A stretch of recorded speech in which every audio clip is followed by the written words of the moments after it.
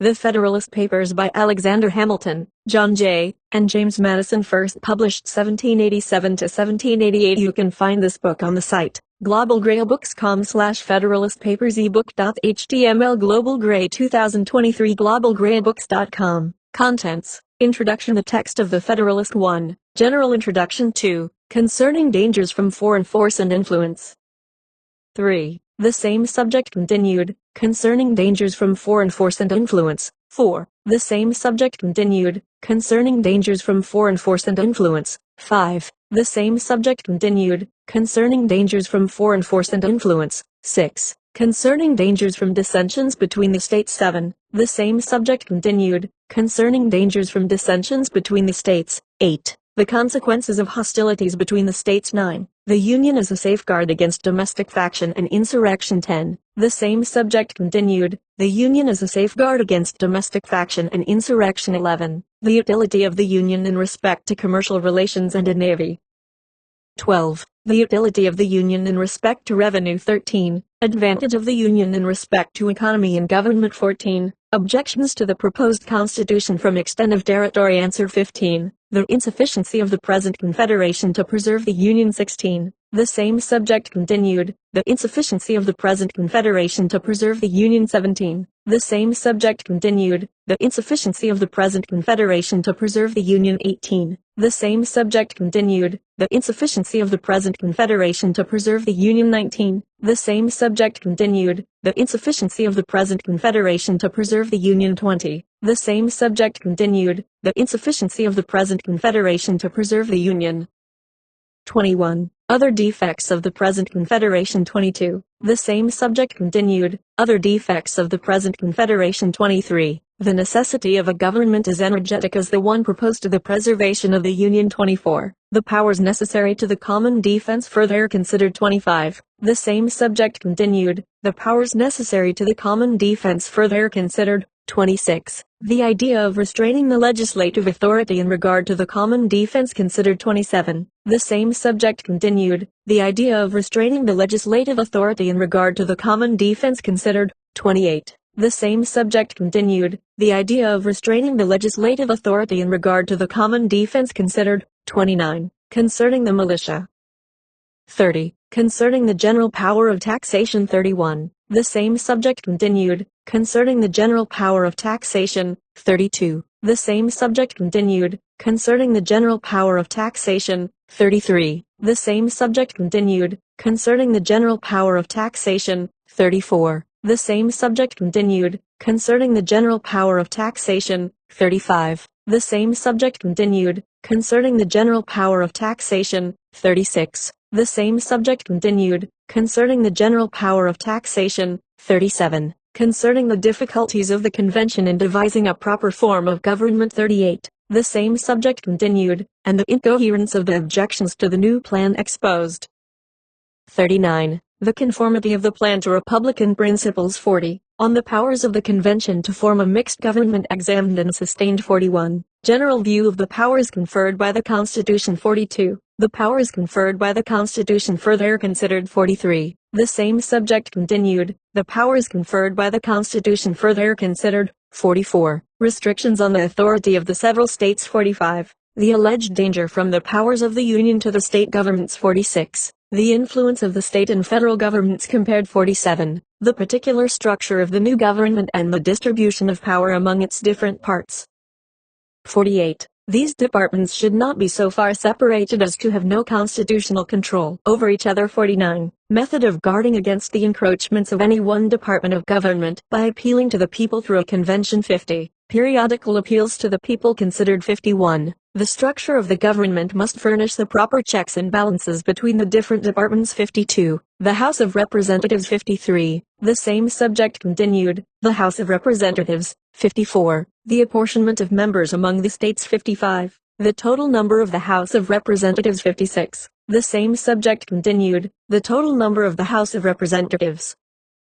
57. The alleged tendency of the new plan to elevate the few at the expense of the many considered in connection with representation. 58. Objection that the number of members will not be augmented as the progress of population demands. 59. Concerning the power of Congress to regulate the election of members. 60. The same subject continued, concerning the power of Congress to regulate the election of members. 61. The same subject continued, concerning the power of Congress to regulate the election of members. 62. The Senate. 63. The Senate continued. 64. The powers of the Senate. 65. The powers of the Senate continued.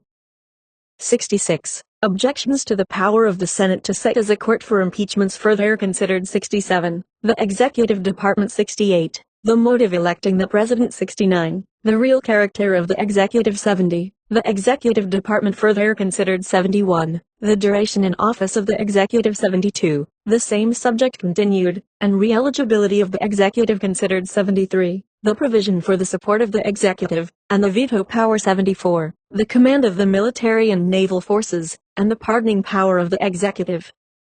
75. The treaty-making power of the Executive. 76. The appointing power of the Executive. 77. The appointing power continued and other powers of the Executive considered. 78. The Judiciary Department. 79. The Judiciary continued. 80. The powers of the Judiciary. 81. The Judiciary continued, and the distribution of the judicial authority. 82. The Judiciary continued. 83. The Judiciary continued in relation to trial by jury.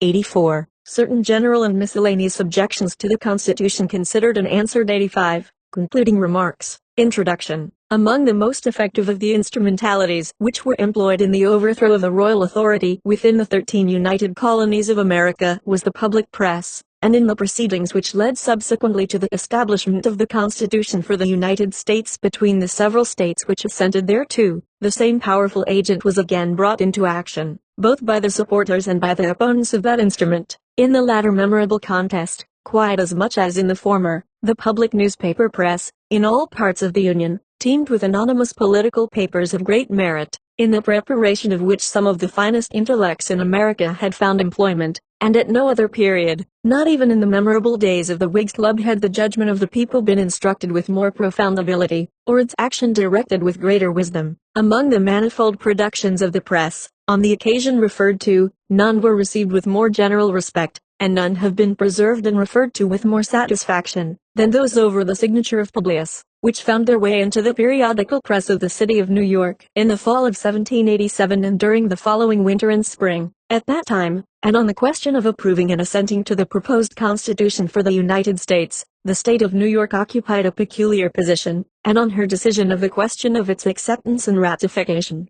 to a greater extent than on that of any other state, depended the future welfare of the United States, and the place, if any, which they should occupy in the great family of nations, within the borders of New York, and among her members, had originated the greater number of the measures which had led to the War of the Revolution, and, inspired by her example, and encouraged by her success, not infrequently, also, directed by her popular leaders, her 12 associates had learned, at an early date, to look to her as to a leader, in the assertion of their own political rights, as well as in the more decided opposition which, from time to time, they had made to the representatives and to the measures of the sovereign. In the protracted struggle for independence which had ensued, her inhabitants had suffered more from the enemy, and during a longer period, than those of any other state, and her territory, which had been held by the sovereign of Great Britain from an early day, by right of conquest, was the last which had been abandoned by the royal forces, nor, even then, had it been fully and formally surrendered, in the mode which had been prescribed by the military usage of that day.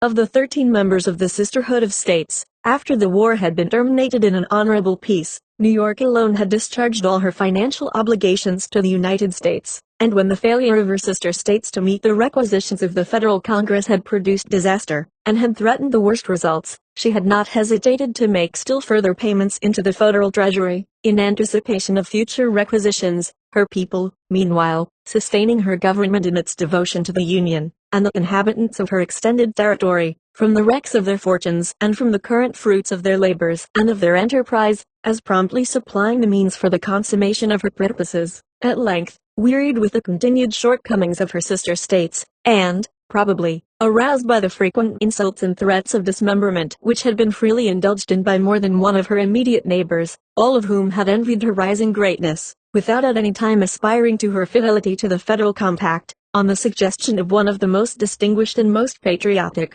but most maligned, of her citizens, New York had been the first to propose measures for a complete revision of the federal Constitution. In this hazardous undertaking, However, while she had steadily sought the extension of sufficient authority to the federal Congress to render the existing government entirely efficient for the purposes for which it had been organized, New York had never lost sight of her own dignity, nor ceased to guard, in the most careful manner, all her rights as a free, sovereign, and independent commonwealth. Accordingly, while she had steadily sought the delegation, by the several constituent states of the Confederacy, of sufficient authority to the federal Congress to maintain the credit of the United States, to pay their obligations, and, generally, to execute its duties with more efficiency and dispatch, she had steadily opposed every movement which might be construed to imply a surrender of the prerogatives of her sovereignty, or which, in the future, might be considered as her approval of a centralization of the right to command, and every proposition which possibly might serve at any time to obliterate the lines of the several states, or to consolidate the 13 distinct peoples and sovereignties which then existed within the Union,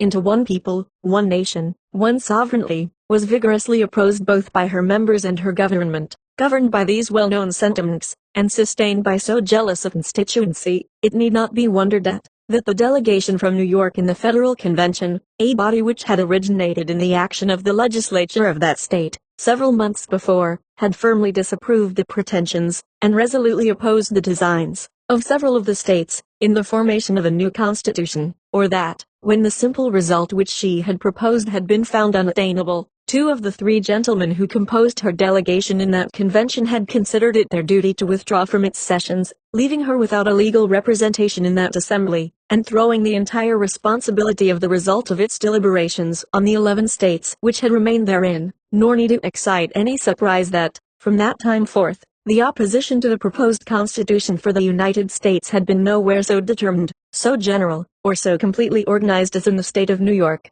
and that in no other state had that opposition been directed by so formidable an array of leaders, each of whom had been so entirely, so consistently, so effectively, or, during so long a period, identified with the best interests of the state and of the Union, so thoroughly, indeed, had the opposition to the proposed Constitution been organized in that state, and with so much skill had it been directed by the experienced popular leaders, that the impending political crisis appears to have been fully understood, even while the Federal Convention was yet engaged in the discussion of the various projects of its members, and, through the newspapers of the day, as well as through tracts which had been prepared for the purpose, the fundamental principles of governmental science, the existing necessities of the United States, and the relative rights and duties of the constituent states and of the Union, had been discussed before the people, with marked ability and the utmost diligence. The termination of the labors of the Federal Convention, and the promulgation of its proposed plan of government, served rather to concentrate than to diminish the strength of the opposition,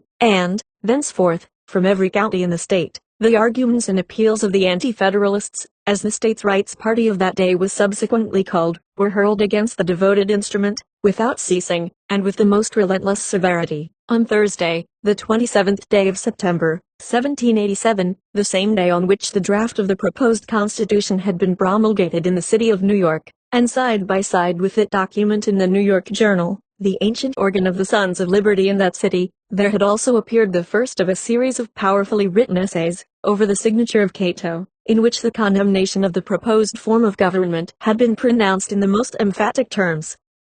This antagonistic effusion, a few days afterwards, had been seconded in the same paper by the first of another series, even more ably written than the former, over the signature of Brutus, probably from the pen of one of the most accomplished statesmen of that period, who was also one of the most elegant writers of the day, while, in an extraordinary sheet of the same journal, on the same day, there had also appeared the first number of a third series, over the signature of Sentinel, which had been copied from the Philadelphia press, in which also the action of the convention had been handled with great severity. Still later, Cincinnatus supported the assault, and Brutus, Jr., a son of liberty, observer, an officer of the Continental Army, medium, a countryman, Dutchess County, a citizen, an old Whig, a countryman, Orange County, one of the common people, and other writers, in the same and other newspapers of the day, and in rapid succession, sustained the same cause, with great acuteness and ability. Tracts, also, in opposition to the proposed Constitution, were prepared,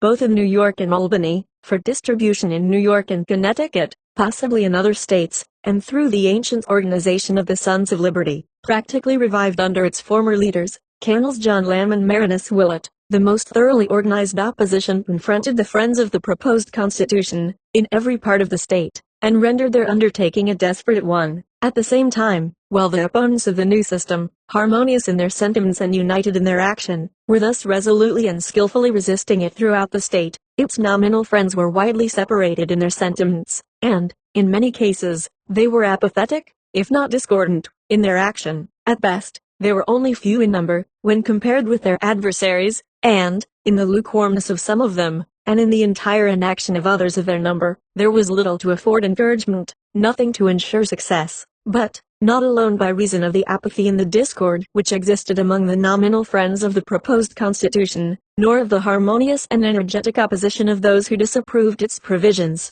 nor of the numerical weakness of the former when compared with the strength and perfect organization of the latter, was the position which New York then occupied so peculiar, and at the same time so important. Possessing a territory which extended from the Atlantic seaboard to the southernmost bounds of the British possessions in America, it was within the power of New York, entirely and absolutely, to separate New England from every other portion of the United States, and it remained for her alone to determine, even in opposition to the expressed wills of her 12 sister states, whether or not the territories of the United States should, thenceforth, be severed by the intervening territory of a foreign sovereign republic, whether or not the Union, thenceforth, should be maintained, if maintained at all, between 12 distinct commonwealths, occupying not only distinct, but detached territories. The peculiarity of her geographical position, therefore, the rising importance of her commerce, the acknowledged intelligence and enterprise of her inhabitants, the great ability and fearlessness of her statesmen and popular leaders, the widely spread influence of her political action in former days, not yet wholly forgotten, and her unflinching devotion to the then existing union of the states, had rendered it important, in the highest degree, that New York should assent to the proposed Constitution for the United States, while, on the other hand, her undeviating opposition to any centralization of political powers within the federal government, which the constituent states, as such, could not entirely control, her uncompromising adherence to her rights as a free, sovereign, and independent republic, the unanimity of her well-tried popular leaders and of her inhabitants, in opposition to the proposed Constitution, and the perfect organization of her citizens, in every county throughout the state, to prevent the official approval of that instrument, had indicated that the task of securing that approval of the Constitution, in the form which it then possessed, would be difficult, if not impossible. It need not be a matter of surprise, therefore, that while the best friends of the new Constitution, throughout the Union, had desired the organization of measures for securing the assent and approval of the state of New York to that instrument, there were but few among her citizens who were inclined, and a still smaller number who were qualified, from their associations and their acquirements, to come before the people, and to undertake that delicate but arduous duty. Robert R. Livingston, firm and patriotic, and possessed of abundant abilities, had evinced, in public, but little interest in the subject. His social position and his high attainments would have amply qualified him for a leader of the people of his native state, in any political emergency, had not an overpowering love of ease prevailed over every other trait in his character, withdrawn him as far as possible from public duties, and rendered him dilatory and uncertain. James Duane's sympathy with the royal authorities in colonial New York, his collusion with Lieutenant Governor Colden to frustrate the earlier efforts of his neighbors and fellow citizens, while the latter were struggling with the crown for their original political rights, and his concerted opposition to the measures which had been recommended by the Continental Congress of 1774, of which body he had been an active but unworthy member, had disqualified him for any position through which the people was to be controlled in its political action, and rendered useless any efforts which he might make in a cause which was dependent for its ultimate success on the sympathy of the great body of the people of New York. John Jay, a long-tried and faithful servant of the state and of the Congress, was also a native and a citizen of New York, but, like the greater number of the leading friends of the proposed Constitution in that state, he was not adapted for leadership in its support and establishment. Descended from one of the most respectable families in the province, an eminent and highly successful member of its bar, from an early age an active participant in the momentous political events which had rendered New York so distinguished among the republics which formed the new constellation in America, an acute and remarkably successful diplomatist, candid, above most of his associates, in the declaration of his carefully considered sentiments, and resolute and untiring above all of them in seeking an open and unequivocal accomplishment of his well-conceived purposes, he nevertheless failed, if he ever tried, to secure the hearty sympathy of the masses of his countrymen, and was not qualified to direct them in any struggle whatever, taking an abstract and self-evident truth as the basis of his argument, He was accustomed to reason independently and boldly for the right, per se, without regarding or respecting the opinions of those with whom he was associated, and with equal boldness, and with an energy which scorned fatigue, he pushed forward to the front, for the establishment of his own principles, without swerving either to the right or to the left, alike irrespective of the movements of his associates and of the prejudices and sympathies and personal or local interests of those whom they led, while his great abilities, the value of his public services, and his personal integrity were freely recognized by all. The greater number of his fellow citizens considered him selfish, impracticable, and aristocratic, and some portions of his earlier political action, at that time remembered by many of his opponents, his generally reserved manner, and his evident want of fellowship with the great body of the people, gave color to the popular opinion concerning him, and impaired his influence and his usefulness. In the discussion of the great question which attracted the attention of the people of the state of New York, at the period referred to, Mr. Jay's inclination does not appear to have led him to take any part whatever, nor does the people appear to have looked to him for either counsel or personal leadership. His well-known and freely acknowledged preference for a complete centralization of all political power, even to the extent of dissolving the political and constituent powers of the several states, of reducing them to the grade of counties, and of making them entirely dependent, even for their nominal existence and for their local officers, on the will of a consolidated, national government. Having received no favorable consideration in the Federal Convention, he had found little in the proposed Constitution which he could commend, and nothing for which he could labor. The responsibility, therefore, as well as the greater portion of the labor, which attended the organization of the Friends of the new Constitution, scattered throughout the state, the direction of their feeble efforts, and the general conduct of the struggle in this, the principal battlefield for the new system, necessarily devolved on Alexander Hamilton, a gentleman whose record was one of honorable and patriotic service, whose voice had never been raised in behalf of political oppression, or in extenuation of official dishonor, in whom the people of New York had often placed confidence, and by whom it had never been betrayed, whose great abilities, indomitable energy, and never-failing tact had seldom been questioned and never surpassed. Deeply read in that portion of the literature of ancient and modern times which pertained to his studies as one of the rising statesmen of America, and personally acquainted, in all their minutiae, with the politics and politicians of New York, then as complicated as they ever have been since that period, a close observer of current events, and fertile in resources for the instantaneous seizure and improvement of passing opportunities, which promised advantage to his cause or to his party, well versed in all the intricacies of the law, and skilled beyond the greater number of his contemporaries in all the graces of elocution, distinguished in arms, in civil life without reproach, he was, above all others of his party, the best qualified for a popular leader, and a champion, before the people of his adopted state, of the new, and widely abused, Constitution. It is evident that among the subjects antagonistic to the new system, which had arrested the attention of Colonel Hamilton at an early day, had been the two series of essays, over the signatures of Cato and Brutus respectively, to which reference has been made, and that he had promptly determined on measures which, he supposed, would counteract the bad effects which those essays were so well calculated to produce, among the people of the state of New York, to whom they had been specifically addressed. Without any unnecessary waste of time, he appears to have taken a rapid survey of the general subject, and of the peculiar plan of operations, developed in the earlier numbers of their essays, which the able leaders of the states' rights, or anti-constitutional party in New York had adopted, in their well-digested opposition to the new system, and he resolved to employ the same potential agency which they had employed, the newspaper press,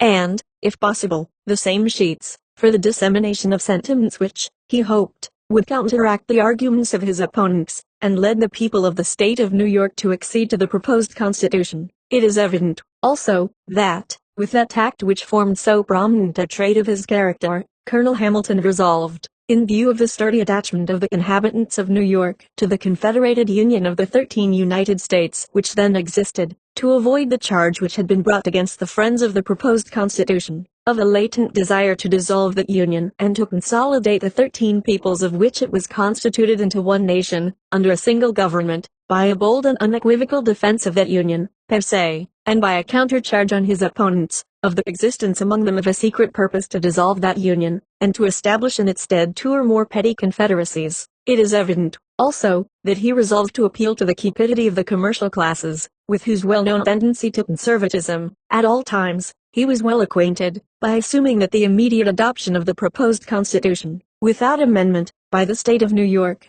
was necessary in order to preserve the Union from disruption, and the state from anarchy, if not from dismemberment and annihilation, that a peremptory rejection of it by the state of New York, or a prolonged delay in ratifying it, which would be necessary if a previous revision of the instrument should be demanded by that state, would be productive of the most serious evils, both to the state and to the Union, and that the derangement of the federal finances was the legitimate result of a radical defect in the Articles of Confederation, while the apparent stagnation of trade, the necessary consequence of an oversupply of goods and of an undue proportion of vendors when compared with the aggregate of the population, by being magnified to such an extent, and presented in such a manner, as to make them appear as the necessary results of a defective form of government, he hoped, might also afford him great assistance as an introduction both to his projected condemnation of the existing federal system, and to his proposed appeal in behalf of the new Constitution, a plan of operations which was so well adapted to produce confusion in the ranks of those who opposed the new system, and to shake the confidence which the people of the state of New York had reposed in the arguments of its leaders, needed only a careful elaboration of its details, and a prompt and energetic execution of its different parts, to ensure some degree of success. To secure these, Colonel Hamilton appears to have sought the assistance of those whose peculiar qualifications adapted them to the discharge of peculiar lines of duty, reserving to himself, however, not only the general control of the discussion, but the execution of those portions of it which appear to have been attended with the greatest difficulties. The Secretary of the United States for Foreign Affairs, Mr. J., notwithstanding the lukewarmness of his sympathy, was induced to undertake those portions of the discussion which related to the importance of the Union in connection with the foreign relations of the states, and to the treaty making authority of the Senate, both of them being subjects which his official position enabled him to discuss with unusual ability, without compromising in the least his general political sentiments, and without obliging him, necessarily, to assent, even by implication, to any portion of the proposed Constitution. Mr. Madison, a delegate in the convention from the state of Virginia, and one of the most influential members of that body, was also enlisted in the work, and to him was entrusted the discussion of those branches of the subject which were particularly connected with the individual powers and interests of the states, and of the people, including popular tumults, the republican character of the proposed Constitution, the authority which it proposed to delegate to the three departments of the federal government respectively, the relative influence of the proposed federal and the state authorities, and the organization and authority of the proposed Senate and House of Representatives. A third auxiliary pen, it is said, was originally proposed, but no person having been named in that connection, the individual referred to is not certainly known, although it is not improbable that James Duane's profound legal abilities or Philip Schuyler's practical business education was that which was particularly desired to make the Federalist more perfect in some of its parts. It is fortunate for the student of American constitutional history, that the distinguished leader of the Federalists in New York left behind him the syllabus of the great work which is the subject of our examination, from which, and from other sources, not less authentic, a more complete analysis of the argument which was employed in behalf of the proposed Constitution has been prepared, and will be submitted at the close of this introduction. It will not be necessary, therefore, in this place, to examine the details of the discussion by the three champions of the new system, or to inquire in what manner the powerful and well-directed opposition within the state of New York was met and overcome. The three associates labored harmoniously, each within his designated field of inquiry, but all under a common signature. The joint production was styled the Federalist, to indicate its support of the federal union of the 13 sovereign states, and the several numbers which the triad produced bore the common signature of Publius. Of the manner in which the three authors discharged their self-imposed duty, the general approval of their countrymen and the encomiums of the learned throughout Europe have borne the most satisfactory evidence. The Federalist is surpassed by few, if any, writings of a similar character, of the period in which it was written, and if confusion sometimes prevails in its pages from the want of precision in their use of acknowledged technical terms, if their early training in British schools, under British masters, hampered them in their newly acquired position as lawgivers for commonwealths which had expressly rejected the fundamental principles of British governmental science, if the then imperfectly acquired knowledge of the ancient republics rendered their illustrations, to some extent, imperfect. The distinguished authors of the work shared these misfortunes with the best writers of the age in which they lived, and their work is not more disfigured from these causes than are those of the most approved authors of that period. Henry B. Dawson, the text of the Federalist. The essays of the Federalist were first printed in the newspapers, and were then republished without substantial textual change in the Maclean edition of 1788. In 1802, the Hopkins edition, described above, appeared with many textual changes in the essays written by Hamilton, and in 1818 the Gideon edition, with further changes in the Madison essays. The new text of these two editions was adopted in all subsequent editions, until the appearance of the one published in 1863 by Mr. Dawson, who reverted to the original text. Mr. John C. Hamilton, in his edition a year later, adopted the Hopkins and Gideon text. Thus it happens that there are two texts of the Federalist which contend for the honor of being the best and most authentic version of these famous essays. I have had no hesitation in deciding as to the text to be adopted in this edition. Mr. Dawson's argument in favor of the original text is unanswerable, and can be readily summarized. The essays of the Federalist were written at a special time for a special purpose. They formed an elaborate argument, intended to convince the people of the country of the value and usefulness of the proposed Constitution, and it is, therefore, historically essential that we should have them in the precise form in which they did their work. The Federalist furthermore was the first authoritative interpretation of the Constitution,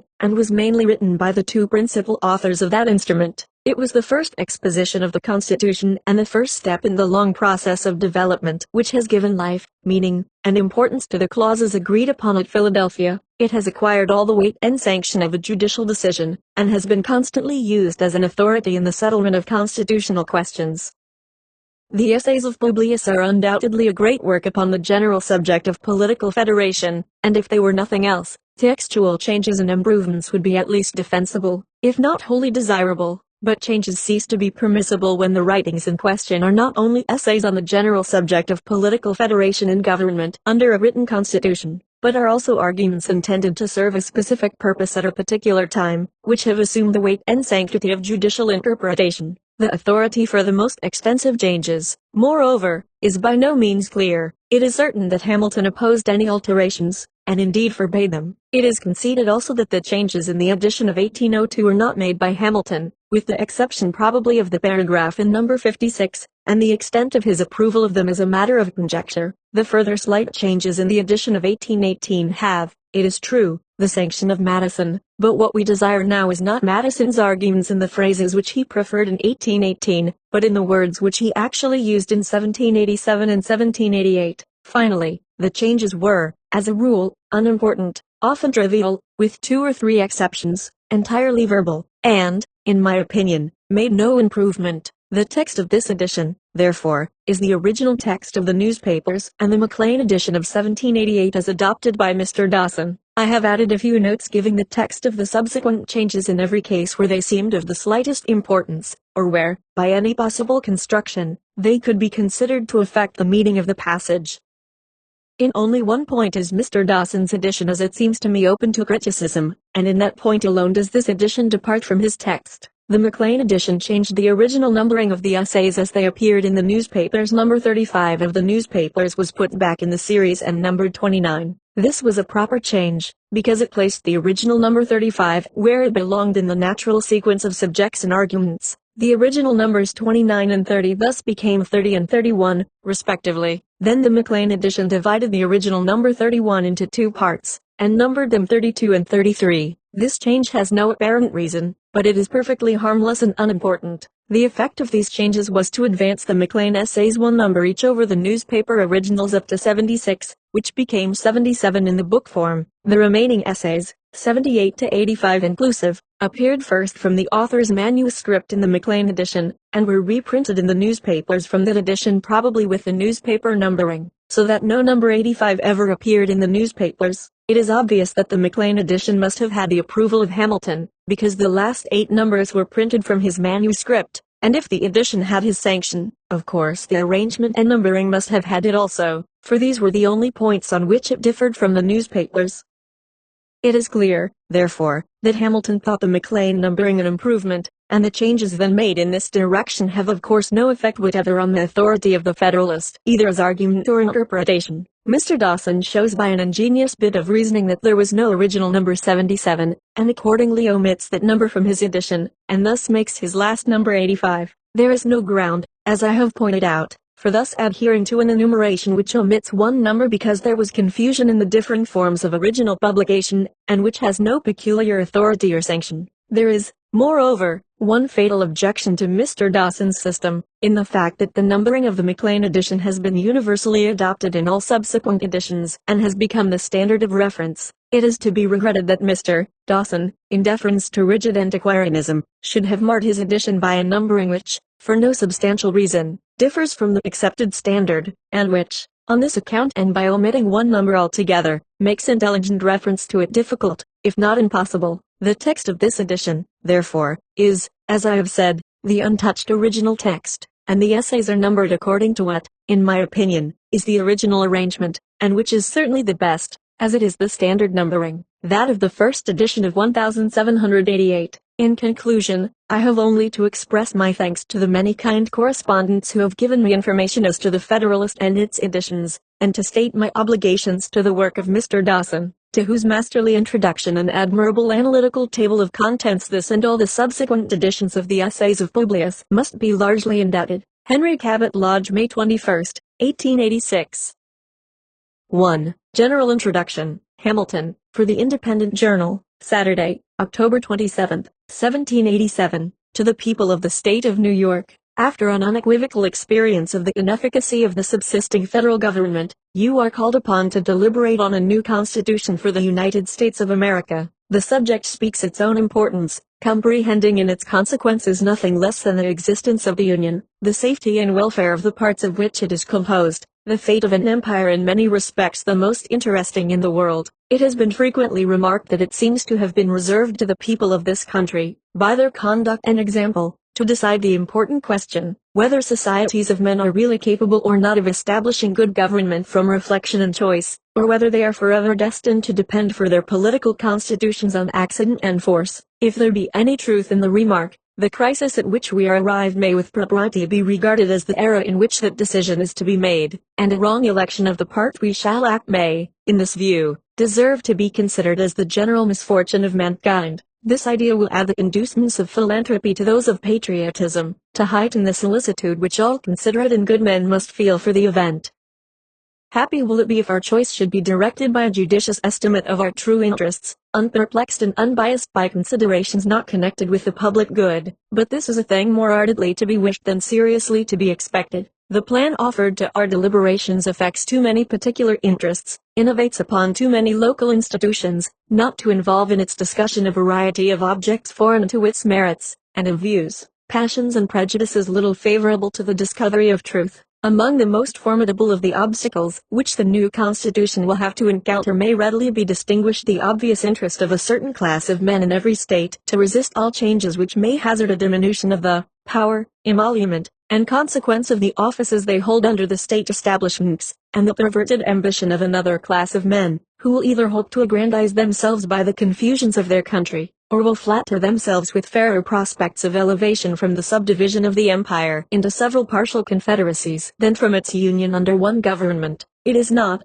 however, my design to dwell upon observations of this nature. I am well aware that it would be disingenuous to resolve indiscriminately the opposition of any set of men, merely because their situations might subject them to suspicion, into interested or ambitious views. Candor will oblige us to admit that even such men may be actuated by upright intentions, and it cannot be doubted that much of the opposition which has made its appearance, or may hereafter make its appearance, will spring from sources, blameless at least, if not respectable, the honest errors of minds led astray by preconceived jealousies and fears. So numerous indeed and so powerful are the causes which serve to give a false bias to the judgment, that we, upon many occasions, see wise and good men on the wrong as well as on the right side of questions of the first magnitude to society. This circumstance, if duly attended to, would furnish a lesson of moderation to those who are ever so much persuaded of their being in the right in any controversy. And a further reason for caution, in this respect, might be drawn from the reflection that we are not always sure that those who advocate the truth are influenced by purer principles than their antagonists. Ambition, avarice, personal animosity, party opposition, and many other motives not more laudable than these, are apt to operate as well upon those who support as those who oppose the right side of a question. Were there not even these inducements to moderation, nothing could be more ill-judged than that intolerant spirit which has, at all times, characterized political parties. For in politics, as in religion, it is equally absurd to aim at making proselytes by fire and sword. Heresies in either can rarely be cured by persecution, And yet, however just these sentiments will be allowed to be, we have already sufficient indications that it will happen, and this as in all former cases of great national discussion, a torrent of angry and malignant passions will be let loose. To judge from the conduct of the opposite parties, we shall be led to conclude that they will mutually hope to evince the justness of their opinions, and to increase the number of their converts by the loudness of their declamations and the bitterness of their invectives. An enlightened zeal for the energy and efficiency of government will be stigmatized as the offspring of a temper fond of despotic power and hostile to the principles of liberty. An over-scrupulous jealousy of danger to the rights of the people, which is more commonly the fault of the head than of the heart, will be represented as mere pretense and artifice, the stale bait for popularity at the expense of the public good. It will be forgotten, on the one hand, that jealousy is the usual concomitant of love, and that the noble enthusiasm of liberty is apt to be infected with the spirit of narrow and illiberal distrust. On the other hand, it will be equally forgotten that the vigor of government is essential to the security of liberty, that, in the contemplation of a sound and well-informed judgment, their interest can never be separated, and that a dangerous ambition more often lurks behind the specious mask of zeal for the rights of the people than under the forbidden appearance of zeal for the firmness and efficiency of government. History will teach us that the former has been found a much more certain road to the introduction of despotism than the latter, and that of those men who have overturned the liberties of republics, the greatest number have begun their career by paying an obsequious court to the people, commencing demagogues, and ending tyrants. In the course of the preceding observations, I have had an eye, my fellow citizens, to putting you upon your guard against all attempts, from whatever quarter, to influence your decision in a matter of the utmost moment to your welfare, by any impressions other than those which may result from the evidence of truth. You will, no doubt, at the same time, have collected from the general scope of them, that they proceed from a source not unfriendly to the new Constitution. Yes, my countrymen, I own to you that, after having given it an attentive consideration, I am clearly of opinion it is your interest to adopt it. I am convinced that this is the safest course for your liberty, your dignity, and your happiness. I affect not reserves which I do not feel.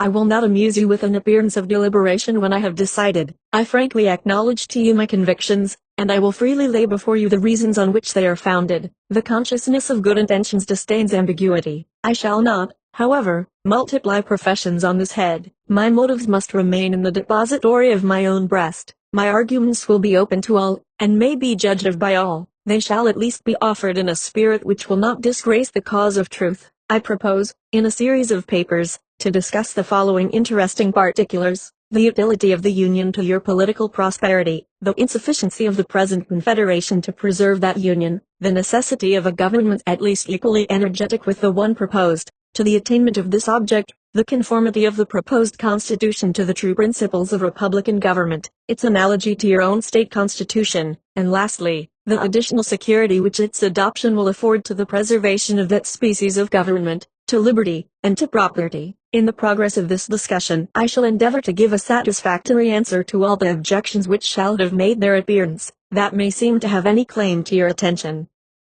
It may perhaps be thought superfluous to offer arguments to prove the utility of the Union, a point, no doubt, deeply engraved on the hearts of the great body of the people in every state, and one, which it may be imagined, has no adversaries. But the fact is, that we already hear it whispered in the private circles of those who oppose the new Constitution, that the 13 states are of too great extent for any general system, and that we must of necessity resort to separate confederacies of distinct portions of the whole. This doctrine will, in all probability, be gradually propagated, till it has votaries enough to countenance an open avowal of it, for nothing can be more evident, to those who are able to take an enlarged view of the subject, than the alternative of an adoption of the new Constitution or a dismemberment of the Union. It will therefore be of use to begin by examining the advantages of that Union, the certain evils, and the probable dangers, to which every state will be exposed from its dissolution. This shall accordingly constitute the subject of my next address. Publius, 2. Concerning dangers from foreign force and influence. J. For the Independent Journal, Wednesday, October 31st, 1787, to the people of the State of New York.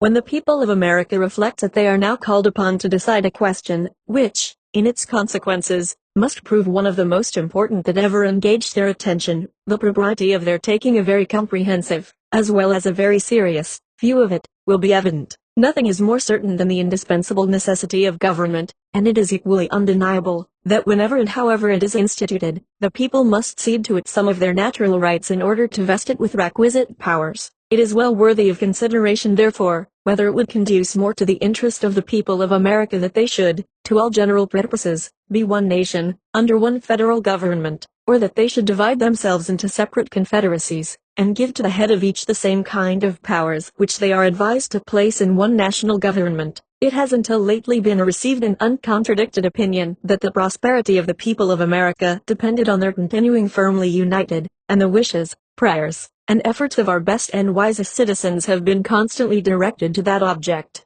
But politicians now appear, who insist that this opinion is erroneous, and that instead of looking for safety and happiness in union, we ought to seek it in a division of the states into distinct confederacies or sovereignties. However extraordinary this new doctrine may appear, it nevertheless has its advocates, and certain characters who were much opposed to it formerly, are at present of the number, whatever may be the arguments or inducements which have wrought this change in the sentiments and declarations of these gentlemen. It certainly would not be wise in the people at large to adopt these new political tenets without being fully convinced that they are founded in truth and sound policy. It has often given me pleasure to observe that independent America was not composed of detached and distant territories, but that one connected, fertile, wide-spreading country was the portion of our Western sons of liberty. Providence has in a particular manner blessed it with a variety of soils and productions, and watered it with innumerable streams, for the delight and accommodation of its inhabitants. A succession of navigable waters forms a kind of chain round its borders, as if to bind it together, while the most noble rivers in the world, running at convenient distances, present them with highways for the easy communication of friendly aids, and the mutual transportation and exchange of their various commodities, with equal pleasure. I have as often taken notice that Providence has been pleased to give this one connected country to one united people, a people descended from the same ancestors, speaking the same language, professing the same religion, attached to the same principles of government, very similar in their manners and customs, and who, by their joint counsels, arms, and efforts, fighting side by side throughout the long and bloody war, have nobly established general liberty and independence. This country and this people seem to have been made for each other, and it appears as if it was the design of Providence, that an inheritance so proper and convenient for a band of brethren, united to each other by the strongest ties, should never be split into a number of unsocial, jealous, and alien sovereignties. Similar sentiments have hitherto prevailed among all orders and denominations of men among us. To all general purposes we have uniformly been one people, each individual citizen everywhere enjoying the same national rights, privileges, and protection. As a nation we have made peace and war, as a nation we have vanquished our common enemies, as a nation we have formed alliances, and made treaties, and entered into various compacts and conventions with foreign states. A strong sense of the value and blessings of union induced the people, at a very early period, to institute a federal government to preserve and perpetuate it. They formed it almost as soon as they had a political existence, nay, at a time when their habitations were in flames, when many of their citizens were bleeding, and when the progress of hostility and desolation left little room for those common mature inquiries and reflections which must ever precede the formation of a wise and well-balanced government. For a free people, it is not to be wondered at, that a government instituted in times so inauspicious, should on experiment be found greatly deficient and inadequate to the purpose it was intended to answer.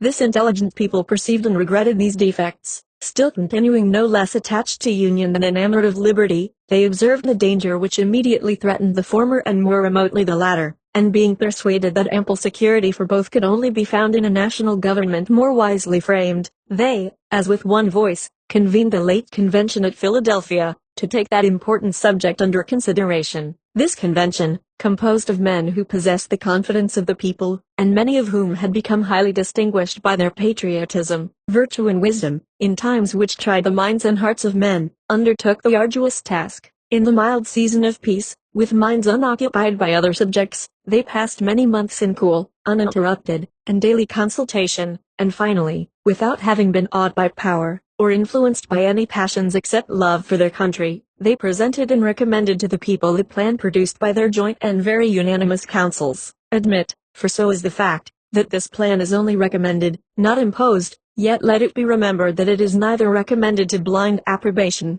nor to blind reprobation, but to that sedate and candid consideration which the magnitude and importance of the subject demand, and which it certainly ought to receive. But this, as was remarked in the foregoing number of this paper, is more to be wished than expected, that it may be so considered and examined. Experience on a former occasion teaches us not to be too sanguine in such hopes. It is not yet forgotten that well-grounded apprehensions of imminent danger induced the people of America to form the memorable Congress of 1774. That body recommended certain measures to their constituents, and the event proved their wisdom. Yet it is fresh in our memories how soon the press began to teem with pamphlets and weekly papers against those very measures. Not only many of the officers of government, who obeyed the dictates of personal interest, but others, from a mistaken estimate of consequences, or the undue influence of former attachments, or whose ambition aimed at objects which did not correspond with the public good, were indefatigable in their efforts to persuade the people to reject the advice of that patriotic Congress. Many, indeed, were deceived and deluded, but the great majority of the people reasoned and decided judiciously, and happy they are in reflecting that they did so. They considered that the Congress was composed of many wise and experienced men, that, being convened from different parts of the country, they brought with them and communicated to each other a variety of useful information, that, in the course of the time they passed together in inquiring into and discussing the true interests of their country, they must have acquired very accurate knowledge on that head, that they were individually interested in the public liberty and prosperity, and therefore that it was not less their inclination than their duty to recommend only such measures as, after the most mature deliberation, they really thought prudent and advisable. These and similar considerations then induced the people to rely greatly on the judgment and integrity of the Congress, and they took their advice, notwithstanding the various arts and endeavors used to deter them from it. But if the people at large had reason to confide in the men of that Congress, few of whom had been fully tried or generally known, still greater reason have they now to respect the judgment and advice of the convention, for it is well known that some of the most distinguished members of that Congress, who have been since tried and justly approved for patriotism and abilities, and who have grown old in acquiring political information, were also members of this convention, and carried into it their accumulated knowledge and experience. It is worthy of remark that not only the first, but every succeeding Congress, as well as the late convention, have invariably joined with the people in thinking that the prosperity of America depended on its union. To preserve and perpetuate it was the great object of the people in forming that convention, and it is also the great object of the plan which the convention has advised them to adopt. With what propriety, therefore, or for what good purposes, are attempts at this particular period made by some men to depreciate the importance of the Union, or why is it suggested that 3 or 4 confederacies would be better than one? I am persuaded in my own mind that the people have always thought right on this subject, and that their universal and uniform attachment to the cause of the Union rests on great and weighty reasons, which I shall endeavor to develop and explain in some ensuing papers. They who promote the idea of substituting a number of distinct confederacies in the room of the plan of the convention, seem clearly to foresee that the rejection of it would put the continuance of the Union in the utmost jeopardy. That certainly would be the case, and I sincerely wish that it may be as clearly foreseen by every good citizen, that whenever the dissolution of the Union arrives, America will have reason to exclaim, in the words of the poet, "Farewell, a long farewell to all my greatness." Publius. 3. The same subject continued, concerning dangers from foreign force and influence.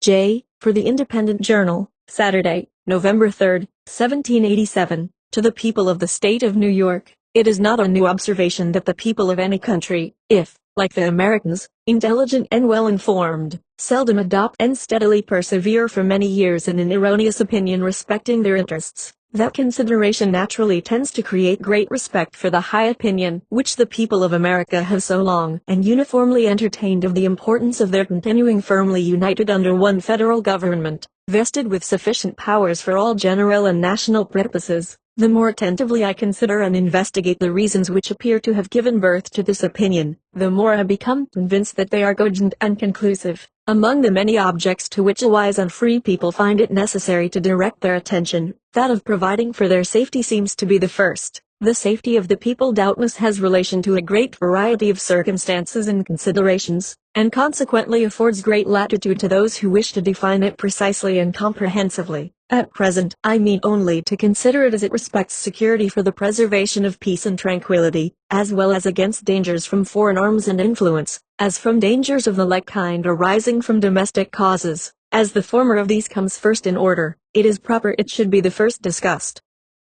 Let us therefore proceed to examine whether the people are not right in their opinion that a cordial union, under an efficient national government, affords them the best security that can be devised against hostilities from abroad. The number of wars which have happened or will happen in the world will always be found to be in proportion to the number and weight of the causes, whether real or pretended, which provoke or invite them. If this remark be just, it becomes useful to inquire whether so many just causes of war are likely to be given by United America as by disunited America, for if it should turn out that United America will probably give the fewest, then it will follow that in this respect the Union tends most to preserve the people in a state of peace with other nations. The just causes of war, for the most part, arise either from violation of treaties or from direct violence. America has already formed treaties with no less than 6 foreign nations, and all of them, except Prussia, are maritime, and therefore able to annoy and injure us. She has also extensive commerce with Portugal, Spain, and Britain, and,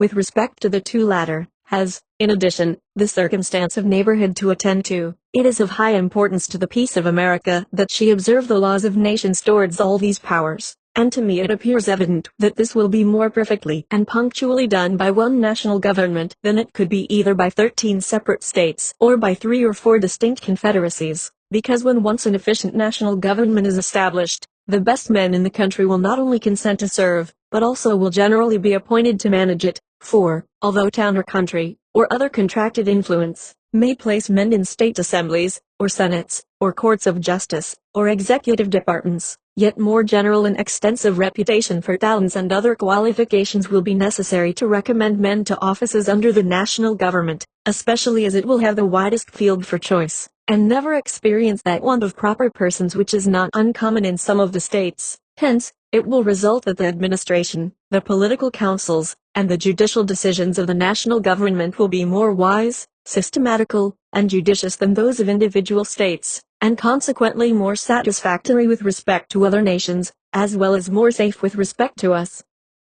Because, under the national government, treaties and articles of treaties, as well as the laws of nations, will always be expounded in one sense and executed in the same manner, whereas, adjudications on the same points and questions, in 13 states, or in 3 or 4 confederacies, will not always accord or be consistent, and that, as well from the variety of independent courts and judges appointed by different and independent governments, as from the different local laws and interests which may affect and influence them. The wisdom of the convention, in committing such questions to the jurisdiction and judgment of courts appointed by and responsible only to one national government, cannot be too much commended, because the prospect of present loss or advantage may often tempt the governing party in 1 or 2 states to swerve from good faith and justice, but those temptations, not reaching the other states, and consequently having little or no influence on the national government, the temptation will be fruitless, and good faith and justice be preserved. The case of the Treaty of Peace with Britain adds great weight to this reasoning, because, even if the governing party in a state should be disposed to resist such temptations, yet as such temptations may, and commonly do, result from circumstances peculiar to the state, and may affect a great number of the inhabitants, the governing party may not always be able, if willing,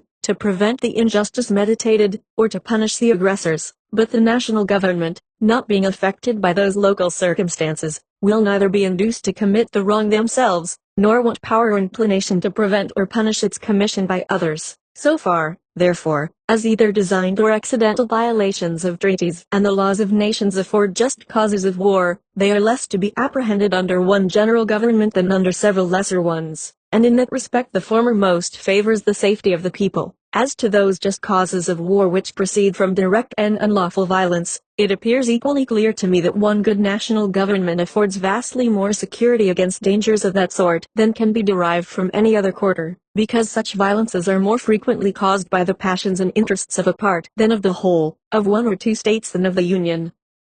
Not a single Indian war has yet been occasioned by aggressions of the present federal government, feeble as it is, but there are several instances of Indian hostilities having been provoked by the improper conduct of individual states, who, either unable or unwilling to restrain or punish offenses, have given occasion to the slaughter of many innocent inhabitants. The neighborhood of Spanish and British territories, bordering on some states and not on others, naturally confines the causes of quarrel more immediately to the borderers. The bordering states, if any, will be those who, under the impulse of sudden irritation, and a quick sense of apparent interest or injury, will be most likely, by direct violence, to excite war with these nations. and nothing can so effectually obviate that danger as a national government, whose wisdom and prudence will not be diminished by the passions which actuate the parties immediately interested. But not only fewer just causes of war will be given by the national government, but it will also be more in their power to accommodate and settle them amicably. They will be more temperate and cool, and in that respect,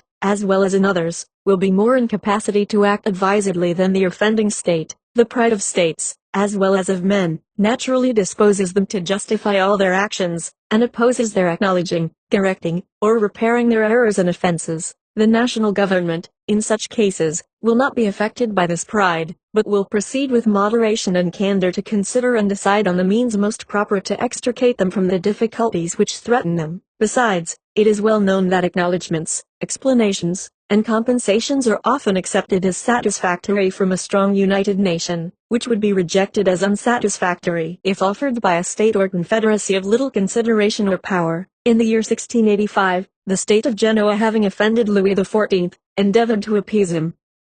He demanded that they should send their doge, or chief magistrate, accompanied by 4 of their senators, to France, to ask his pardon and receive his terms. They were obliged to submit to it for the sake of peace. Would he on any occasion either have demanded or have received the like humiliation from Spain, or Britain, or any other powerful nation? Publius. 4. The same subject continued, concerning dangers from foreign force and influence. J. For the Independent Journal, Wednesday, November 7, 1787. To the people of the State of New York. My last paper assigns several reasons why the safety of the people would be best secured by union against the danger it may be exposed to by just causes of war given to other nations, and those reasons show that such causes would not only be more rarely given, but would also be more easily accommodated, by a national government than either by the state governments or the proposed little confederacies. But the safety of the people of America against dangers from foreign force depends not only on their forbearing to give just causes of war to other nations,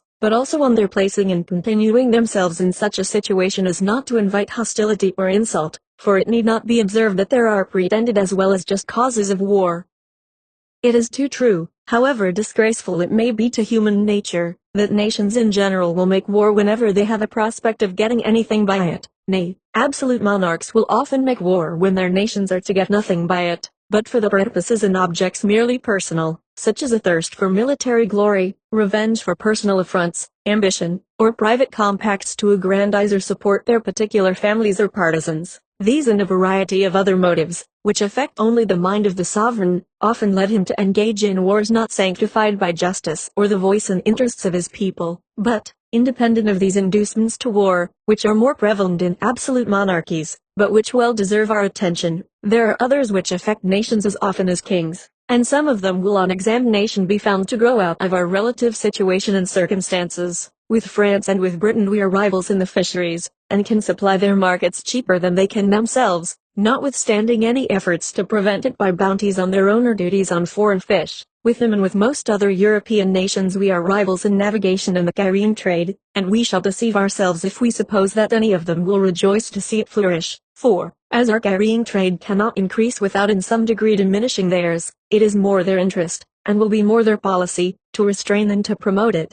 In the trade to China and India, we interfere with more than one nation, inasmuch as it enables us to partake in advantages which they had in a manner monopolized, and as we thereby supply ourselves with commodities which we used to purchase from them. The extension of our own commerce in our own vessels cannot give pleasure to any nations who possess territories on or near this continent, because the cheapness and excellence of our productions, added to the circumstance of vicinity, and the enterprise and address of our merchants and navigators, will give us a greater share in the advantages which those territories afford, than consists with the wishes or policy of their respective sovereigns. Spain thinks it convenient to shut the Mississippi against us on the one side, and Britain excludes us from the St. Lawrence on the other, nor will either of them permit the other waters which are between them and us to become the means of mutual intercourse and traffic. From these and such like considerations, which might, if consistent with prudence, be more amplified and detailed, it is easy to see that jealousies and uneasinesses may gradually slide into the minds and cabinets of other nations, and that we are not to expect that they should regard our advancement in union, in power and consequence by land and by sea, with an eye of indifference and composure. The people of America are aware that inducements to war may arise out of these circumstances, as well as from others not so obvious at present, and that whenever such inducements may find fit time and opportunity for operation, Pretenses to color and justify them will not be wanting. Wisely, therefore, do they consider union and a good national government as necessary to put and keep them in such a situation as, instead of inviting war, will tend to repress and discourage it. That situation consists in the best possible state of defense, and necessarily depends on the government, the arms, and the resources of the country, as the safety of the whole is the interest of the whole, and cannot be provided for without government, either one or more money. Let us inquire whether one good government is not, relative to the object in question, more competent than any other given number whatever. One government can collect and avail itself of the talents and experience of the ablest men, in whatever part of the Union they may be found. It can move on uniform principles of policy. It can harmonize, assimilate, and protect the several parts and members, and extend the benefit of its foresight and precautions to each.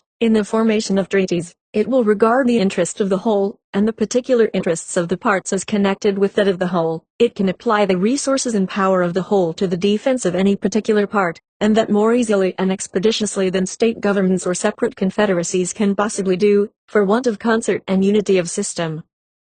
It can place the militia under one plan of discipline, and, by putting their officers in a proper line of subordination to the chief magistrate, will, as it were, consolidate them into one corps, and thereby render them more efficient than if divided into 13 or into 3 or 4 distinct independent companies. What would the militia of Britain be if the English militia obeyed the government of England, if the Scotch militia obeyed the government of Scotland, and if the Welsh militia obeyed the government of Wales? Suppose an invasion, with those 3 governments, if they agreed at all, be able, with all their respective forces, to operate against the enemy so effectually as the single government of Great Britain would? We have heard much of the fleets of Britain, and the time may come, if we are wise, when the fleets of America may engage attention. But if one national government had not so regulated the navigation of Britain as to make it a nursery for seamen, if one national government had not called forth all the national means and materials for forming fleets, their prowess and their thunder would never have been celebrated. Let England have its navigation and fleet,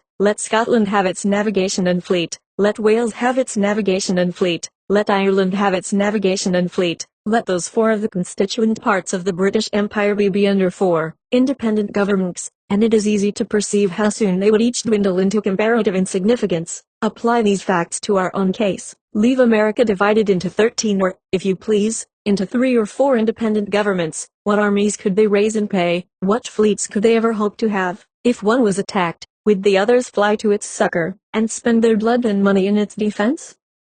Would there be no danger of their being flattered into neutrality by its specious promises, or seduced by a too great fondness for peace to decline hazarding their tranquility and present safety for the sake of neighbors, of whom perhaps they have been jealous, and whose importance they are content to see diminished? Although such conduct would not be wise, it would, nevertheless, be natural. The history of the states of Greece, and of other countries, abounds with such instances, and it is not improbable that what has so often happened would, under similar circumstances, happen again, but admits that they might be willing to help the invaded state or confederacy. How, and when, and in what proportion shall aids of men and money be afforded? Who shall command the allied armies, and from which of them shall he receive his orders? Who shall settle the terms of peace, and in case of disputes what umpire shall decide between them and compel acquiescence? Various difficulties and inconveniences would be inseparable from such a situation, whereas one government, watching over the general and common interests, and combining and directing the powers and resources of the whole, would be free from all these embarrassments, and conduce far more to the safety of the people. But whatever may be our situation, whether firmly united under one national government, or split into a number of confederacies, certain it is, that foreign nations will know and view it exactly as it is, and they will act toward us accordingly. If they see that our national government is efficient and well administered, our trade prudently regulated, our militia properly organized and disciplined, our resources and finances discreetly managed, our credit re-established, our people free, contented, and united, they will be much more disposed to cultivate our friendship than provoke our resentment. If, on the other hand, they find us either destitute of an effectual government, each state doing right or wrong, as to its rulers may seem convenient, or split into 3 or 4 independent and probably discordant republics or confederacies, one inclining to Britain, another to France, and a third to Spain, and perhaps played off against each other by the 3, what a poor, pitiful figure will America make in their eyes! How liable would she become not only to their contempt but to their outrage! And how soon would dear-bought experience proclaim that when a people or family so divide, it never fails to be against themselves. Publius. 5. The same subject continued, concerning dangers from foreign force and influence. J. For the Independent Journal, Saturday, November 10, 1787, to the people of the state of New York, Queen Anne, in her letter of the 1st of July, 1706, to the Scotch Parliament, makes some observations on the importance of the union then forming between England and Scotland, which merit our attention. I shall present the public with one or two extracts from it. An entire and perfect union will be the solid foundation of lasting peace. It will secure your religion, liberty, and property, remove the animosities amongst yourselves, and the jealousies and differences betwixt our two kingdoms.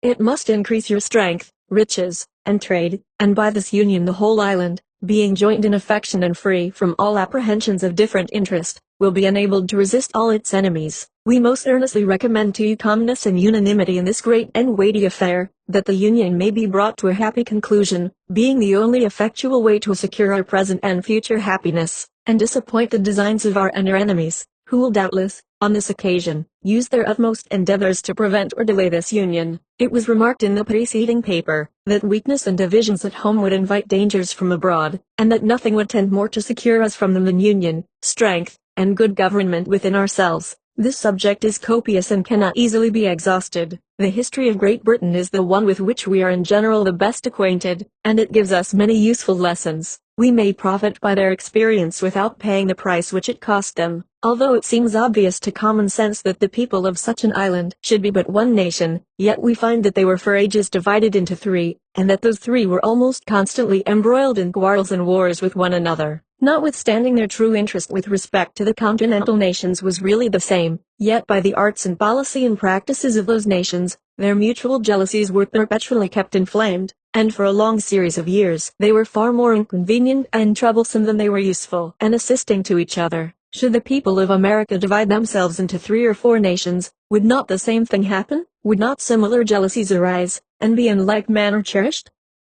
Instead of their being joined in affection and free from all apprehension of different interests, envy and jealousy would soon extinguish confidence and affection, and the partial interests of each confederacy, instead of the general interests of all America, would be the only objects of their policy and pursuits. Hence, like most other bordering nations, they would always be either involved in disputes and war, or live in the constant apprehension of them. The most sanguine advocates for 3 or 4 confederacies cannot reasonably suppose that they would long remain exactly on an equal footing in point of strength, even if it was possible to form them so at first. But, admitting that to be practicable, yet what human contrivance can secure the continuance of such equality, independent of those local circumstances which tend to beget and increase power in one part and to impede its progress in another? We must advert to the effects of that superior policy and good management which would probably distinguish the government of one above the rest, and by which their relative equality and strength and consideration would be destroyed. For it cannot be presumed that the same degree of sound policy, prudence, and foresight would uniformly be observed by each of these confederacies for a long succession of years, whenever, and from whatever causes, it might happen, and happen it would, that any one of these nations or confederacies should rise on the scale of political importance much above the degree of her neighbors. That moment would those neighbors behold her with envy and with fear. Both those passions would lead them to countenance, if not to promote, whatever might promise to diminish her importance, and would also restrain them from measures calculated to advance or even to secure her prosperity. Much time would not be necessary to enable her to discern these unfriendly dispositions. She would soon begin, not only to lose confidence in her neighbors, but also to feel a disposition equally unfavorable to them. Distrust naturally creates distrust, and by nothing is goodwill and kind conduct more speedily changed than by invidious jealousies and uncandid imputations, whether expressed or implied. The North is generally the region of strength, and many local circumstances render it probable that the most northern of the proposed confederacies would, at a period not very distant, be unquestionably more formidable than any of the others. No sooner would this become evident than the northern hive would excite the same ideas and sensations in the more southern parts of America which it formerly did in the southern parts of Europe, nor does it appear to be a rash conjecture that its young swarms might often be tempted to gather honey in the more blooming fields and milder air of their luxurious and more delicate neighbors. They who will consider the history of similar divisions and confederacies will find abundant reason to apprehend that those in contemplation would in no other sense be neighbors than as they would be borderers, that they would neither love nor trust one another, but on the contrary would be a prey to discord, jealousy, and mutual injuries. In short, that they would place us exactly in the situations in which some nations doubtless wish to see us, viz., formidable only to each other. From these considerations, it appears that those gentlemen are greatly mistaken who suppose that alliances offensive and defensive might be formed between these confederacies, and would produce that combination and union of wills, of arms, and of resources, which would be necessary to put and keep them in a formidable state of defense against foreign enemies. When did the independent states, into which Britain and Spain were formerly divided, combine in such alliance, or unite their forces against a foreign enemy? The proposed confederacies will be distinct nations. Each of them would have its commerce with foreigners to regulate by distinct treaties, and as their productions and commodities are different and proper for different markets, so would those treaties be essentially different. Different commercial concerns must create different interests, and of course different degrees of political attachment to and connection with different foreign nations. Hence it might and probably would happen that the foreign nation with whom the Southern Confederacy might be at war would be the one with whom the Northern Confederacy would be the most desirous of preserving peace and friendship. An alliance so contrary to their immediate interest would not therefore be easy to form, nor, if formed, would it be observed and fulfilled with perfect good faith. Nay, it is far more probable that in America, as in Europe, neighboring nations, acting under the impulse of opposite interests and unfriendly passions, would frequently be found taking different sides. Considering our distance from Europe, it would be more natural for these confederacies to apprehend danger from one another than from distant nations, and therefore that each of them should be more desirous to guard against the others by the aid of foreign alliances, than to guard against foreign dangers by alliances between themselves. And here let us not forget how much more easy it is to receive foreign fleets into our ports, and foreign armies into our country, than it is to persuade or compel them to depart. How many conquests did the Romans and others make in the characters of allies, and what innovations did they under the same character introduce into the governments of those whom they pretended to protect? Let candid men judge, then, whether the division of America into any given number of independent sovereignties would tend to secure us against the hostilities and improper interference of foreign nations. Publius. 6. Concerning dangers from dissensions between the states. Hamilton, for the Independent Journal, Wednesday, November 14, 1787, to the people of the state of New York. The 3 last numbers of this paper have been dedicated to an enumeration of the dangers to which we should be exposed, in a state of disunion, from the arms and arts of foreign nations. I shall now proceed to delineate dangers of a different and, perhaps, still more alarming kind, those which will in all probability flow from dissensions between the states themselves, and from domestic factions and convulsions. These have been already in some instances slightly anticipated, but they deserve a more particular and more full investigation. A man must be far gone in utopian speculations who can seriously doubt that, if these states should either be wholly disunited, or only united in partial confederacies, the subdivisions into which they might be thrown would have frequent and violent contests with each other. To presume a want of motives for such contests as an argument against their existence, would be to forget that men are ambitious, vindictive, and rapacious. To look for a continuation of harmony between a number of independent, unconnected sovereignties in the same neighborhood, would be to disregard the uniform course of human events, and to set at defiance the accumulated experience of ages.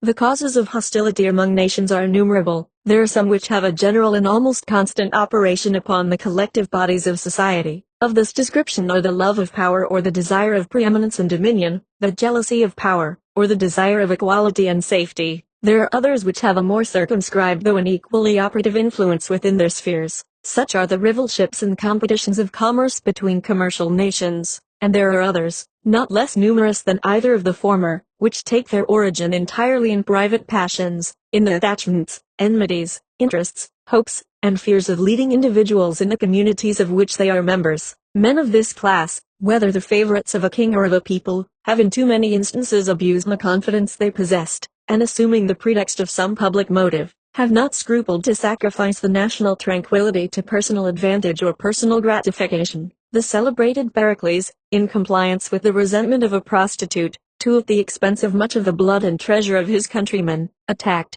vanquished, and destroyed the city of the Samnians. The same man, stimulated by private pique against the Megarintians, 3 another nation of Greece, or to avoid a prosecution with which he was threatened as an accomplice of a supposed theft of the statuary Phidias, 4 to get rid of the accusations prepared to be brought against him for dissipating the funds of the state in the purchase of popularity, 5 or from a combination of all these causes, was the primitive author of that famous and fatal war, distinguished in the Grecian annals by the name of the Peloponnesian War, which, after various vicissitudes, intermissions, and renewals, terminated in the ruin of the Athenian Commonwealth. The ambitious cardinal, who was prime minister to Henry VIII, permitting his vanity to aspire to the triple crown, 6. entertained hopes of succeeding in the acquisition of that splendid prize by the influence of the Emperor Charles V. To secure the favor and interest of this enterprising and powerful monarch, he precipitated England into a war with France, contrary to the plainest dictates of policy, and at the hazard of the safety and independence, as well of the kingdom over which he presided by his counsels, as of Europe in general. For if there ever was a sovereign who bid fair to realize the project of universal monarchy, it was the Emperor Charles V, of whose intrigues Wolsey was at once the instrument and the dupe. The influence which the bigotry of one female, 7 the petulance of another, 8 and the cabals of a third, 9 had in the contemporary policy, ferments, and pacifications, of a considerable part of Europe, are topics that have been too often descanted upon not to be generally known. To multiply examples of the agency of personal considerations in the production of great national events, either foreign or domestic, according to their direction, would be an unnecessary waste of time. Those who have but a superficial acquaintance with the sources from which they are to be drawn, will themselves recollect a variety of instances, and those who have a tolerable knowledge of human nature will not stand in need of such lights to form their opinion either of the reality or extent of that agency. Perhaps, however, a reference, tending to illustrate the general principle, may with propriety be made to a case which has lately happened among ourselves. If Shays had not been a desperate debtor, it is much to be doubted whether Massachusetts would have been plunged into a civil war, but notwithstanding the concurring testimony of experience, in this particular, there are still to be found visionary or designing men, who stand ready to advocate the paradox of perpetual peace between the states, though dismembered and alienated from each other. The genius of republics, say they, is pacific. The spirit of commerce has a tendency to soften the manners of men, and to extinguish those inflammable humors which have so often kindled into wars. Commercial republics, like ours, will never be disposed to waste themselves in ruinous contentions with each other. They will be governed by mutual interest, and will cultivate a spirit of mutual amity and concord. Is it not, we may ask these projectors in politics, the true interest of all nations to cultivate the same benevolent and philosophic spirit? If this be their true interest, have they in fact pursued it? Has it not, on the contrary, invariably been found that momentary passions, and immediate interest, have a more active and imperious control over human conduct than general or remote considerations of policy, utility, or justice? Have republics in practice been less addicted to war than monarchies? Are not the former administered by men as well as the latter? Are there not aversions, predilections, rivalships, and desires of unjust acquisitions, that affect nations as well as kings? Are not popular assemblies frequently subject to the impulses of rage, resentment, jealousy, avarice, and of other irregular and violent propensities? Is it not well known that their determinations are often governed by a few individuals in whom they place confidence, and are, of course, liable to be tinctured by the passions and views of those individuals? Has commerce hitherto done anything more than change the objects of war? Is not the love of wealth as domineering and enterprising a passion as that of power or glory? Have there not been as many wars founded upon commercial motives, since that has become the prevailing system of nations, as were before occasioned by the cupidity of territory or dominion? Has not the spirit of commerce, in many instances, administered new incentives to the appetite, both for the one and for the other? Let experience, the least fallible guide of human opinions, be appealed to for an answer to these inquiries. Sparta, Athens, Rome, and Carthage were all republics, 2 of them, Athens and Carthage, of the commercial kind. Yet were they as often engaged in wars, offensive and defensive, as the neighboring monarchies of the same times.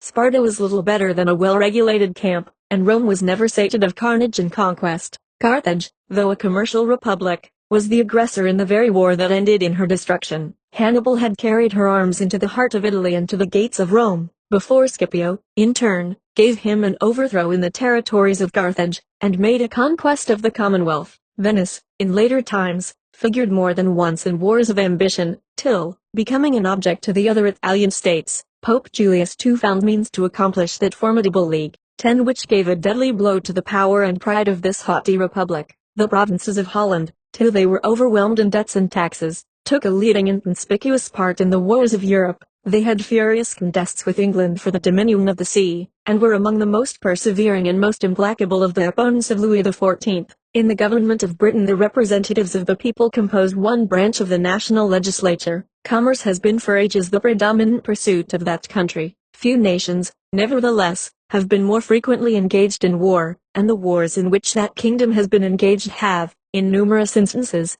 proceeded from the people. There have been, if I may so express it, almost as many popular as royal wars. The cries of the nation and the importunities of their representatives have, upon various occasions, dragged their monarchs into war, or continued them in it, contrary to their inclinations, and sometimes contrary to the real interests of the state. In that memorable struggle for superiority between the rival houses of Austria and Bourbon, which so long kept Europe in a flame, it is well known that the antipathies of the English against the French, seconding the ambition, or rather the avarice, of a favorite leader, 11 protracted the war beyond the limits marked out by sound policy, and for a considerable time in opposition to the views of the court. The wars of these two last-mentioned nations have in a great measure grown out of commercial considerations, the desire of supplanting and the fear of being supplanted, either in particular branches of traffic or in the general advantages of trade and navigation. 12. From this summary of what has taken place in other countries, whose situations have borne the nearest resemblance to our own, what reason can we have to confide in those reveries which would seduce us into an expectation of peace and cordiality between the members of the present Confederacy, in a state of separation? Have we not already seen enough of the fallacy and extravagance of those idle theories which have amused us with promises of an exemption from the imperfections, weaknesses, and evils incident to society in every shape? Is it not time to awake from the deceitful dream of a golden age, and to adopt as a practical maxim for the direction of our political conduct that we, as well as the other inhabitants of the globe, are yet remote from the happy empire of perfect wisdom and perfect virtue? Let the point of extreme depression to which our national dignity and credit have sunk, let the inconveniences felt everywhere from a lax and ill administration of government, let the revolt of a part of the state of North Carolina, the late menacing disturbances in Pennsylvania, and the actual insurrections and rebellions in Massachusetts, declare, so far as the general sense of mankind from corresponding with the tenets of those who endeavor to lull asleep our apprehensions of discord and hostility between the states, in the event of disunion, that it has from long observation of the progress of society become a sort of axiom in politics, that vicinity or nearness of situation, constitutes nations' natural enemies. An intelligent writer expresses himself on this subject to this effect: neighboring nations, says he, are naturally enemies of each other, unless their common weakness forces them to league in a confederate republic, and their constitution prevents the differences that neighborhood occasions, extinguishing that secret jealousy which disposes all states to aggrandize themselves at the expense of their neighbors. 13. This passage, at the same time, points out the evil and suggests the remedy. Publius. 7. The same subject continued, concerning dangers from dissensions between the states. Hamilton, for the Independent Journal, Thursday, November 15, 1787. To the people of the state of New York, it is sometimes asked, with an air of seeming triumph, what inducements could the states have, if disunited, to make war upon each other? It would be a full answer to this question to say, precisely the same inducements which have, at different times, deluged in blood all the nations in the world. But, unfortunately for us, the question admits of a more particular answer. There are causes of differences within our immediate contemplation, of the tendency of which, even under the restraints of a federal constitution, we have had sufficient experience to enable us to form a judgment of what might be expected if those restraints were removed.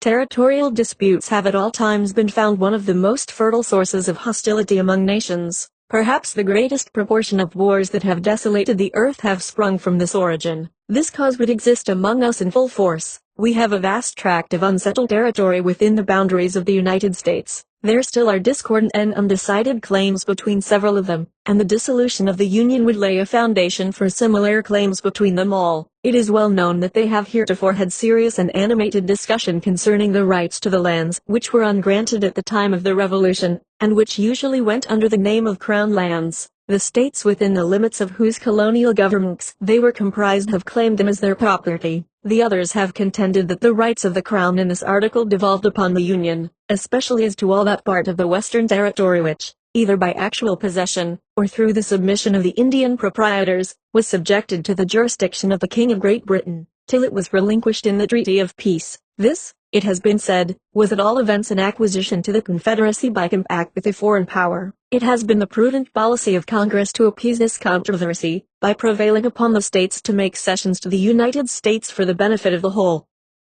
This has been so far accomplished as, under a continuation of the Union, to afford a decided prospect of an amicable termination of the dispute. A dismemberment of the Confederacy, however, would revive this dispute, and would create others on the same subject. At present, a large part of the vacant Western Territory is, by cession at least, if not by any anterior right, the common property of the Union. If that were at an end, the states which made the cession, on a principle of federal compromise, would be apt when the motive of the grant had ceased, to reclaim the lands as a reversion. The other states would no doubt insist on a proportion, by right of representation. Their argument would be, that a grant, once made, could not be revoked, and that the justice of participating in territory acquired or secured by the joint efforts of the Confederacy, remained undiminished. If, contrary to probability, it should be admitted by all the states, that each had a right to a share of this common stock, there would still be a difficulty to be surmounted, as to a proper rule of apportionment. Different principles would be set up by different states for this purpose, and as they would affect the opposite interests of the parties, they might not easily be susceptible of a pacific adjustment. In the wide field of Western Territory, therefore, we perceive an ample theater for hostile pretensions, without any umpire or common judge to interpose between the contending parties. To reason from the past to the future, we shall have good ground to apprehend, that the sword would sometimes be appealed to as the arbiter of their differences. The circumstances of the dispute between Connecticut and Pennsylvania, respecting the land at Wyoming, admonish us not to be sanguine in expecting an easy accommodation of such differences. The Articles of Confederation obliged the parties to submit the matter to the decision of a federal court. The submission was made, and the court decided in favor of Pennsylvania, but Connecticut gave strong indications of dissatisfaction with that determination, nor did she appear to be entirely resigned to it, till, by negotiation and management, something like an equivalent was found for the loss she supposed herself to have sustained. Nothing here said is intended to convey the slightest censure on the conduct of that state. She no doubt sincerely believed herself to have been injured by the decision, and states, like individuals, acquiesce with great reluctance and determinations to their disadvantage. Those who had an opportunity of seeing the inside of the transactions which attended the progress of the controversy between this state and the District of Vermont, can vouch the opposition we experienced, as well from states not interested as from those which were interested in the claim, and can attest the danger to which the peace of the Confederacy might have been exposed, had this state attempted to assert its rights by force. Two motives preponderated in that opposition: one, a jealousy entertained of our future power, and the other, the interest of certain individuals of influence in the neighboring states, who had obtained grants of lands under the actual government of that district. Even the states which brought forward claims, in contradiction to ours, seemed more solicitous to dismember the state, than to establish their own pretensions. These were New Hampshire, Massachusetts, and Connecticut. New Jersey and Rhode Island, upon all occasions, discovered a warm zeal for the independence of Vermont, and Maryland, till alarmed by the appearance of a connection between Canada and that state, entered deeply into the same views. These being small states, saw with an unfriendly eye the perspective of our growing greatness. In a review of these transactions, we may trace some of the causes which would be likely to embroil the states with each other, if it should be their unpropitious destiny to become disunited. The competitions of commerce would be another fruitful source of contention. The states less favorably circumstanced would be desirous of escaping from the disadvantages of local situation, and of sharing in the advantages of their more fortunate neighbors. Each state, or separate confederacy, would pursue a system of commercial policy peculiar to itself. This would occasion distinctions, preferences, and exclusions, which would beget discontent.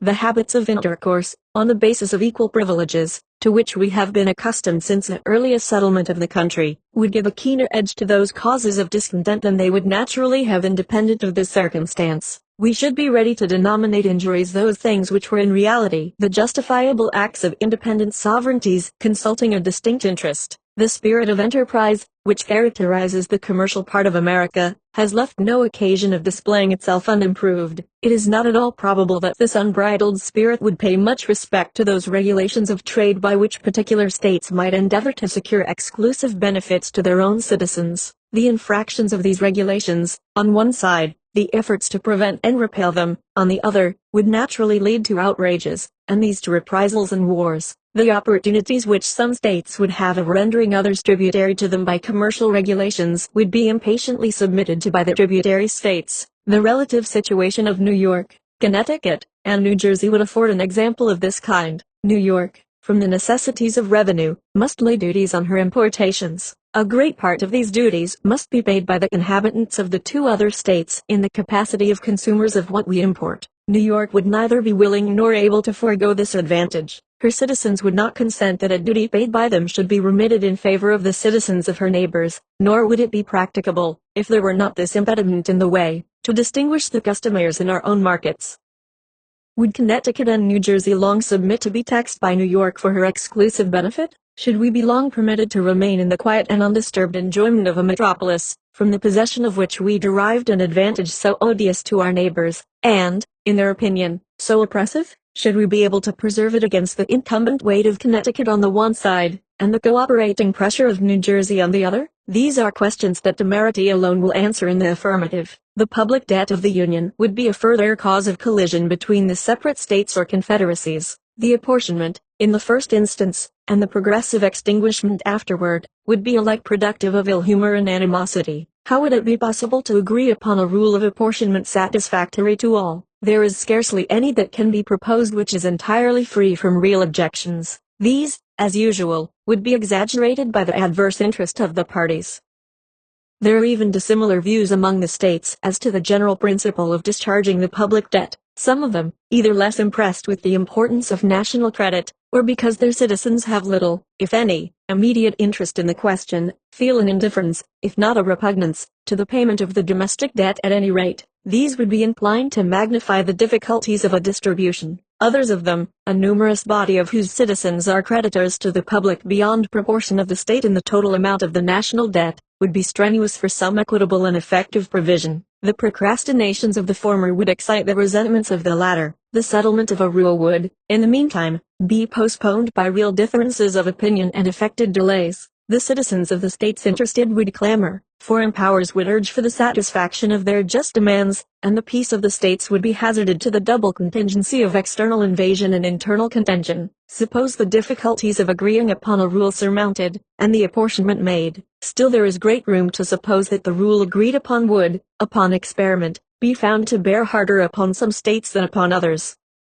Those which were sufferers by it would naturally seek for a mitigation of the burden. The others would as naturally be disinclined to a revision, which was likely to end in an increase of their own encumbrances. Their refusal would be too plausible a pretext to the complaining states to withhold their contributions, not to be embraced with avidity, and the non-compliance of these states with their engagements would be a ground of bitter discussion and altercation. If even the rule adopted should in practice justify the equality of its principle, still delinquencies in payments on the part of some of the states would result from a diversity of other causes, the real deficiency of resources, the mismanagement of their finances, accidental disorders in the management of the government, and, in addition to the rest, the reluctance with which men commonly part with money for purposes that have outlived the exigencies which produced them, and interfere with the supply of immediate wants. Delinquencies, from whatever causes, would be productive of complaints, recriminations, and quarrels. There is, perhaps, nothing more likely to disturb the tranquility of nations than their being bound to mutual contributions for any common object that does not yield an equal and coincident benefit. For it is an observation, as true as it is trite, that there is nothing men differ so readily about as the payment of money. Laws in violation of private contracts, as they amount to aggressions on the rights of those states whose citizens are injured by them, may be considered as another probable source of hostility. We are not authorized to expect that a more liberal or more equitable spirit would preside over the legislations of the individual states hereafter, if unrestrained by any additional checks, than we have heretofore seen in too many instances disgracing their several codes.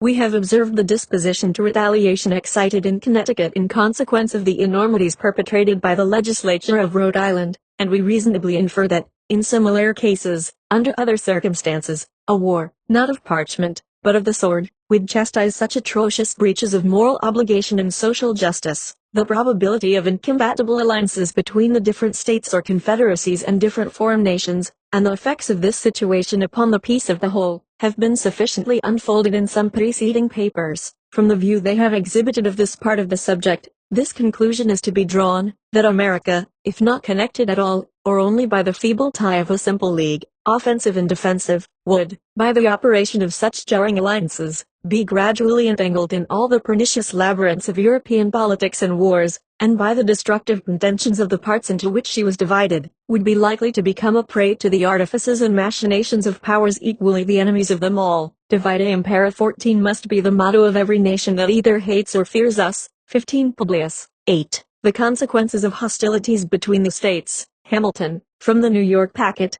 Tuesday, November 20, 1787, to the people of the state of New York, assuming it therefore as an established truth that the several states, in case of disunion, or such combinations of them as might happen to be formed out of the wreck of the general confederacy, would be subject to those vicissitudes of peace and war, of friendship and enmity with each other, which have fallen to the lot of all neighboring nations not united under one government. Let us enter into a concise detail of some of the consequences that would attend such a situation.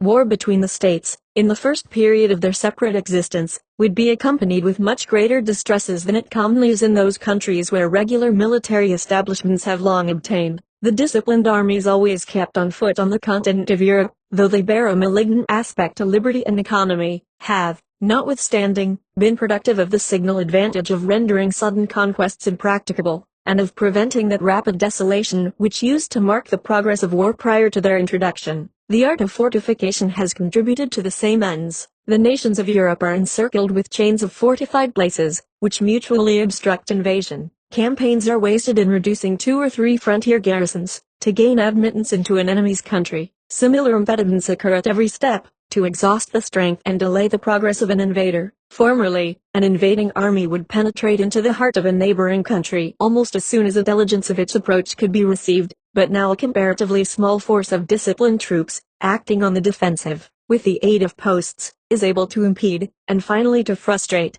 the enterprises of one much more considerable. The history of war, in that quarter of the globe, is no longer a history of nations subdued and empires overturned, but of towns taken and retaken, of battles that decide nothing, of retreats more beneficial than victories, of much effort and little acquisition. In this country the scene would be altogether reversed. The jealousy of military establishments would postpone them as long as possible. The want of fortifications, leaving the frontiers of one state open to another, would facilitate inroads. The populous states would, with little difficulty, overrun their less populous neighbors. Conquests would be as easy to be made as difficult to be retained. War, therefore, would be desultory and predatory. Plunder and devastation ever march in the train of irregulars. The calamities of individuals would make the principal figure in the events which would characterize our military exploits. This picture is not too highly wrought, though, I confess, it would not long remain a just one. Safety from external danger is the most powerful director of national conduct. Even the ardent love of liberty will, after a time, give way to its dictates. The violent destruction of life and property incident to war, the continual effort and alarm attendant on a state of continual danger, will compel nations the most attached to liberty to resort for repose and security to institutions which have a tendency to destroy their civil and political rights. To be more safe, they at length become willing to run the risk of being less free. The institutions chiefly alluded to are standing armies and the correspondent appendages of military establishments. Standing armies, it is said, are not provided against in the new Constitution, and it is therefore inferred that they may exist under it. 16. Their existence, however, from the very terms of the proposition, is, at most, problematical and uncertain. 17. But standing armies, it may be replied, must inevitably result from a dissolution of the Confederacy. Frequent war and constant apprehension, which require a state of as constant preparation, will infallibly produce them. The weaker states or confederacies would first have recourse to them, to put themselves upon an equality with their more potent neighbors. They would endeavor to supply the inferiority of population and resources by a more regular and effective system of defense, by disciplined troops, and by fortifications. They would, at the same time, be necessitated to strengthen the executive arm of government, in doing which their constitutions would acquire a progressive direction toward monarchy. It is of the nature of war to increase the executive at the expense of the legislative authority. The expedients which have been mentioned would soon give the states or confederacies that made use of them a superiority over their neighbors. Small states, or states of less natural strength, under vigorous governments, and with the assistance of disciplined armies, have often triumphed over large states, or states of greater natural strength, which have been destitute of these advantages. Neither the pride nor the safety of the more important states or confederacies would permit them long to submit to this mortifying and adventitious superiority. They would quickly resort to means similar to those by which it had been effected, to reinstate themselves in their lost preeminence. Thus, we should, in a little time, see established in every part of this country the same engines of despotism which have been the scourge of the old world. This, at least, would be the natural course of things, and our reasonings will be the more likely to be just, in proportion as they are accommodated to this standard. These are not vague inferences drawn from supposed or speculative defects in a constitution, the whole power of which is lodged in the hands of a people, or their representatives and delegates, but they are solid conclusions, drawn from the natural and necessary progress of human affairs. It may, perhaps, be asked, by way of objection to this, why did not standing armies spring up out of the contentions which so often distracted the ancient republics of Greece? Different answers, equally satisfactory, may be given to this question. The industrious habits of the people of the present day, absorbed in the pursuits of gain, and devoted to the improvements of agriculture and commerce, are incompatible with the condition of a nation of soldiers, which was the true condition of the people of those republics. The means of revenue, which have been so greatly multiplied by the increase of gold and silver, and of the arts of industry, and the science of finance, which is the offspring of modern times, concurring with the habits of nations, have produced an entire revolution in the system of war, and have rendered disciplined armies, distinct from the body of the citizens, the inseparable companions of frequent hostility. There is a wide difference, also, between military establishments in a country seldom exposed by its situation to internal invasions, and in one which is often subject to them, and always apprehensive of them. The rulers of the former can have no good pretext, if they are even so inclined, to keep on foot armies so numerous as must of necessity be maintained in the latter. These armies being, in the first case, rarely, if at all, called into activity for interior defense, the people are in no danger of being broken to military subordination. The laws are not accustomed to relaxations, in favor of military exigencies. The civil state remains in full vigor, neither corrupted, nor confounded with the principles or propensities of the other state. The smallness of the army renders the natural strength of the community an overmatch for it, and the citizens, not habituated to look up to the military power for protection, or to submit to its oppressions, neither love nor fear the soldiery. They view them with a spirit of jealous acquiescence in a necessary evil, and stand ready to resist a power which they suppose may be exerted to the prejudice of their rights. The army under such circumstances may usefully aid the magistrate to suppress a small faction, or an occasional mob, or insurrection, but it will be unable to enforce encroachments against the united efforts of the great body of the people. In a country in the predicament last described, the contrary of all this happens. The perpetual menacings of danger oblige the government to be always prepared to repel it. Its armies must be numerous enough for instant defense. The continual necessity for their services enhances the importance of the soldier, and proportionably degrades the condition of the citizen. The military state becomes elevated above the civil. The inhabitants of territories, often the theater of war, are unavoidably subjected to frequent infringements on their rights, which serve to weaken their sense of those rights, and by degrees the people are brought to consider the soldiery not only as their protectors, but as their superiors. The transition from this disposition to that of considering them masters, is neither remote nor difficult, but it is very difficult to prevail upon a people under such impressions, to make a bold or effectual resistance to usurpation supported by the military power. The kingdom of Great Britain falls within the first description. An insular situation, and a powerful marine, guarding it in a great measure against the possibility of foreign invasion, supersede the necessity of a numerous army within the kingdom. A sufficient force to make head against a sudden descent, till the militia could have time to rally and embody, is all that has been deemed requisite. No motive of national policy has demanded, nor would public opinion have tolerated, a larger number of troops upon its domestic establishment. There has been, for a long time past, little room for the operation of the other causes, which have been enumerated as the consequences of internal war. This peculiar felicity of situation has, in a great degree, contributed to preserve the liberty which the country to this day enjoys, in spite of the prevalent venality and corruption. If, on the contrary, Britain had been situated on the continent, and had been compelled, as she would have been, by that situation, to make her military establishments at home coextensive with those of the other great powers of Europe, she, like them, would in all probability be, at this day, a victim to the absolute power of a single man. 'Tis possible, though not easy, that the people of that island may be enslaved from other causes, but it cannot be by the prowess of an army so inconsiderable as that which has been usually kept up within the kingdom. If we are wise enough to preserve the Union, we may for ages enjoy an advantage similar to that of an insulated situation. Europe is at a great distance from us. Her colonies in our vicinity will be likely to continue too much disproportioned in strength to be able to give us any dangerous annoyance. Extensive military establishments cannot, in this position, be necessary to our security. But if we should be disunited, and the integral parts should either remain separated, or, which is most probable, should be thrown together into 2 or 3 confederacies, we should be, in a short course of time, in the predicament of the continental powers of Europe. Our liberties would be a prey to the means of defending ourselves against the ambition and jealousy of each other.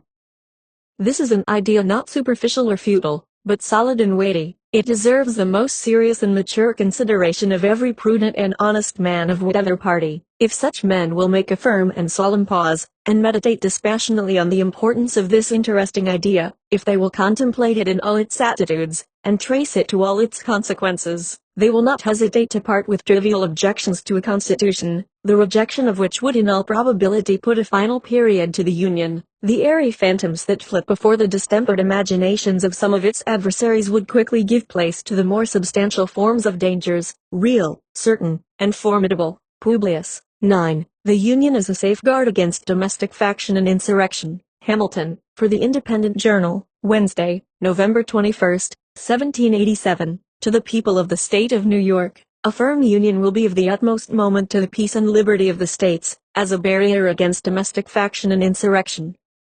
It is impossible to read the history of the petty republics of Greece and Italy without feeling sensations of horror and disgust at the distractions with which they were continually agitated, and at the rapid succession of revolutions by which they were kept in a state of perpetual vibration between the extremes of tyranny and anarchy. If they exhibit occasional calms, these only serve as short-lived contrast to the furious storms that are to succeed. If now and then intervals of felicity open to view, we behold them with a mixture of regret, arising from the reflection that the pleasing scenes before us are soon to be overwhelmed by the tempestuous waves of sedition and party rage. If momentary rays of glory break forth from the gloom, while they dazzle us with a transient and fleeting brilliancy, they at the same time admonish us to lament that the vices of government should pervert the direction and tarnish the luster of those bright talents and exalted endowments for which the favored soils that produced them have been so justly celebrated. From the disorders that disfigure the annals of those republics, the advocates of despotism have drawn arguments, not only against the forms of republican government, but against the very principles of civil liberty. They have decried all free government as inconsistent with the order of society, and have indulged themselves in malicious exultation over its friends and partisans. Happily for mankind, stupendous fabrics reared on the basis of liberty, which have flourished for ages,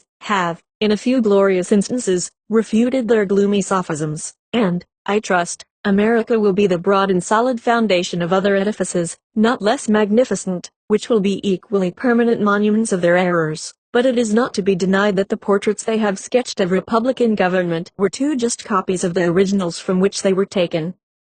If it had been found impracticable to have devised models of a more perfect structure, the enlightened friends to liberty would have been obliged to abandon the cause of that species of government as indefensible. The science of politics, however, like most other sciences, has received great improvement. The efficacy of various principles is now well understood, which were either not known at all, or imperfectly known to the ancients. The regular distribution of power into distinct departments, the introduction of legislative balances and checks, the institution of courts composed of judges holding their offices during good behavior, the representation of the people in the legislature by deputies of their own election, these are wholly new discoveries, or have made their principal progress towards perfection in modern times. They are means, and powerful means, by which the excellences of republican government may be retained and its imperfections lessened or avoided. To this catalogue of circumstances that tend to the amelioration of popular systems of civil government, I shall venture, however novel it may appear to some, to add one more, on a principle which has been made the foundation of an objection to the new constitution,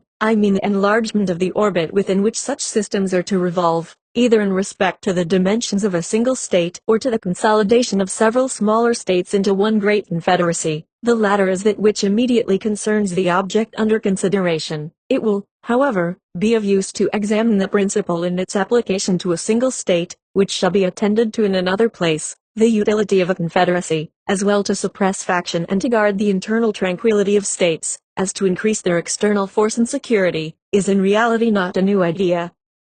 It has been practiced upon in different countries and ages, and has received the sanction of the most approved writers on the subject of politics. The opponents of the plan proposed have, with great assiduity, cited and circulated the observations of Montesquieu on the necessity of a contracted territory for a republican government, but they seem not to have been apprised of the sentiments of that great man expressed in another part of his work, nor to have adverted to the consequences of the principle to which they subscribe with such ready acquiescence. When Montesquieu recommends a small extent for republics, the standards he had in view are of dimensions far short of the limits of almost every one of these states. Neither Virginia, Massachusetts, Pennsylvania, New York, North Carolina, nor Georgia can by any means be compared with the models from which he reasoned and to which the terms of his description apply. If we therefore take his ideas on this point as the criterion of truth, we shall be driven to the alternative either of taking refuge at once in the arms of monarchy, or of splitting ourselves into an infinity of little, jealous, clashing, tumultuous commonwealths, the wretched nurseries of unceasing discord, and the miserable objects of universal pity or contempt. Some of the writers who have come forward on the other side of the question seem to have been aware of the dilemma, and have even been bold enough to hint at the division of the larger states as a desirable thing. Such an infatuated policy, such a desperate expedient, might, by the multiplication of petty offices, answer the views of men who possess not qualifications to extend their influence beyond the narrow circles of personal intrigue, but it could never promote the greatness or happiness of the people of America. Referring the examination of the principle itself to another place, as has been already mentioned, it will be sufficient to remark here that, in the sense of the author who has been most emphatically quoted upon the occasion, it would only dictate a reduction of the size of the more considerable members of the Union, but would not militate against their being all comprehended in one confederate government. And this is the true question, in the discussion of which we are at present interested. So far are the suggestions of Montesquieu from standing in opposition to a general union of the states, that he explicitly treats of a confederate republic as the expedient for extending the sphere of popular government, and reconciling the advantages of monarchy with those of republicanism. It is very probable, says he 18, that mankind would have been obliged at length to live constantly under the government of a single person, had they not contrived a kind of constitution that has all the internal advantages of a republican, together with the external force of a monarchical government, I mean a confederate republic. This form of government is a convention by which several smaller states agree to become members of a larger one, which they intend to form. It is a kind of assemblage of societies that constitute a new one, capable of increasing, by means of new associations, till they arrive to such a degree of power as to be able to provide for the security of the united body. A republic of this kind, able to withstand an external force, may support itself without any internal corruptions. The form of this society prevents all manner of inconveniences. If a single member should attempt to usurp the supreme authority, he could not be supposed to have an equal authority and credit in all the Confederate States. Were he to have too great influence over one, this would alarm the rest. Were he to subdue a part, that which would still remain free might oppose him with forces independent of those which he had usurped and overpower him before he could be settled in his usurpation. Should a popular insurrection happen in one of the Confederate States, the others are able to quell it. Should abuses creep into one part, they are reformed by those that remain sound. The state may be destroyed on one side, and not on the other. The Confederacy may be dissolved, and the Confederates preserve their sovereignty. As this government is composed of small republics, it enjoys the internal happiness of each, and with respect to its external situation, it is possessed, by means of the association, of all the advantages of large monarchies. I have thought it proper to quote at length these interesting passages, because they contain a luminous abridgment of the principal arguments in favor of the Union, and must effectually remove the false impressions which a misapplication of other parts of the work was calculated to make. They have, at the same time, an intimate connection with the more immediate design of this paper, which is, to illustrate the tendency of the Union to repress domestic faction and insurrection, a distinction, more subtle than accurate, has been raised between a confederacy and a consolidation of the states.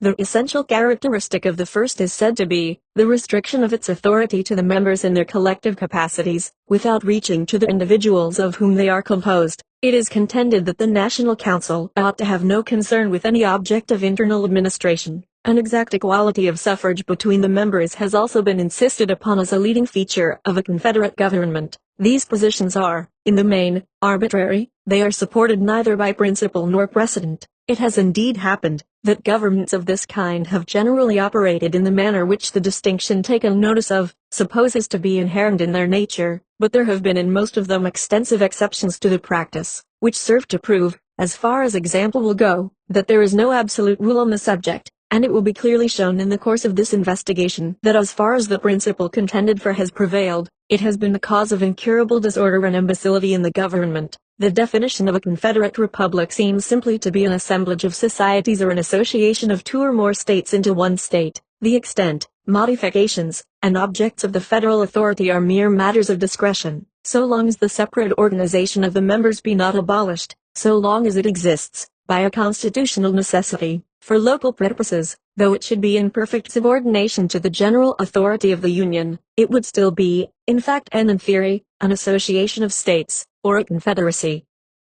The proposed constitution, so far from implying an abolition of the state governments, makes them constituent parts of the national sovereignty, by allowing them a direct representation in the Senate, and leaves in their possession certain exclusive and very important portions of sovereign power. This fully corresponds, in every rational import of the terms, with the idea of a federal government. In the Lycian Confederacy, which consisted of 23 cities or republics, the largest were entitled to 3 votes in the Common Council, those of the middle class to 2, and the smallest to 1. The Common Council had the appointment of all the judges and magistrates of the respective cities. This was certainly the most delicate species of interference in their internal administration, for if there be anything that seems exclusively appropriated to the local jurisdictions, it is the appointment of their own officers. Yet Montesquieu, speaking of this association, says, "Were I to give a model of an excellent confederate republic, it would be that of Lycia." Thus we perceive that the distinctions insisted upon were not within the contemplation of this enlightened civilian, and we shall be led to conclude that they are the novel refinements of an erroneous theory. Publius, 10. The same subject continued. The Union is a safeguard against domestic faction and insurrection. Madison, from the Daily Advertiser, Thursday, November 22, 1787. To the people of the state of New York, among the numerous advantages promised by a well-constructed union, none deserves to be more accurately developed than its tendency to break and control the violence of faction. The friend of popular governments never finds himself so much alarmed for their character and fate, as when he contemplates their propensity to this dangerous vice. He will not fail, therefore, to set a due value on any plan which, without violating the principles to which he is attached, provides a proper cure for it. The instability, injustice, and confusion introduced into the public councils, have, in truth, been the mortal diseases under which popular governments have everywhere perished, as they continue to be the favorite and fruitful topics from which the adversaries to liberty derive their most specious declamations. The valuable improvements made by the American constitutions on the popular models, both ancient and modern, cannot certainly be too much admired, but it would be an unwarrantable partiality to contend that they have as effectually obviated the danger on this side, as was wished and expected. Complaints are everywhere heard from our most considerate and virtuous citizens, equally the friends of public and private faith, and of public and personal liberty, that our governments are too unstable, that the public good is disregarded in the conflicts of rival parties, and that measures are too often decided, not according to the rules of justice and the rights of the minor party, but by the superior force of an interested and overbearing majority. However anxiously we may wish that these complaints had no foundation, the evidence of known facts will not permit us to deny that they are in some degree true. It will be found, indeed, on a candid review of our situation, that some of the distresses under which we labor have been erroneously charged on the operation of our governments, but it will be found, at the same time, that other causes will not alone account for many of our heaviest misfortunes, and, particularly, for that prevailing and increasing distrust of public engagements, and alarm for private rights, which are echoed from one end of the continent to the other.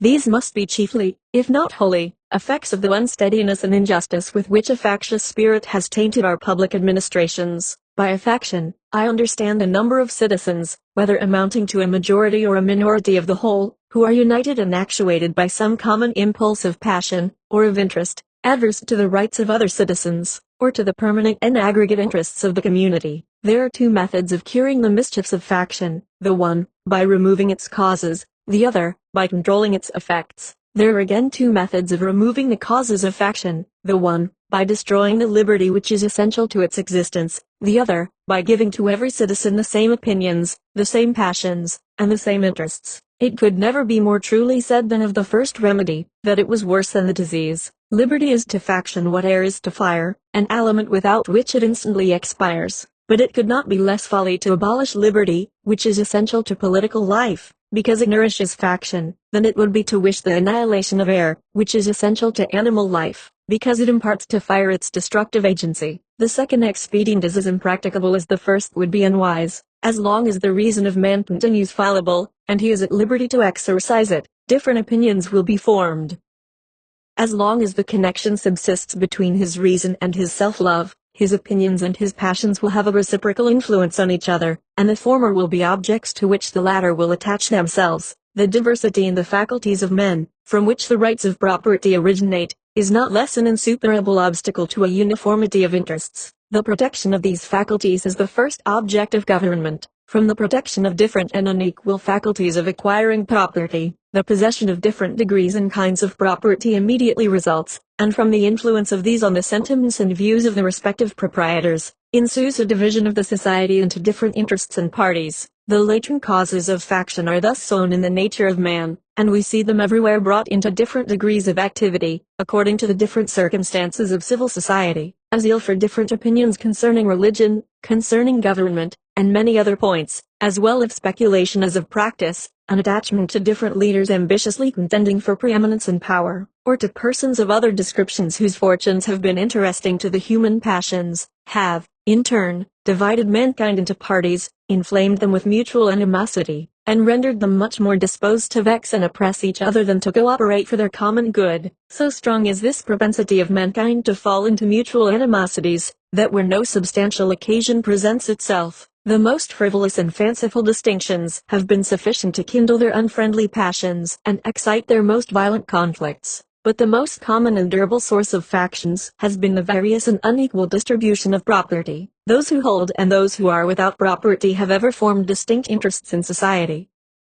Those who are creditors, and those who are debtors, fall under like discrimination. A landed interest, a manufacturing interest, a mercantile interest, a moneyed interest, with many lesser interests, grow up of necessity in civilized nations, and divide them into different classes, actuated by different sentiments and views. The regulation of these various and interfering interests forms the principal task of modern legislation, and involves the spirit of party and faction in the necessary and ordinary operations of the government. No man is allowed to be a judge in his own cause, because his interest would certainly bias his judgment, and, not improbably, corrupt his integrity. With equal, nay with greater reason, a body of men are unfit to be both judges and parties at the same time. Yet what are many of the most important acts of legislation, but so many judicial determinations, not indeed concerning the rights of single persons, but concerning the rights of large bodies of citizens? And what are the different classes of legislators, but advocates and parties to the causes which they determine? Is a law proposed concerning private debts? It is a question to which the creditors are parties on one side and the debtors on the other. Justice ought to hold the balance between them. Yet the parties are, and must be, themselves the judges, and the most numerous party, or, in other words, the most powerful faction must be expected to prevail. Shall domestic manufactures be encouraged, and in what degree, by restrictions on foreign manufactures, are questions which would be differently decided by the landed and the manufacturing classes, and probably by neither with a sole regard to justice and the public good. The apportionment of taxes on the various descriptions of property is an act which seems to require the most exact impartiality, yet there is, perhaps, no legislative act in which greater opportunity and temptation are given to a predominant party to trample on the rules of justice. Every shilling with which they overburden the inferior number, is a shilling saved to their own pockets. It is in vain to say that enlightened statesmen will be able to adjust these clashing interests, and render them all subservient to the public good. Enlightened statesmen will not always be at the helm, nor, in many cases, can such an adjustment be made at all without taking into view indirect and remote considerations, which will rarely prevail over the immediate interest which one party may find in disregarding the rights of another or the good of the whole? The inference to which we are brought is, that the causes of faction cannot be removed, and that relief is only to be sought in the means of controlling its effects. If a faction consists of less than a majority, relief is supplied by the Republican principle, which enables the majority to defeat its sinister views by regular vote. It may clog the administration, it may convulse the society, but it will be unable to execute and mask its violence under the forms of the Constitution. When a majority is included in a faction, the form of popular government, on the other hand, enables it to sacrifice to its ruling passion or interest both the public good and the rights of other citizens, to secure the public good and private rights against the danger of such a faction, and at the same time to preserve the spirit and the form of popular government, is then the great object to which our inquiries are directed. Let me add that it is the great desideratum by which this form of government can be rescued from the opprobrium under which it has so long labored, and be recommended to the esteem and adoption of mankind. By what means is this object attainable? Evidently by one of two only. Either the existence of the same passion or interest in a majority at the same time must be prevented, or the majority, having such coexistent passion or interest, must be rendered, by their number and local situation, unable to concert and carry into effect schemes of oppression. If the impulse and the opportunity be suffered to coincide, we well know that neither moral nor religious motives can be relied on as an adequate control.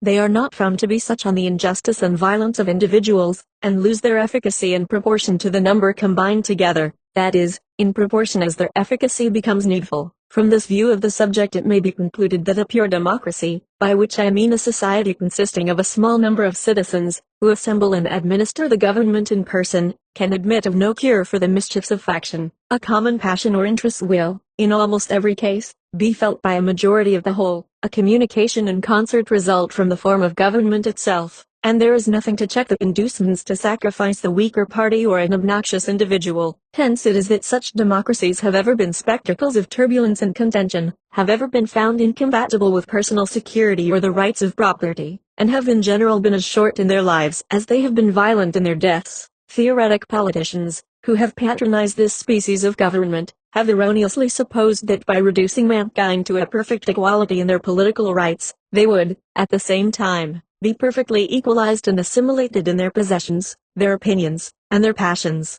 A republic, by which I mean a government in which the scheme of representation takes place, opens a different prospect, and promises the cure for which we are seeking. Let us examine the points in which it varies from pure democracy, and we shall comprehend both the nature of the cure and the efficacy which it must derive from the union. The two great points of difference between a democracy and a republic are, first, the delegation of the government, in the latter, to a small number of citizens elected by the rest; secondly, the greater number of citizens, and greater sphere of country, over which the latter may be extended. The effect of the first difference is, on the one hand, to refine and enlarge the public views, by passing them through the medium of a chosen body of citizens, whose wisdom may best discern the true interest of their country, and whose patriotism and love of justice will be least likely to sacrifice it to temporary or partial considerations. Under such a regulation, it may well happen that the public voice, pronounced by the representatives of the people, will be more consonant to the public good than if pronounced by the people themselves, convened for the purpose. On the other hand, the effect may be inverted. Men of factious tempers, of local prejudices, or of sinister designs, may, by intrigue, by corruption, or by other means, first obtain the suffrages, and then betray the interests, of the people. The question resulting is, whether small or extensive republics are more favorable to the election of proper guardians of the public weal, and it is clearly decided in favor of the latter by two obvious considerations. In the first place, it is to be remarked that, however small the republic may be, the representatives must be raised to a certain number, in order to guard against the cabals of a few, and that, however large it may be, they must be limited to a certain number, in order to guard against the confusion of a multitude. Hence, the number of representatives in the two cases not being in proportion to that of the two constituents, and being proportionally greater in the small republic, it follows that, if the proportion of fit characters be not less in the large than in the small republic, the former will present a greater option, and consequently a greater probability of a fit choice. In the next place, as each representative will be chosen by a greater number of citizens in the large than in the small republic, it will be more difficult for unworthy candidates to practice with success the vicious arts by which elections are too often carried, and the suffrages of the people being more free, will be more likely to center in men who possess the most attractive merit and the most diffusive and established characters. It must be confessed that in this, as in most other cases, there is a mean, on both sides of which inconveniences will be found to lie. By enlarging too much the number of electors, you render the representatives too little acquainted with all their local circumstances and lesser interests, as by reducing it too much, you render him unduly attached to these, and too little fit to comprehend and pursue great and national objects. The federal constitution forms a happy combination in this respect, the great and aggregate interests being referred to the national, the local and particular to the state legislatures. The other point of difference is the greater number of citizens and extent of territory which may be brought within the compass of republican than of democratic government, and it is this circumstance principally which renders factious combinations less to be dreaded in the former than in the latter. The smaller the society, the fewer probably will be the distinct parties and interests composing it. The fewer the distinct parties and interests, the more frequently will a majority be found of the same party, and the smaller the number of individuals composing a majority, and the smaller the compass within which they are placed, the more easily will they concert and execute their plans of oppression. Extend the sphere, and you take in a greater variety of parties and interests, you make it less probable that a majority of the whole will have a common motive to invade the rights of other citizens, or if such a common motive exists, it will be more difficult for all who feel it to discover their own strength, and to act in unison with each other. Besides other impediments, it may be remarked that, where there is a consciousness of unjust or dishonorable purposes,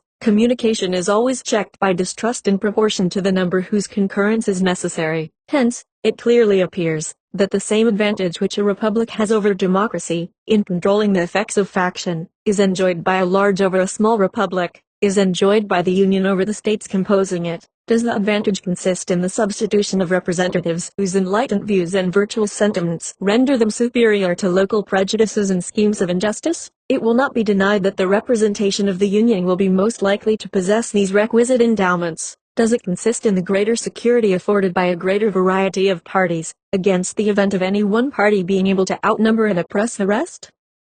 In an equal degree does the increased variety of parties comprised within the Union increase this security. Does it, in fine, consist in the greater obstacles opposed to the concert and accomplishment of the secret wishes of an unjust and interested majority? Here, again, the extent of the Union gives it the most palpable advantage. The influence of factious leaders may kindle a flame within their particular states, but will be unable to spread a general conflagration through the other states. A religious sect may degenerate into a political faction in a part of the Confederacy, but the variety of sects dispersed over the entire face of it must secure the national councils against any danger from that source. A rage for paper money, for an abolition of debts, for an equal division of property, or for any other improper or wicked project, will be less apt to pervade the whole body of the Union than a particular member of it, in the same proportion as such a malady is more likely to taint a particular county or district, than an entire state. In the extent and proper structure of the Union, therefore, we behold a republican remedy for the diseases most incident to republican government,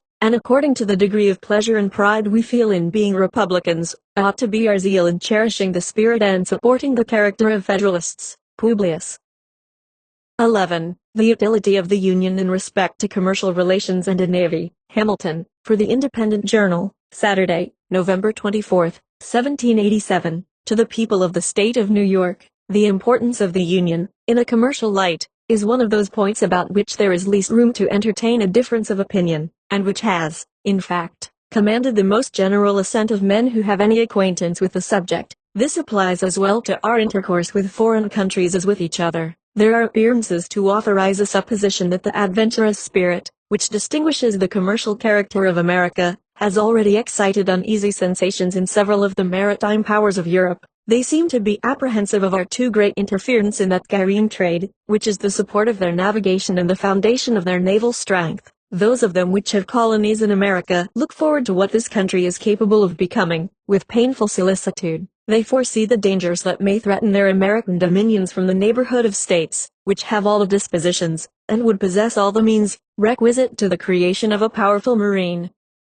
Impressions of this kind will naturally indicate the policy of fostering divisions among us, and of depriving us, as far as possible, of an active commerce in our own bottoms. This would answer the threefold purpose of preventing our interference in their navigation, of monopolizing the profits of our trade, and of clipping the wings by which we might soar to a dangerous greatness. Did not prudence forbid the detail, it would not be difficult to trace, by facts, the workings of this policy to the cabinets of ministers. If we continue united, we may counteract a policy so unfriendly to our prosperity in a variety of ways, by prohibitory regulations, extending, at the same time, throughout the states. We may oblige foreign countries to bid against each other, for the privileges of our markets. This assertion will not appear chimerical to those who are able to appreciate the importance of the markets of 3 millions of people, increasing in rapid progression, for the most part exclusively addicted to agriculture, and likely from local circumstances to remain so, to any manufacturing nation, and the immense difference there would be to the trade and navigation of such a nation, between a direct communication in its own ships, and an indirect conveyance of its products and returns, to and from America, in the ships of another country. Suppose, for instance, we had a government in America, capable of excluding Great Britain, with whom we have at present no treaty of commerce, from all our ports. What would be the probable operation of this step upon her politics? Would it not enable us to negotiate, with the fairest prospect of success, for commercial privileges of the most valuable and extensive kind, in the dominions of that kingdom? When these questions have been asked, upon other occasions, they have received a plausible, but not a solid or satisfactory answer. It has been said that prohibitions on our part would produce no change in the system of Britain, because she could prosecute her trade with us through the medium of the Dutch, who would be her immediate customers and paymasters for those articles which were wanted for the supply of our markets. But would not her navigation be materially injured by the loss of the important advantage of being her own carrier in that trade? Would not the principal part of its profits be intercepted by the Dutch, as a compensation for their agency and risk? Would not the mere circumstance of freight occasion a considerable deduction? Would not so circuitous an intercourse facilitate the competitions of other nations, by enhancing the price of British commodities in our markets, and by transferring to other hands the management of this interesting branch of the British commerce? A mature consideration of the objects suggested by these questions will justify a belief that the real disadvantages to Britain from such a state of things, conspiring with the prepossessions of a great part of the nation in favor of the American trade, and with the importunities of the West India Islands, would produce a relaxation in her present system, and would let us into the enjoyment of privileges in the markets of those islands elsewhere, from which our trade would derive the most substantial benefits. Such a point gained from the British government, and which could not be expected without an equivalent in exemptions and immunities in our markets, would be likely to have a correspondent effect on the conduct of other nations, who would not be inclined to see themselves altogether supplanted in our trade. A further resource for influencing the conduct of European nations toward us, in this respect, would arise from the establishment of a federal navy. There can be no doubt that the continuance of the Union under an efficient government would put it in our power, at a period not very distant, to create a navy which, if it could not vie with those of the great maritime powers, would at least be of respectable weight if thrown into the scale of either of two contending parties. This would be more peculiarly the case in relation to operations in the West Indies. A few ships of the line, sent opportunely to the reinforcement of either side, would often be sufficient to decide the fate of a campaign, on the event of which interests of the greatest magnitude were suspended. Our position is, in this respect, a most commanding one, and if to this consideration we add added the usefulness of supplies from this country, in the prosecution of military operations in the West Indies, it will readily be perceived that a situation so favorable would enable us to bargain with great advantage for commercial privileges. A price would be set not only upon our friendship, but upon our neutrality. By a steady adherence to the Union we may hope, ere long, to become the arbiter of Europe and America, and to be able to incline the balance of European competitions in this part of the world as our interest may dictate. But in the reverse of this eligible situation, we shall discover that the rival ships of the parts would make them checks upon each other, and would frustrate all the tempting advantages which nature has kindly placed within our reach. In a state so insignificant our commerce would be a prey to the wanton intermeddlings of all nations at war with each other, who, having nothing to fear from us, would with little scruple or remorse, supply their wants by depredations on our property as often as it fell in their way. The rights of neutrality will only be respected when they are defended by an adequate power.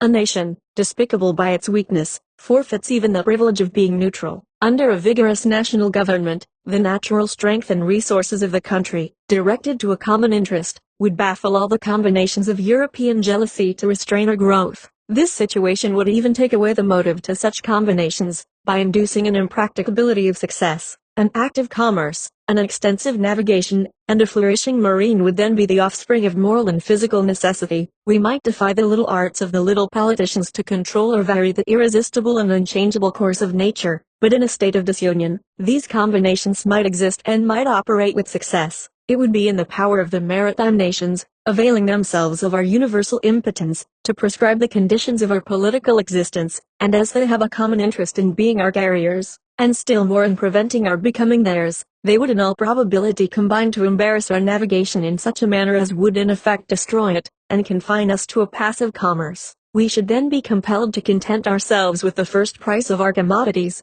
and to see the profits of our trade snatched from us to enrich our enemies and persecutors. That unequaled spirit of enterprise, which signalizes the genius of the American merchants and navigators, and which is in itself an inexhaustible mine of national wealth, would be stifled and lost, and poverty and disgrace would overspread a country which, with wisdom, might make herself the admiration and envy of the world. There are rights of great moment to the trade of America which are rights of the Union. I allude to the fisheries, to the navigation of the western lakes, and to that of the Mississippi. The dissolution of the Confederacy would give room for delicate questions concerning the future existence of these rights, which the interest of more powerful partners would hardly fail to solve to our disadvantage. The disposition of Spain with regard to the Mississippi needs no comment. France and Britain are concerned with us in the fisheries, and view them as of the utmost moment to their navigation. They, of course, would hardly remain long indifferent to that decided mastery, of which experience has shown us to be possessed in this valuable branch of traffic, and by which we are able to undersell those nations in their own markets. What more natural than that they should be disposed to exclude from the list such dangerous competitors? This branch of trade ought not to be considered as a partial benefit. All the navigating states may, in different degrees, advantageously participate in it, and under circumstances of a greater extension of mercantile capital, would not be unlikely to do it. As a nursery of seamen, it now is, or, when time shall have more nearly assimilated the principles of navigation in the several states, will become a universal resource.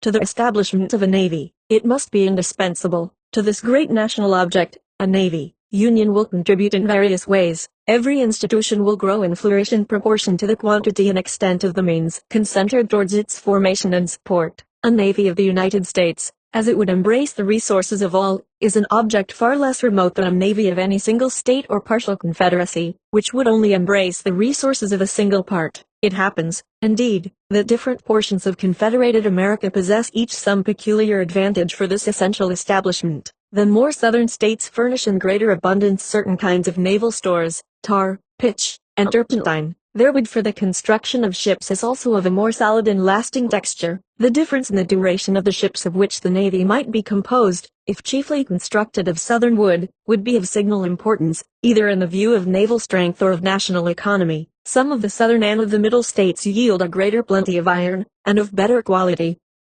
Seamen must chiefly be drawn from the northern hive. The necessity of naval protection to external or maritime commerce does not require a particular elucidation, no more than the conduciveness of that species of commerce to the prosperity of a navy. An unrestrained intercourse between the states themselves will advance the trade of each by an interchange of their respective productions, not only for the supply of reciprocal wants at home, but for exportation to foreign markets. The veins of commerce in every part will be replenished, and will acquire additional motion and vigor from a free circulation of the commodities of every part. Commercial enterprise will have much greater scope, from the diversity in the productions of different states. When the staple of one fails from a bad harvest or unproductive crop, it can call to its aid the staple of another. The variety, not less than the value, of products for exportation contributes to the activity of foreign commerce. It can be conducted upon much better terms with a large number of materials of a given value than with a small number of materials of the same value, arising from the competitions of trade and from the fluctuations of markets.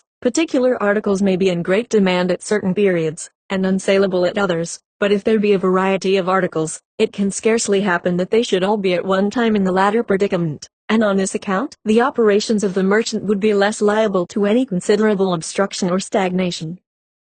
The speculative trader will at once perceive the force of these observations, and will acknowledge that the aggregate balance of the commerce of the United States would bid fair to be much more favorable than that of the 13 states without union or with partial unions. It may perhaps be replied to this, that whether the states are united or disunited, there would still be an intimate intercourse between them which would answer the same ends. This intercourse would be fettered, interrupted, and narrowed by a multiplicity of causes, which in the course of these papers have been amply detailed. A unity of commercial, as well as political, interests, can only result from a unity of government. There are other points of view in which this subject might be placed, of a striking and animating kind, but they would lead us too far into the regions of futurity, and would involve topics not proper for a newspaper discussion. I shall briefly observe that our situation invites and our interests prompt us to aim at an ascendant in the system of American affairs. The world may politically, as well as geographically, be divided into 4 parts, each having a distinct set of interests. Unhappily for the other 3, Europe,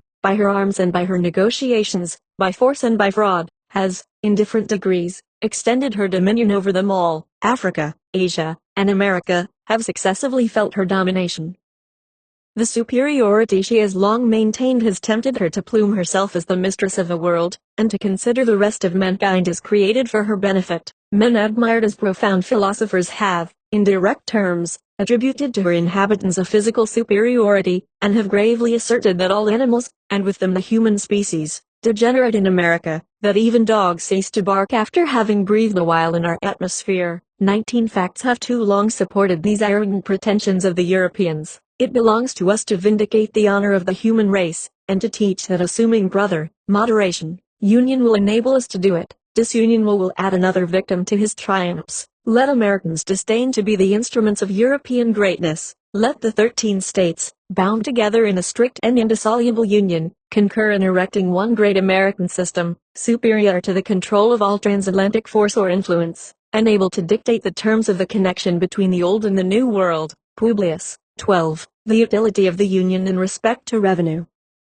Hamilton, from the New York Packet, Tuesday, November 27, 1787, to the people of the state of New York. The effects of union upon the commercial prosperity of the states have been sufficiently delineated. Its tendency to promote the interests of revenue will be the subject of our present inquiry. The prosperity of commerce is now perceived and acknowledged by all enlightened statesmen to be the most useful as well as the most productive source of national wealth, and has accordingly become a primary object of their political cares. By multiplying the means of gratification, by promoting the introduction and circulation of the precious metals, those darling objects of human avarice and enterprise, it serves to vivify and invigorate the channels of industry, and to make them flow with greater activity and copiousness. The assiduous merchant, the laborious husbandman, the active mechanic, and the industrious manufacturer, all orders of men, look forward with eager expectation and growing alacrity to this pleasing reward of their toils. The often agitated question between agriculture and commerce has, from indubitable experience, received a decision which has silenced the rivalship that once subsisted between them, and has proved, to the satisfaction of their friends, that their interests are intimately blended and interwoven. It has been found in various countries that,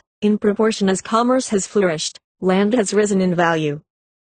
And how could it have happened otherwise? Could that which procures a freer vent for the products of the earth, which furnishes new incitements to the cultivation of land, which is the most powerful instrument in increasing the quantity of money in a state, could that, in fine, which is the faithful handmaid of labor and industry, in every shape, fail to augment that article, which is the prolific parent of far the greatest part of the objects upon which they are exerted? It is astonishing that so simple a truth should ever have had an adversary, and it is one, among a multitude of proofs, how apt a spirit of ill-informed jealousy, or of too great abstraction and refinement, is to lead men astray from the plainest truths of reason and conviction. The ability of a country to pay taxes must always be proportioned, in a great degree, to the quantity of money in circulation, and to the celerity with which it circulates. Commerce, contributing to both these objects, must of necessity render the payment of taxes easier, and facilitate the requisite supplies to the treasury. The hereditary dominions of the Emperor of Germany contain a great extent of fertile, cultivated, and populous territory, a large proportion of which is situated in mild and luxuriant climates. In some parts of this territory are to be found the best gold and silver mines in Europe, and yet, from the want of the fostering influence of commerce, that monarch can boast but slender revenues. He has several times been compelled to owe obligations to the pecuniary succors of other nations for the preservation of his essential interests, and is unable, upon the strength of his own resources, to sustain a longer continued war. But it is not in this aspect of the subject alone that union will be seen to conduce to the purpose of revenue. There are other points of view, in which its influence will appear more immediate and decisive. It is evident from the state of the country, from the habits of the people, from the experience we have had on the point itself, that it is impracticable to raise any very considerable sums by direct taxation. Tax laws have in vain been multiplied, new methods to enforce the collection have in vain been tried, the public expectation has been uniformly disappointed, and the treasuries of the states have remained empty. The popular system of administration inherent in the nature of popular government, coinciding with the real scarcity of money incident to a languid and mutilated state of trade, has hitherto defeated every experiment for extensive collections, and has at length taught the different legislatures the folly of attempting them. No person acquainted with what happens in other countries will be surprised at this circumstance. In so opulent a nation as that of Britain, where direct taxes from superior wealth must be much more tolerable, and, from the vigor of the government, much more practicable, than in America, far the greatest part of the national revenue is derived from taxes of the indirect kind, from imposts, and from excises. Duties on imported articles form a large branch of this latter description. In America, it is evident that we must a long time depend for the means of revenue chiefly on such duties. In most parts of it, excises must be confined within a narrow compass. The genius of the people will ill-brook the inquisitive and peremptory spirit of excise laws. The pockets of the farmers, on the other hand, will reluctantly yield but scanty supplies, in the unwelcome shape of impositions on their houses and lands, and personal property is too precarious and invisible a fund to be laid hold of in any other way than by the imperceptible agency of taxes on consumption. If these remarks have any foundation, that state of things which will best enable us to improve and extend so valuable a resource must be best adapted to our political welfare, and it cannot admit of a serious doubt that this state of things must rest on the basis of a general union. As far as this would be conducive to the interests of commerce, so far it must tend to the extension of the revenue to be drawn from that source. As far as it would contribute to rendering regulations for the collection of the duties more simple and efficacious, so far it must serve to answer the purposes of making the same rate of duties more productive, and of putting it into the power of the government to increase the rate without prejudice to trade. The relative situation of these states, the number of rivers with which they are intersected, and of bays that wash their shores, the facility of communication in every direction, the affinity of language and manners, the familiar habits of intercourse,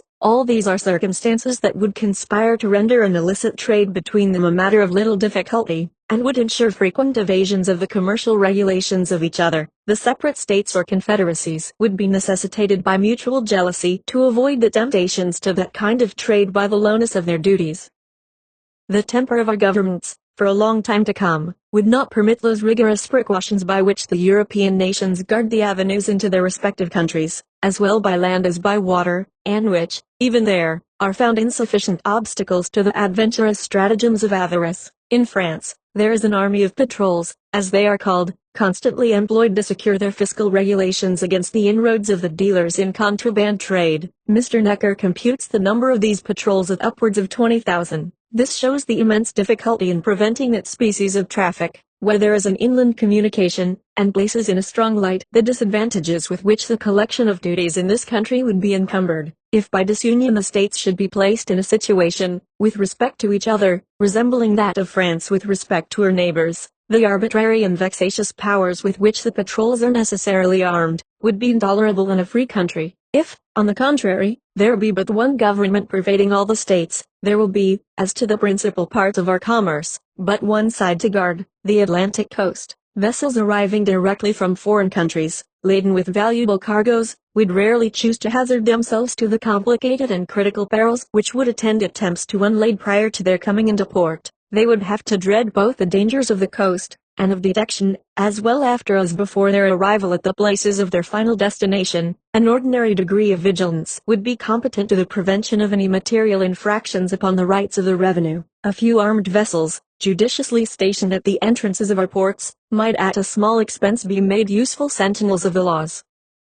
And the government having the same interest to provide against violations everywhere, the cooperation of its measures in each state would have a powerful tendency to render them effectual. Here also we should preserve, by union, an advantage which nature holds out to us, and which would be relinquished by separation. The United States lie at a great distance from Europe, and at a considerable distance from all other places with which they would have extensive connections of foreign trade. The passage from them to us, in a few hours, or in a single night, as between the coasts of France and Britain, and of other neighboring nations, would be impracticable. This is a prodigious security against a direct contraband with foreign countries, but a circuitous contraband to one state, through the medium of another, would be both easy and safe. The difference between a direct importation from abroad, and an indirect importation through the channel of a neighboring state, in small parcels, according to time and opportunity, with the additional facilities of inland communication, must be palpable to every man of discernment. It is therefore evident, that one national government would be able, at much less expense,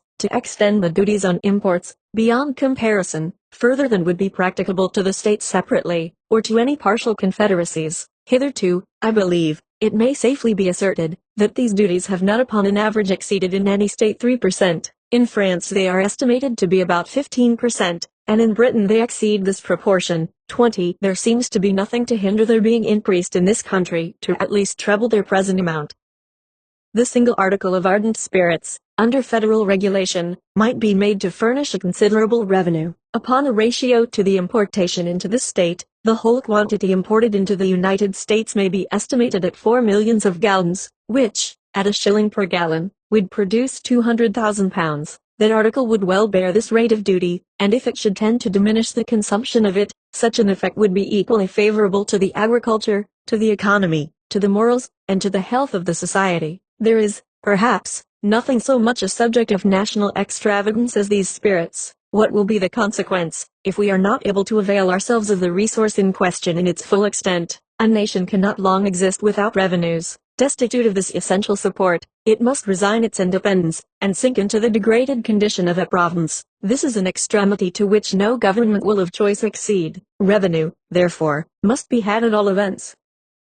In this country, if the principal part be not drawn from commerce, it must fall with oppressive weight upon land. It has been already intimated that excises, in their true signification, are too little in unison with the feelings of the people, to admit of great use being made of that mode of taxation, nor, indeed, in the states where almost the sole employment is agriculture, are the objects proper for excise sufficiently numerous to permit very ample collections in that way. Personal estate, as has been before remarked, from the difficulty in tracing it, cannot be subjected to large contributions, by any other means than by taxes on consumption. In populous cities, it may be enough the subject of conjecture, to occasion the oppression of individuals, without much aggregate benefit to the state, but beyond these circles, it must, in a great measure, escape the eye and the hand of the tax gatherer, as the necessities of the state, nevertheless, must be satisfied in some mode or other. The defect of other resources must throw the principal weight of public burdens on the possessors of land, and as, on the other hand,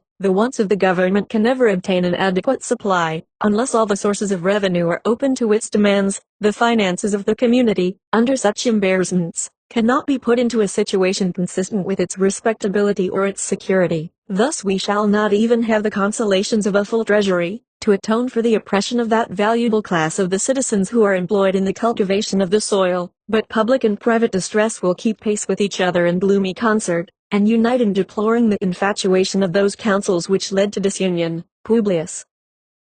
13. Advantage of the Union in respect to economy and government. Hamilton, for the Independent Journal, Wednesday, November 28, 1787. To the people of the state of New York, as connected with the subject of revenue, we may with propriety consider that of economy. The money saved from one object may be usefully applied to another, and there will be so much the less to be drawn from the pockets of the people. If the states are united under one government, there will be but one national civil list to support. If they are divided into several confederacies, there will be as many different national civil lists to be provided for, and each of them, as to the principal departments, coextensive with that which would be necessary for a government of the whole. The entire separation of the states into 13 unconnected sovereignties is a project too extravagant and too replete with danger to have many advocates. The ideas of men who speculate upon the dismemberment of the empire seem generally turned toward 3 confederacies, one consisting of the 4 northern, another of the 4 middle, and a third of the 5 southern states. There is little probability that there would be a greater number. According to this distribution, each confederacy would comprise an extent of territory larger than that of the Kingdom of Great Britain. No well-informed man will suppose that the affairs of such a confederacy can be properly regulated by a government less comprehensive in its organs or institutions than that which has been proposed by the convention. When the dimensions of a state attain to a certain magnitude, it requires the same energy of government and the same forms of administration which are requisite in one of much greater extent. This idea admits not of precise demonstration, because there is no rule by which we can measure the momentum of civil power necessary to the government of any given number of individuals, but when we consider that the island of Britain, nearly commensurate with each of the supposed confederacies, contains about 8 millions of people, and when we reflect upon the degree of authority required to direct the passions of so large a society to the public good, we shall see no reason to doubt that the like portion of power would be sufficient to perform the same task in a society far more numerous. Civil power, properly organized and exerted, is capable of diffusing its force to a very great extent, and can, in a manner, reproduce itself in every part of a great empire by a judicious arrangement of subordinate institutions. The supposition that each confederacy into which the states would be likely to be divided would require a government not less comprehensive than the one proposed, will be strengthened by another supposition, more probable than that which presents us with 3 confederacies as the alternative to a general union. If we attend carefully to geographical and commercial considerations, in conjunction with the habits and prejudices of the different states, we shall be led to conclude that in case of disunion they will most naturally league themselves under 2 governments. The 4 eastern states, from all the causes that form the links of national sympathy and connection, may with certainty be expected to unite. New York, situated as she is, would never be unwise enough to oppose a feeble and unsupported flank to the weight of that confederacy. There are other obvious reasons that would facilitate her accession to it. New Jersey is too small a state to think of being a frontier, in opposition to this still more powerful combination, nor do there appear to be any obstacles to her admission into it. Even Pennsylvania would have strong inducements to join the Northern League. An active foreign commerce, on the basis of her own navigation, is her true policy, and coincides with the opinions and dispositions of her citizens. The more southern states, from various circumstances, may not think themselves much interested in the encouragement of navigation. They may prefer a system which would give unlimited scope to all nations to be the carriers as well as the purchasers of their commodities. Pennsylvania may not choose to confound her interests in a connection so adverse to her policy, as she must at all events be a frontier. She may deem it most consistent with her safety to have her exposed side turned towards the weaker power of the Southern, rather than towards the stronger power of the Northern Confederacy. This would give her the fairest chance to avoid being the Flanders of America.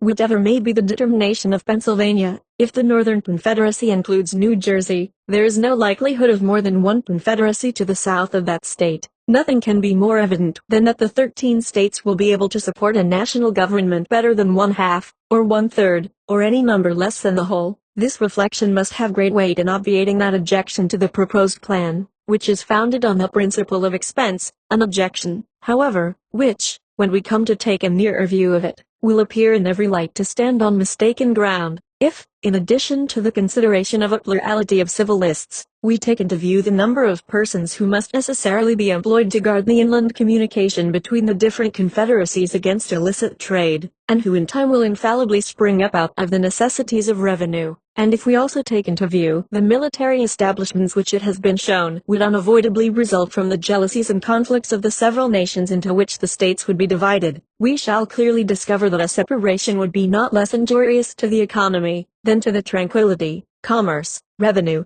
and liberty of every part. Publius. 14. Objections to the proposed Constitution from extent of territory answered. Madison, from the New York Packet, Friday, November 30, 1787. To the people of the state of New York, we have seen the necessity of the Union, as our bulwark against foreign danger, as the conservator of peace among ourselves, as the guardian of our commerce and other common interests, as the only substitute for those military establishments which have subverted the liberties of the old world, and as the proper antidote for the diseases of faction, which have proved fatal to other popular governments, and of which alarming symptoms have been betrayed by our own.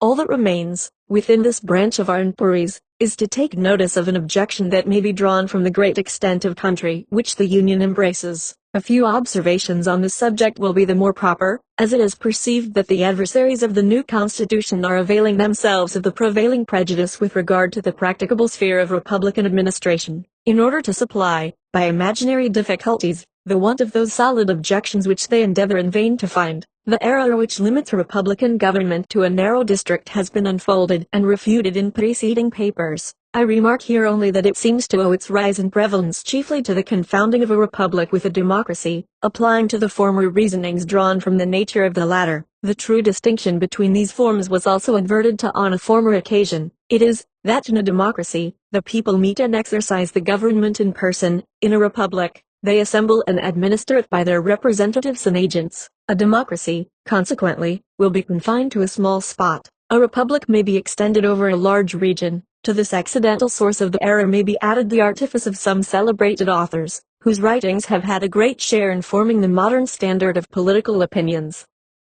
Being subjects either of an absolute or limited monarchy, they have endeavored to heighten the advantages, or palliate the evils of those forms, by placing in comparison the vices and defects of the republican, and by citing as specimens of the latter the turbulent democracies of ancient Greece and modern Italy. Under the confusion of names, it has been an easy task to transfer to a republic observations applicable to a democracy only, and among others, the observation that it can never be established but among a small number of people, living within a small compass of territory. Such a fallacy may have been the less perceived, as most of the popular governments of antiquity were of the democratic species, and even in modern Europe, to which we owe the great principle of representation, no example is seen of a government wholly popular, and founded, at the same time, wholly on that principle. If Europe has the merit of discovering this great mechanical power in government, by the simple agency of which the will of the largest political body may be concentred, and its force directed to any object which the public good requires,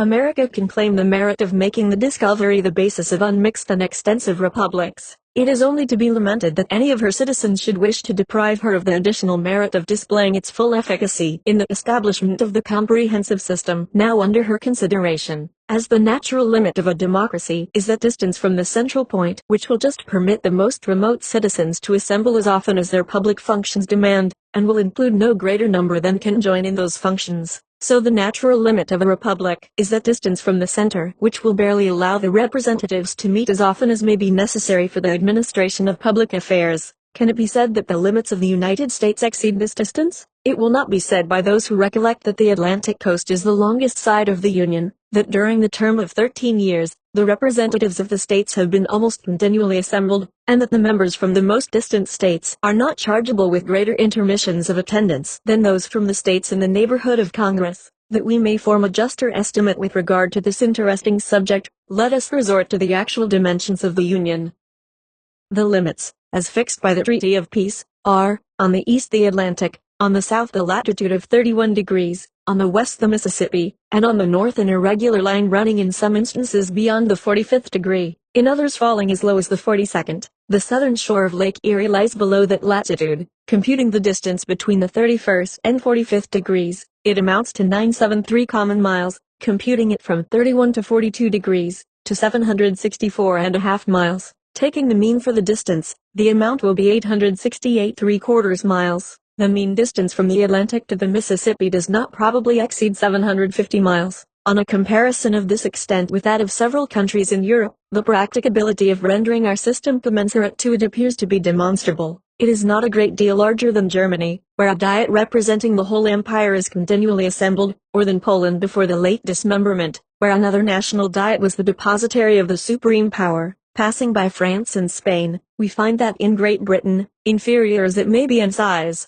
the representatives of the northern extremity of the island have as far to travel to the National Council as will be required of those of the most remote parts of the Union. Favorable as this view of the subject may be, some observations remain which will place it in a light still more satisfactory.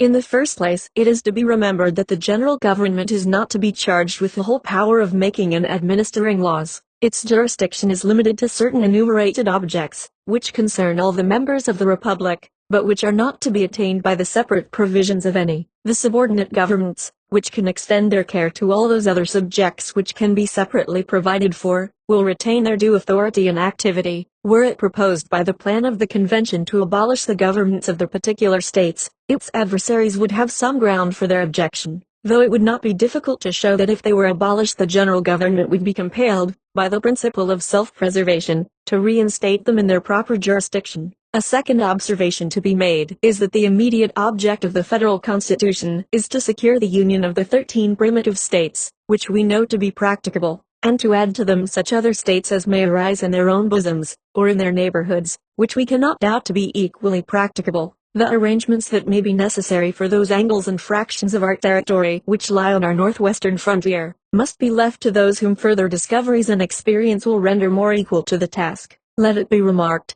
in the third place, that the intercourse throughout the Union will be facilitated by new improvements. Roads will everywhere be shortened, and kept in better order. Accommodations for travelers will be multiplied and ameliorated, and interior navigation on our eastern side will be opened throughout, or nearly throughout, the whole extent of the 13 states. The communication between the western and Atlantic districts, and between different parts of each, will be rendered more and more easy by those numerous canals with which the beneficence of nature has intersected our country, and which art finds it so little difficult to connect and complete.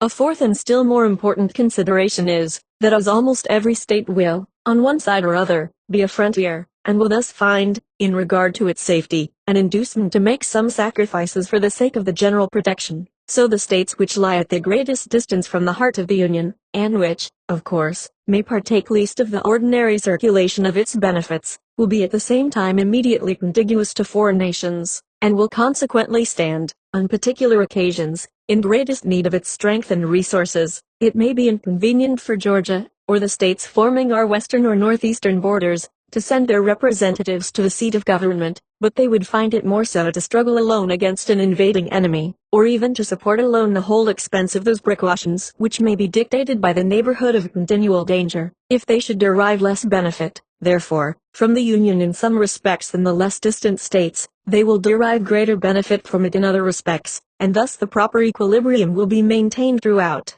I submit to you, my fellow citizens, these considerations, in full confidence that the good sense which has so often marked your decisions will allow them their due weight and effect, and that you will never suffer difficulties, however formidable in appearance, or however fashionable the error on which they may be founded, to drive you into the gloomy and perilous scene into which the advocates for disunion would conduct you. Hearken not to the unnatural voice which tells you that the people of America, knit together as they are by so many cords of affection, can no longer live together as members of the same family, can no longer continue the mutual guardians of their mutual happiness, can no longer be fellow citizens of one great, respectable, and flourishing empire. Hearken not to the voice which petulantly tells you that the form of government recommended for your adoption is a novelty in the political world, that it has never yet had a place in the theories of the wildest projectors, that it rashly attempts what it is impossible to accomplish. No, my countrymen, shut your ears against this unhallowed language, shut your hearts against the poison which it conveys, the kindred blood which flows in the veins of American citizens, the mingled blood which they have shed in defense of their sacred rights, consecrate their union, and excite horror at the idea of their becoming aliens, rivals, enemies. And if novelties are to be shunned, believe me, the most alarming of all novelties, the most wild of all projects, the most rash of all attempts, is that of rendering us in pieces, in order to preserve our liberties and promote our happiness.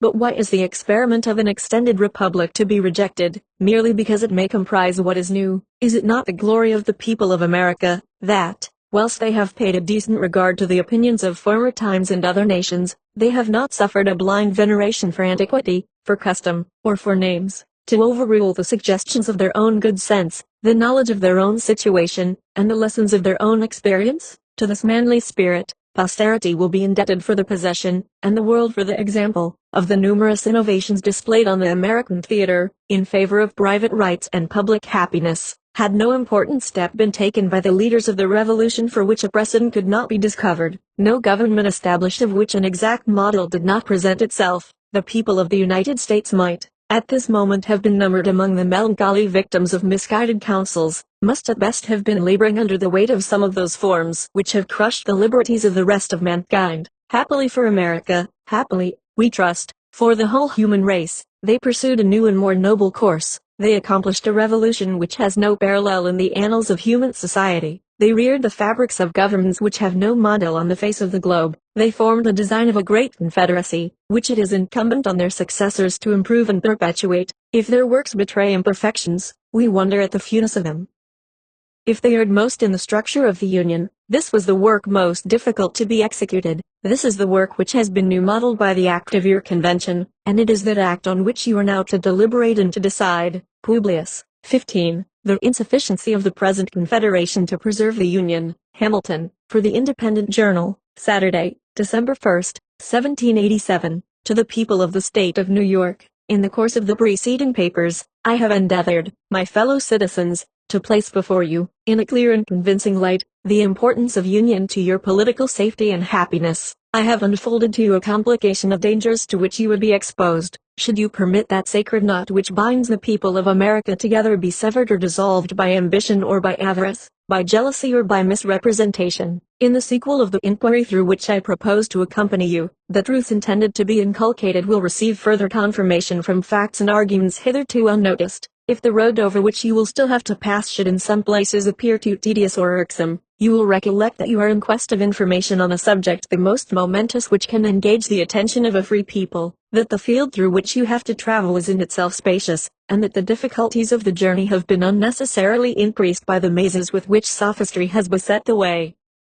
It will be my aim to remove the obstacles from your progress in as compendious a manner as it can be done, without sacrificing utility to dispatch. In pursuance of the plan which I have laid down for the discussion of the subject, the point next in order to be examined is the insufficiency of the present Confederation to the preservation of the Union. It may perhaps be asked what need there is of reasoning or proof to illustrate a position which is not either controverted or doubted, to which the understandings and feelings of all classes of men assent, and which in substance is admitted by the opponents as well as by the friends of the new Constitution. It must in truth be acknowledged that, however these may differ in other respects, they in general appear to harmonize in this sentiment, at least, that there are material imperfections in our national system, and that something is necessary to be done to rescue us from impending anarchy. The facts that support this opinion are no longer objects of speculation. They have forced themselves upon the sensibility of the people at large, and have at length extorted from those, whose mistaken policy has had the principal share in precipitating the extremity at which we arrive, a reluctant confession of the reality of those defects in the scheme of our federal government, which have been long pointed out and regretted by the intelligent friends of the Union. We may indeed with propriety be said to have reached almost the last stage of national humiliation. There is scarcely anything that can wound the pride or degrade the character of an independent nation which we do not experience. Are there engagements to the performance of which we are held by every tie respectable among men? These are the subjects of constant and unblushing violation.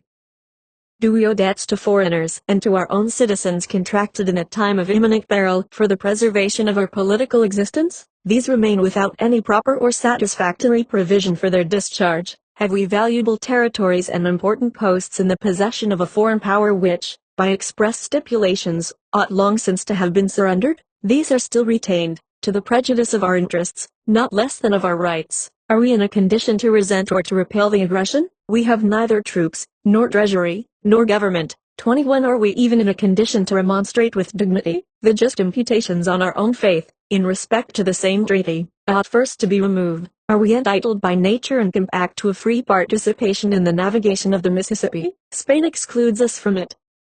Is public credit an indispensable resource in time of public danger? We seem to have abandoned its cause as desperate and irretrievable. Is commerce of importance to national wealth? Ours is at the lowest point of declension. Is respectability in the eyes of foreign powers a safeguard against foreign encroachments? The imbecility of our government even forbids them to treat with us. Our ambassadors abroad are the mere pageants of mimic sovereignty. Is a violent and unnatural decrease in the value of land a symptom of national distress? The price of improved land in most parts of the country is much lower than can be accounted for by the quantity of waste land at market, and can only be fully explained by that want of private and public confidence, which are so alarmingly prevalent among all ranks, and which have a direct tendency to depreciate property of every kind. Is private credit the friend and patron of industry? That most useful kind which relates to borrowing and lending is reduced within the narrowest limits, and this still more from an opinion of insecurity than from the scarcity of money. To shorten an enumeration of particulars which can afford neither pleasure nor instruction, it may in general be demanded, what indication is there of national disorder, poverty, and insignificance that could befall a community so peculiarly blessed with natural advantages as we are, which does not form a part of the dark catalogue of our public misfortunes? This is the melancholy situation to which we have been brought by those very maxims and counsels which would now deter us from adopting the proposed constitution, and which, not content with having conducted us to the brink of a precipice, seem resolved to plunge us into the abyss that awaits us below. Here, my countrymen, impelled by every motive that ought to influence an enlightened people, let us make a firm stand for our safety, our tranquility, our dignity, our reputation. Let us at last break the fatal charm which has too long seduced us from the paths of felicity and prosperity. It is true, as has been before observed, that facts, too stubborn to be resisted, have produced a species of general assent to the abstract proposition that there exist material defects in our national system, but the usefulness of the concession, on the part of the old adversaries of federal measures, is destroyed by a strenuous opposition to a remedy, upon the only principles that can give it a chance of success. While they admit that the government of the United States is destitute of energy, they contend against conferring upon it those powers which are requisite to supply that energy. They seem still to aim at things repugnant and irreconcilable, at an augmentation of federal authority, without a diminution of state authority, at sovereignty in the Union, and complete independence in the members.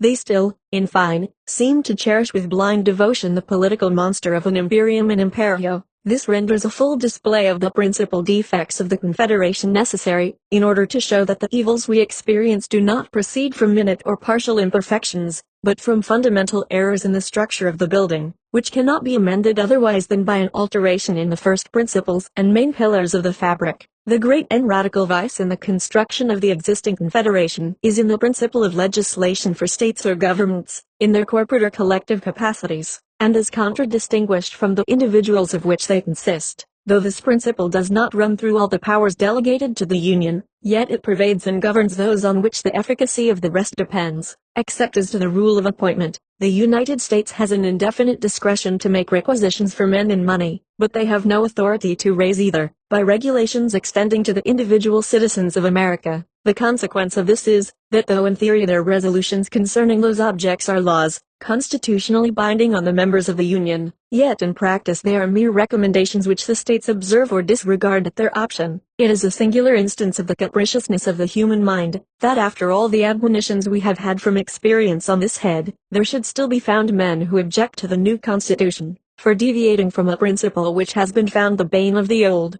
and which is in itself evidently incompatible with the idea of government, a principle, in short, which, if it is to be executed at all, must substitute the violent and sanguinary agency of the sword to the mild influence of the magistracy. There is nothing absurd or impracticable in the idea of a league or alliance between independent nations for certain defined purposes precisely stated in a treaty regulating all the details of time, place, circumstance, and quantity, leaving nothing to future discretion, and depending for its execution on the good faith of the parties. Compacts of this kind exist among all civilized nations, subject to the usual vicissitudes of peace and war, of observance and non-observance, as the interests or passions of the contracting powers dictate.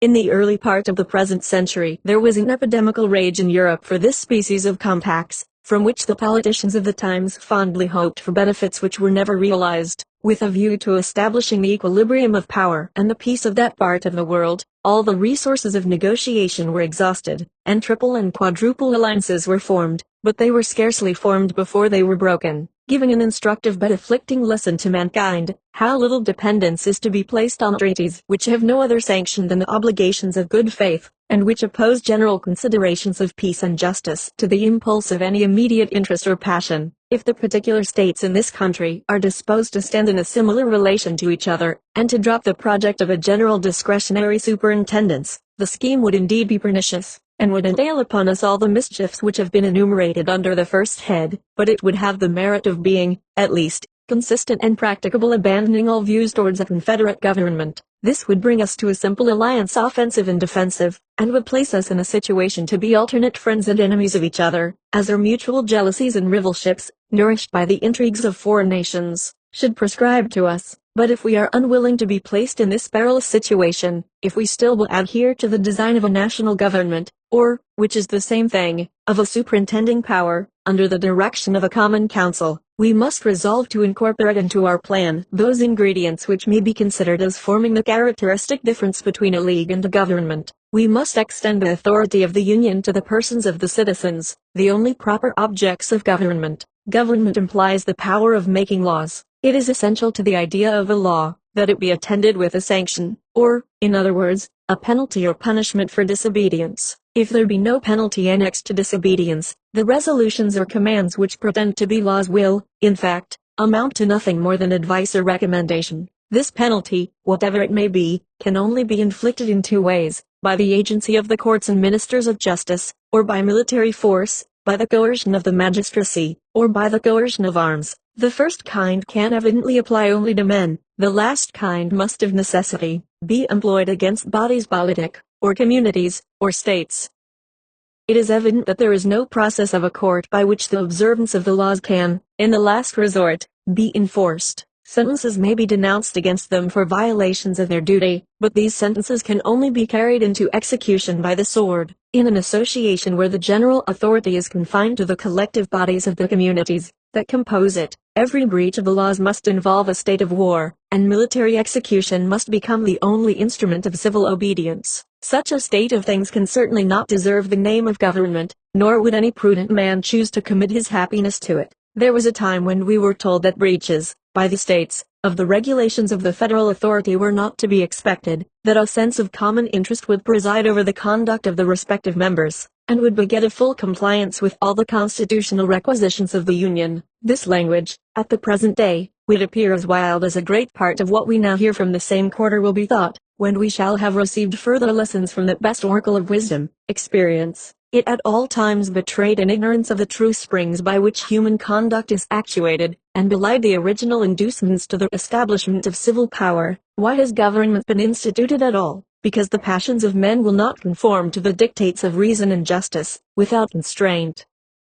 Has it been found that bodies of men act with more rectitude or greater disinterestedness than individuals? The contrary of this has been inferred by all accurate observers of the conduct of mankind, and the inference is founded upon obvious reasons. Regard to reputation has a less active influence, when the infamy of a bad action is to be divided among a number, than when it is to fall singly upon one. A spirit of faction, which is apt to mingle its poison in the deliberations of all bodies of men, will often hurry the persons of whom they are composed into improprieties and excesses, for which they would blush in a private capacity. In addition to all this, there is, in the nature of sovereign power, an impatience of control, that disposes those who are invested with the exercise of it, to look with an evil eye upon all external attempts to restrain or direct its operations. From this spirit it happens, that in every political association which is formed upon the principle of uniting in a common interest a number of lesser sovereignties, there will be found a kind of eccentric tendency in the subordinate or inferior orbs, by the operation of which there will be a perpetual effort in each to fly off from the common center. This tendency is not difficult to be accounted for. It has its origin in the love of power. Power controlled or abridged is almost always the rival and enemy of that power by which it is controlled or abridged.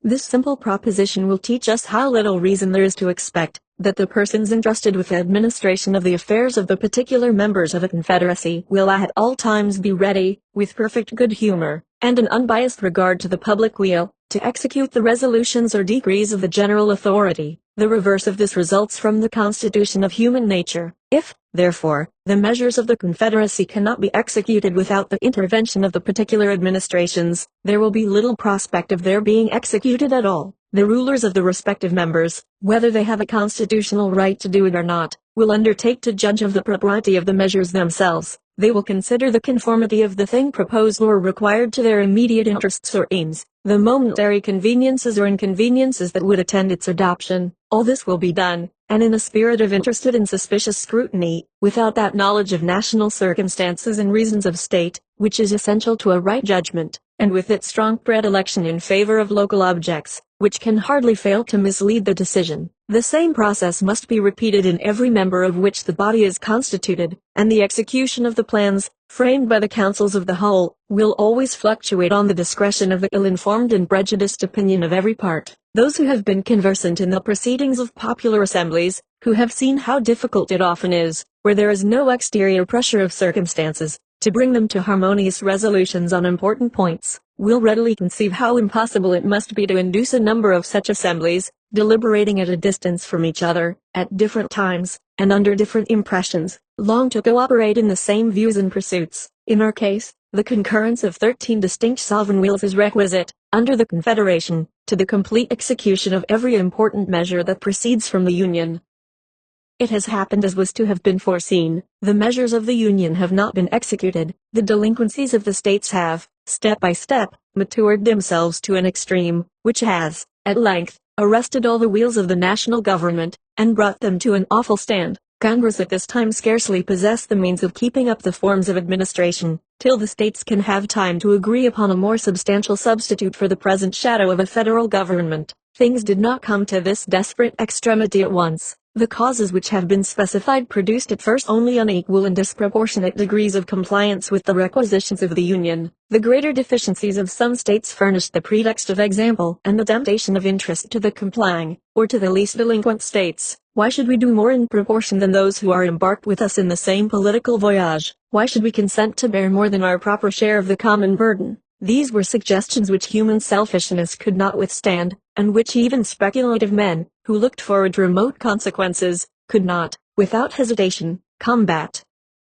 Each state, yielding to the persuasive voice of immediate interest or convenience, has successively withdrawn its support, till the frail and tottering edifice seems ready to fall upon our heads, and to crush us beneath its ruins. Publius, 16. The same subject continued, the insufficiency of the present Confederation to preserve the Union. Hamilton, from the New York Packet, Tuesday, December 4, 1787, to the people of the State of New York. The tendency of the principle of legislation for states, or communities, in their political capacities, as it has been exemplified by the experiment we have made of it, is equally attested by the events which have befallen all other governments of the Confederate kind, of which we have any account, in exact proportion to its prevalence in those systems. The confirmations of this fact will be worthy of a distinct and particular examination. I shall content myself with barely observing here, that of all the confederacies of antiquity, which history has handed down to us, the Lycian and Achaean leagues, as far as there remain vestiges of them, appear to have been most free from the fetters of that mistaken principle, and were accordingly those which have best deserved,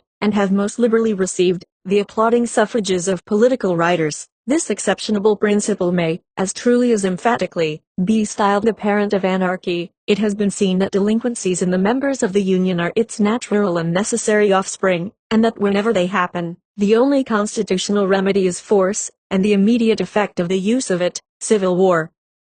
It remains to inquire how far so odious an engine of government, in its application to us, would even be capable of answering its end. If there should not be a large army constantly at the disposal of the national government, it would either not be able to employ force at all, or, when this could be done, it would amount to a war between parts of the Confederacy concerning the infractions of a league, in which the strongest combination would be most likely to prevail, whether it consisted of those who supported or of those who resisted the general authority. It would rarely happen that the delinquency to be redressed would be confined to a single member, and if there were more than one who had neglected their duty, similarity of situation would induce them to unite for common defense. Independent of this motive of sympathy, if a large and influential state should happen to be the aggressing member, it would commonly have weight enough with its neighbors to win over some of them as associates to its cause. Specious arguments of danger to the common liberty could easily be contrived. Plausible excuses for the deficiencies of the party could, without difficulty, be invented to alarm the apprehensions, inflame the passions, and conciliate the goodwill, even of those states which were not chargeable with any violation or omission of duty. This would be the more likely to take place, as the delinquencies of the larger members might be expected sometimes to proceed from an ambitious premeditation in their rulers, with a view to getting rid of all external control upon their designs of personal aggrandizement, the better to effect which it is presumable they would tamper beforehand with leading individuals in the adjacent states. If associates could not be found at home, recourse would be had to the aid of foreign powers, who would seldom be disinclined to encouraging the dissensions of a confederacy, from the firm union of which they had so much to fear. When the sword is once drawn, the passions of men observe no bounds of moderation. The suggestions of wounded pride, the instigations of irritated resentment, would be apt to carry the states against which the arms of the Union were exerted, to any extremes necessary to avenge the affront or to avoid the disgrace of submission. The first war of this kind would probably terminate in a dissolution of the Union. This may be considered as the violent death of the Confederacy. Its more natural death is what we now seem to be on the point of experiencing. If the federal system be not speedily renovated in a more substantial form, it is not probable, considering the genius of this country, that the complying states would often be inclined to support the authority of the Union by engaging in a war against the non-complying states. They would always be more ready to pursue the milder course of putting themselves upon an equal footing with the delinquent members by an imitation of their example, and the guilt of all would thus become the security of all. Our past experience has exhibited the operation of this spirit in its full light. There would, in fact, be an insuperable difficulty in ascertaining when force could with propriety be employed. In the article of pecuniary contribution, which would be the most usual source of delinquency, it would often be impossible to decide whether it had proceeded from disinclination or inability. The pretense of the latter would always be at hand, and the case must be very flagrant in which its fallacy could be detected with sufficient certainty to justify the harsh expedient of compulsion. It is easy to see that this problem alone, as often as it should occur, would open a wide field for the exercise of factious views, of partiality, and of oppression. In the majority that happened to prevail in the National Council, it seems to require no pains to prove that the states ought not to prefer a national constitution which could only be kept in motion by the instrumentality of a large army continually on foot to execute the ordinary requisitions or decrees of the government. And yet this is the plain alternative involved by those who wish to deny it the power of extending its operations to individuals. Such a scheme, if practicable at all, would instantly degenerate into a military despotism, but it will be found in every light impracticable. The resources of the Union would not be equal to the maintenance of an army considerable enough to confine the larger states within the limits of their duty, nor would the means ever be furnished of forming such an army in the first instance. Whoever considers the populousness and strength of several of these states singly at the present juncture, and looks forward to what they will become, even at the distance of half a century, will at once dismiss as idle and visionary any scheme which aims at regulating their movements by laws to operate upon them in their collective capacities, and to be executed by a coercion applicable to them in the same capacities. A project of this kind is little less romantic than the monster-taming spirit which is attributed to the fabulous heroes and demigods of antiquity. Even in those confederacies which have been composed of members smaller than many of our counties, the principle of legislation for sovereign states, supported by military coercion, has never been found effectual. It has rarely been attempted to be employed, but against the weaker members, and in most instances attempts to coerce the refractory and disobedient have been the signals of bloody wars, in which one half of the confederacy has displayed its banners against the other half. The result of these observations to an intelligent mind must be clearly this, that if it be possible at any rate to construct a federal government capable of regulating the common concerns and preserving the general tranquility, it must be founded, as to the objects committed to its care, upon the reverse of the principle contended for by the opponents of the proposed constitution. It must carry its agency to the persons of the citizens. It must stand in need of no intermediate legislations, but must itself be empowered to employ the arm of the ordinary magistrate to execute its own resolutions. The majesty of the national authority must be manifested through the medium of the courts of justice. The government of the Union, like that of each state, must be able to address itself immediately to the hopes and fears of individuals, and to attract to its support those passions which have the strongest influence upon the human heart. It must, in short, possess all the means, and have a right to resort to all the methods, of executing the powers with which it is entrusted, that are possessed and exercised by the government of the particular states. To this reasoning it may perhaps be objected, that if any state should be disaffected to the authority of the Union, it could at any time obstruct the execution of its laws, and bring the matter to the same issue of force, with the necessity of which the opposite scheme is reproached. The plausibility of this objection will vanish the moment we advert to the essential difference between a mere non-compliance and a direct and active resistance. If the interposition of the state legislatures be necessary to give effect to a measure of the Union, they have only not to act, or to act evasively, and the measure is defeated. This neglect of duty may be disguised under affected but unsubstantial provisions, so as not to appear, and of course not to excite any alarm in the people for the safety of the Constitution. The state leaders may even make a merit of their surreptitious invasions of it on the ground of some temporary convenience, exemption, or advantage. But if the execution of the laws of the national government should not require the intervention of the state legislatures, if they were to pass into immediate operation upon the citizens themselves, the particular governments could not interrupt their progress without an open and violent exertion of an unconstitutional power. No omissions nor evasions would answer the end. They would be obliged to act, and in such a manner as would leave no doubt that they had encroached on the national rights. An experiment of this nature would always be hazardous in the face of a constitution in any degree competent to its own defense, and of a people enlightened enough to distinguish between illegal exercise and an illegal usurpation of authority. The success of it would require not merely a factious majority in the legislature, but the concurrence of the courts of justice and of the body of the people. If the judges were not embarked in a conspiracy with the legislature, they would pronounce the resolutions of such a majority to be contrary to the supreme law of the land, unconstitutional, and void. If the people were not tainted with the spirit of their state representatives, they, as the natural guardians of the Constitution, would throw their weight into the national scale and give it a decided preponderancy in the contest. Attempts of this kind would not often be made with levity or rashness, because they could seldom be made without danger to the authors, unless in cases of a tyrannical exercise of the federal authority. If opposition to the national government should arise from the disorderly conduct of refractory or seditious individuals, it could be overcome by the same means which are daily employed against the same evil under the state governments. The magistracy, being equally the ministers of the law of the land, from whatever source it might emanate, would doubtless be as ready to guard the national as the local regulations from the inroads of private licentiousness. As to those partial commotions and insurrections, which sometimes disquiet society, from the intrigues of an inconsiderable faction, or from sudden or occasional ill-humors that do not infect the great body of the community, the general government could command more extensive resources for the suppression of disturbances of that kind than would be in the power of any single member. And as to those mortal feuds which, in certain conjunctures, spread a conflagration through a whole nation, or through a very large proportion of it, proceeding either from weighty causes of discontent given by the government or from the contagion of some violent popular paroxysm, they do not fall within any ordinary rules of calculation. When they happen, they commonly amount to revolutions and dismemberments of empire. No form of government can always either avoid or control them.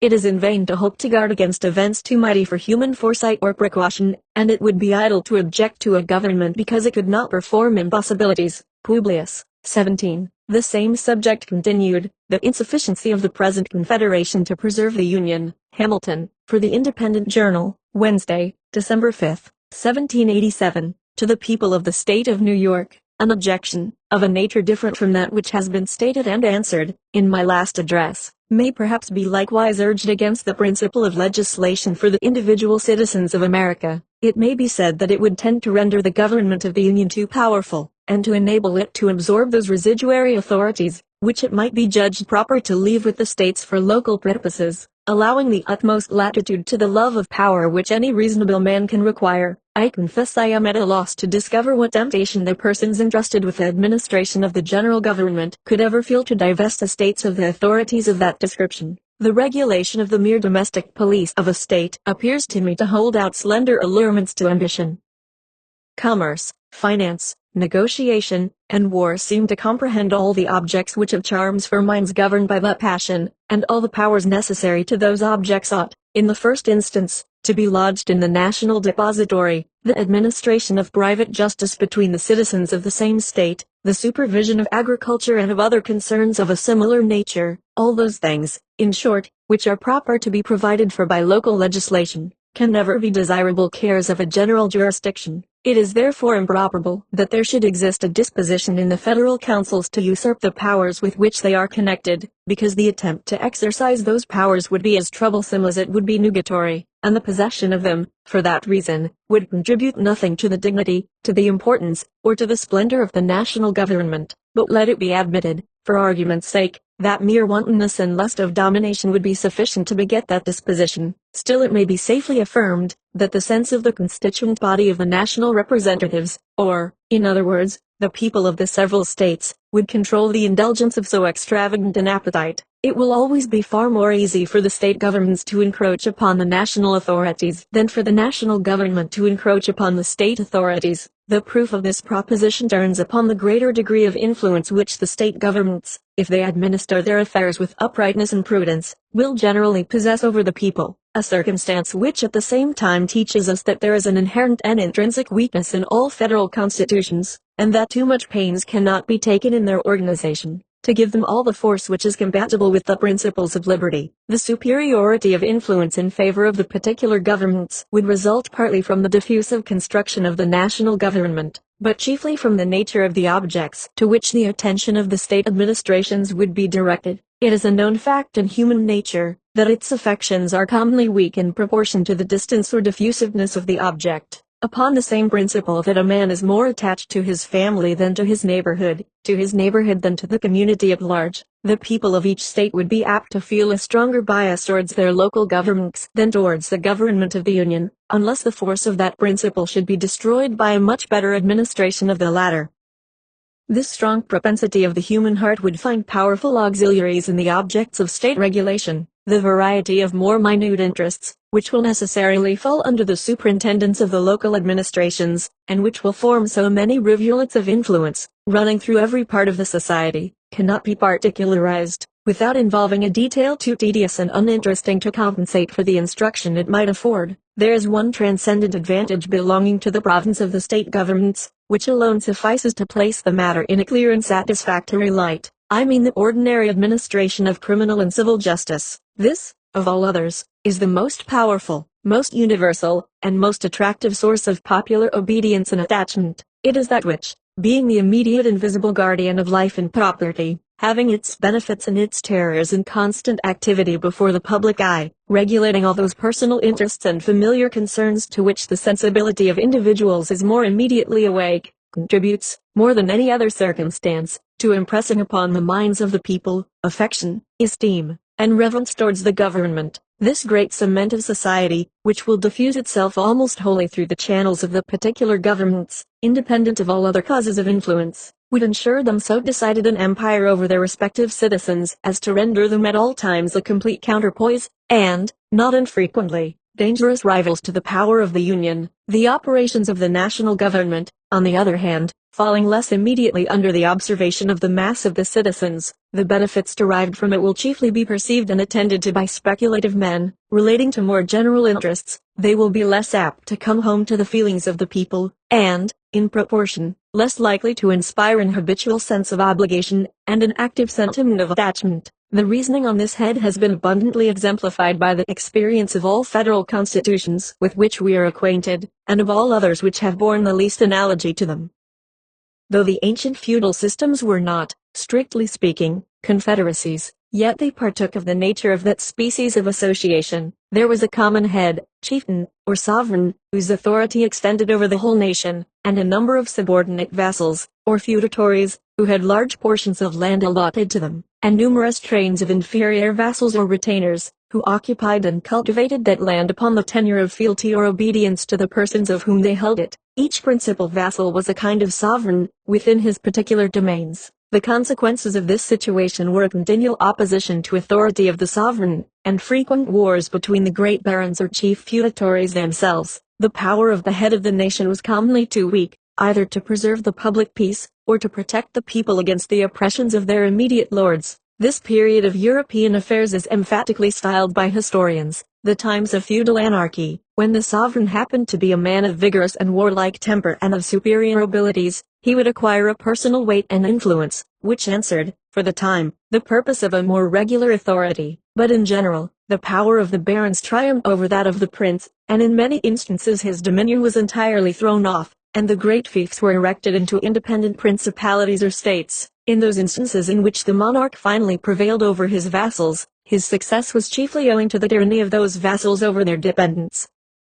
The barons, or nobles, equally the enemies of the sovereign and the oppressors of the common people, were dreaded and detested by both, till mutual danger and mutual interest effected a union between them fatal to the power of the aristocracy. Had the nobles, by a conduct of clemency and justice, preserved the fidelity and devotion of their retainers and followers, the contests between them and the prince must almost always have ended in their favor, and in the abridgment or subversion of the royal authority. This is not an assertion founded merely in speculation or conjecture. Among other illustrations of its truth which might be cited, Scotland will furnish a cogent example. The spirit of clanship which was, at an early day, introduced into that kingdom, uniting the nobles and their dependents by ties equivalent to those of kindred, rendered the aristocracy a constant overmatch for the power of the monarch, till the incorporation with England subdued its fierce and ungovernable spirit, and reduced it within those rules of subordination which a more rational and more energetic system of civil polity had previously established in the latter kingdom.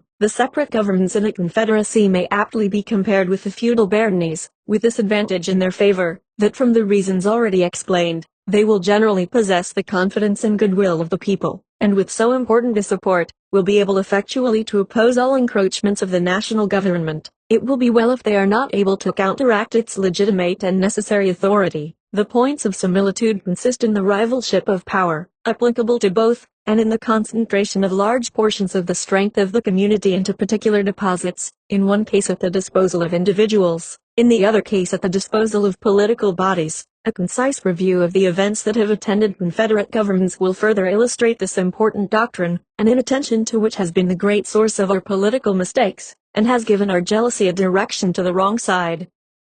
This review shall form the subject of some ensuing papers. Publius, 18. The same subject continued, the insufficiency of the present Confederation to preserve the Union. Madison, with Hamilton, for the New York Packet, Friday, December 7, 1787. To the people of the state of New York, among the confederacies of antiquity, the most considerable was that of the Grecian republics, associated under the Amphictyonic Council. From the best accounts transmitted of this celebrated institution, it bore a very instructive analogy to the present confederation of the American states. The members retained the character of independent and sovereign states, and had equal votes in the federal council. This council had a general authority to propose and resolve whatever it judged necessary for the common welfare of Greece, to declare and carry on war, to decide, in the last resort, all controversies between the members, to find the aggressing party, to employ the whole force of the confederacy against the disobedient, to admit new members. The Amphictyons were the guardians of religion, and of the immense riches belonging to the temple of Delphos, where they had the right of jurisdiction in controversies between the inhabitants and those who came to consult the oracle. As a further provision for the efficacy of the federal powers, they took an oath mutually to defend and protect the united cities, to punish the violators of this oath, and to inflict vengeance on sacrilegious despoilers of the temple. In theory, and upon paper, this apparatus of powers seems amply sufficient for all general purposes. In several material instances, they exceed the powers enumerated in the Articles of Confederation. The Amphictyons had in their hands the superstition of the times, one of the principal engines by which government was then maintained. They had a declared authority to use coercion against refractory cities, and were bound by oath to exert this authority on the necessary occasions. Very different, nevertheless, was the experiment from the theory. The powers, like those of the present Congress, were administered by deputies appointed wholly by the cities in their political capacities, and exercised over them in the same capacities. Hence the weakness, the disorders, and finally the destruction of the Confederacy. The more powerful members, instead of being kept in insubordination, tyrannized successively over all the rest. Athens, as we learned from Demosthenes, was the arbiter of Greece 73 years. The Lacedaemonians next governed it 29 years. At a subsequent period, after the Battle of Leuctra, the Thebans had their turn of domination. It happened but too often, according to Plutarch, that the deputies of the strongest cities often corrupted those of the weaker, and that judgment went in favor of the most powerful party. Even in the midst of defensive and dangerous wars with Persia and Macedon, the members never acted in concert, and were, more or fewer of them, eternally the dupes or the hirelings of the common enemy. The intervals of foreign war were filled up by domestic vicissitudes, convulsions, and carnage. After the conclusion of the war with Xerxes, it appears that the Lacedaemonians required that a number of the cities should be turned out of the confederacy for the unfaithful part they had acted. The Athenians, finding that the Lacedaemonians would lose fewer partisans by such a measure than themselves, and would become masters of the public deliberations, vigorously opposed and defeated the attempt. This piece of history proves at once the inefficiency of the Union,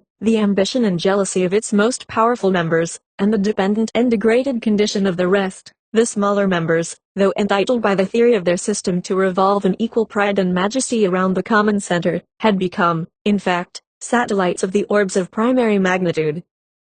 Had the Greeks, says the Abbé Milo, been as wise as they were courageous, they would have been admonished by experience of the necessity of a closer union, and would have availed themselves of the peace which followed their success against the Persian arms, to establish such a reformation. Instead of this obvious policy, Athens and Sparta, inflated with the victories and the glory they had acquired, became first rivals and then enemies, and did each other infinitely more mischief than they had suffered from Xerxes. Their mutual jealousies, fears, hatreds, and injuries ended in the celebrated Peloponnesian War, which itself ended in the ruin and slavery of the Athenians who had begun it. As a weak government, when not at war, is ever agitated by internal dissensions, so these never fail to bring on fresh calamities from abroad. The Phocians, having plowed up some consecrated ground belonging to the temple of Apollo, the Amphictyonic Council, according to the superstition of the age, imposed a fine on the sacrilegious offenders. The Phocians, being abetted by Athens and Sparta, refused to submit to the decree. The Thebans, with others of the cities, undertook to maintain the authority of the Amphictyons,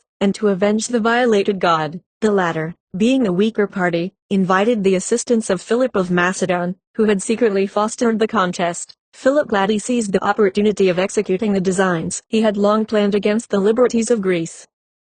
By his intrigues and bribes he won over to his interests the popular leaders of several cities, by their influence and votes, gained admission into the Amphictyonic Council, and by his arts and his arms, made himself master of the confederacy. Such were the consequences of the fallacious principle on which this interesting establishment was founded. Had Greece, says a judicious observer on her fate, been united by a stricter confederation, and persevered in her union, she would never have worn the chains of Macedon, and might have proved a barrier to the vast projects of Rome. The Achaean League, as it is called, was another society of Grecian republics, which supplies us with valuable instruction. The union here was far more intimate, and its organization much wiser, than in the preceding instance. It will accordingly appear, that though not exempt from a similar catastrophe, it by no means equally deserved it. The cities composing this league retained their municipal jurisdiction, appointed their own officers, and enjoyed a perfect equality. The Senate, in which they were represented, had the sole and exclusive right of peace and war, of sending and receiving ambassadors,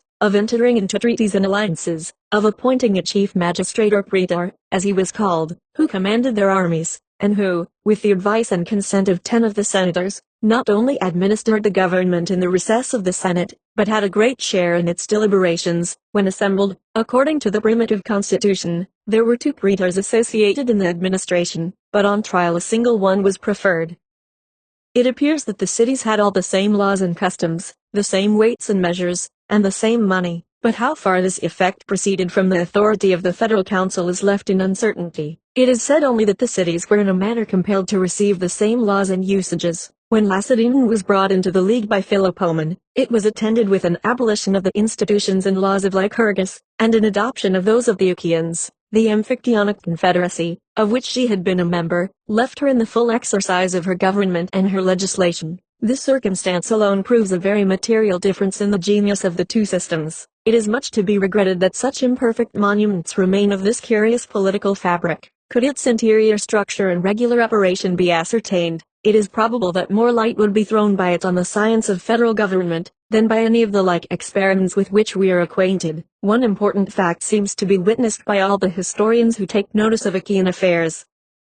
It is, that as well after the renovation of the League by Aratus, as before its dissolution by the arts of Macedon, there was infinitely more of moderation and justice in the administration of its government, and less of violence and sedition in the people, than were to be found in any of the cities exercising singly all the prerogatives of sovereignty. The Abbé Mably, in his Observations on Greece, says that the popular government, which was so tempestuous elsewhere, caused no disorders in the members of the Achaean Republic, because it was there tempered by the general authority and laws of the confederacy. We are not to conclude too hastily, however, that faction did not, in a certain degree, agitate the particular cities, much less that a due subordination and harmony reigned in the general system. The contrary is sufficiently displayed in the vicissitudes and fate of the Republic. Whilst the Amphictyonic Confederacy remained, that of the Achaeans, which comprehended the less important cities only, made little figure on the theatre of Greece. When the former became a victim to Macedon, the latter was spared by the policy of Philip and Alexander. Under the successors of these princes, however, a different policy prevailed. The arts of division were practiced among the Achaeans. Each city was seduced into a separate interest. The union was dissolved. Some of the cities fell under the tyranny of Macedonian garrisons, others under that of usurpers springing out of their own confusions. Shame and oppression ere long awakened their love of liberty. A few cities reunited. Their example was followed by others, as opportunities were found of cutting off their tyrants. The League soon embraced almost the whole Peloponnesus. Macedon saw its progress, but was hindered by internal dissensions from stopping it. All Greece caught the enthusiasm and seemed ready to unite in one confederacy, when a jealousy and envy in Sparta and Athens, of the rising glory of the Achaeans, threw a fatal damp on the enterprise. The dread of the Macedonian power induced the League to court the alliance of the kings of Egypt and Syria, who, as successors of Alexander, were rivals of the king of Macedon. This policy was defeated by Cleomenes, king of Sparta, who was led by his ambition to make an unprovoked attack on his neighbors, the Achaeans, and who, as an enemy to Macedon, had interest enough with the Egyptian and Syrian princess to effect a breach of their engagements with the League. The Achaeans were now reduced to the dilemma of submitting to Cleomenes, or of supplicating the aid of Macedon, its former oppressor. The latter expedient was adopted. The contests of the Greeks always afforded a pleasing opportunity to that powerful neighbor of intermeddling in their affairs. A Macedonian army quickly appeared. Cleomenes was vanquished. The Achaeans soon experienced, as often happens, that a victorious and powerful ally is but another name for a master. All that their most abject compliances could obtain from him was a toleration of the exercise of their laws. Philip, who was now on the throne of Macedon, soon provoked by his tyrannies, fresh combinations among the Greeks. The Achaeans, though weakened by internal dissensions and by the revolt of Mycenae, one of its members, being joined by the Aetolians and Athenians, erected the standard of opposition.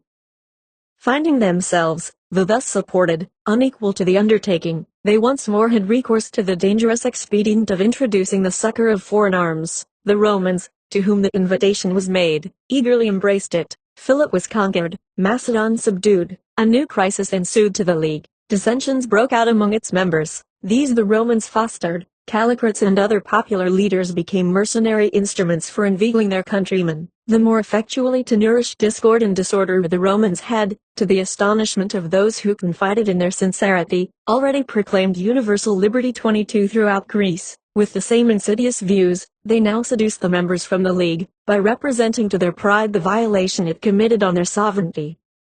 By these arts this union, the last hope of Greece, the last hope of ancient liberty, was torn into pieces, and such imbecility and distraction introduced, that the arms of Rome found little difficulty in completing the ruin which their arts had commenced. The Achaeans were cut to pieces, and Achaia loaded with chains, under which it is groaning at this hour. I have thought it not superfluous to give the outlines of this important portion of history, both because it teaches more than one lesson, and because, as a supplement to the outlines of the Achaean constitution, it emphatically illustrates the tendency of federal bodies rather to anarchy among the members, than to tyranny in the head. Publius, 19. The same subject continued, the insufficiency of the present confederation to preserve the Union. Madison, with Hamilton, for the Independent Journal, Saturday, December 8, 1787, to the people of the state of New York. The examples of ancient confederacies, cited in my last paper, have not exhausted the source of experimental instruction on this subject. There are existing institutions, founded on a similar principle, which merit particular consideration. The first which presents itself is the Germanic body. In the early ages of Christianity, Germany was occupied by 7 distinct nations, who had no common chief. The Franks, one of the number, having conquered the Gauls, established the kingdom which has taken its name from them. In the 9th century Charlemagne, its warlike monarch, carried his victorious arms in every direction, and Germany became a part of his vast dominions. On the dismemberment, which took place under his sons, this part was erected into a separate and independent empire. Charlemagne and his immediate descendants possessed the reality, as well as the ensigns and dignity of imperial power, but the principal vassals, whose fiefs had become hereditary, and who composed the national diets which Charlemagne had not abolished, gradually threw off the yoke and advanced to sovereign jurisdiction and independence. The force of imperial sovereignty was insufficient to restrain such powerful dependence, or to preserve the unity and tranquility of the empire. The most furious private wars, accompanied with every species of calamity, were carried on between the different princes and states. The imperial authority, unable to maintain the public order, declined by degrees till it was almost extinct in the anarchy, which agitated the long interval between the death of the last emperor of the Swabian, and the accession of the first emperor of the Austrian lines. In the 11th century the emperors enjoyed full sovereignty. In the 15th they had little more than the symbols and decorations of power. Out of this feudal system, which has itself many of the important features of a confederacy, has grown the federal system which constitutes the Germanic Empire. Its powers are vested in a diet representing the component members of the confederacy, in the emperor, who is the executive magistrate, with a negative on the decrees of the diet, and in the imperial chamber and the Aulic Council, 2 judiciary tribunals having supreme jurisdiction in controversies which concern the empire, or which happen among its members. The Diet possesses the general power of legislating for the empire, of making war and peace, contracting alliances, assessing quotas of troops and money, constructing fortresses, regulating coin,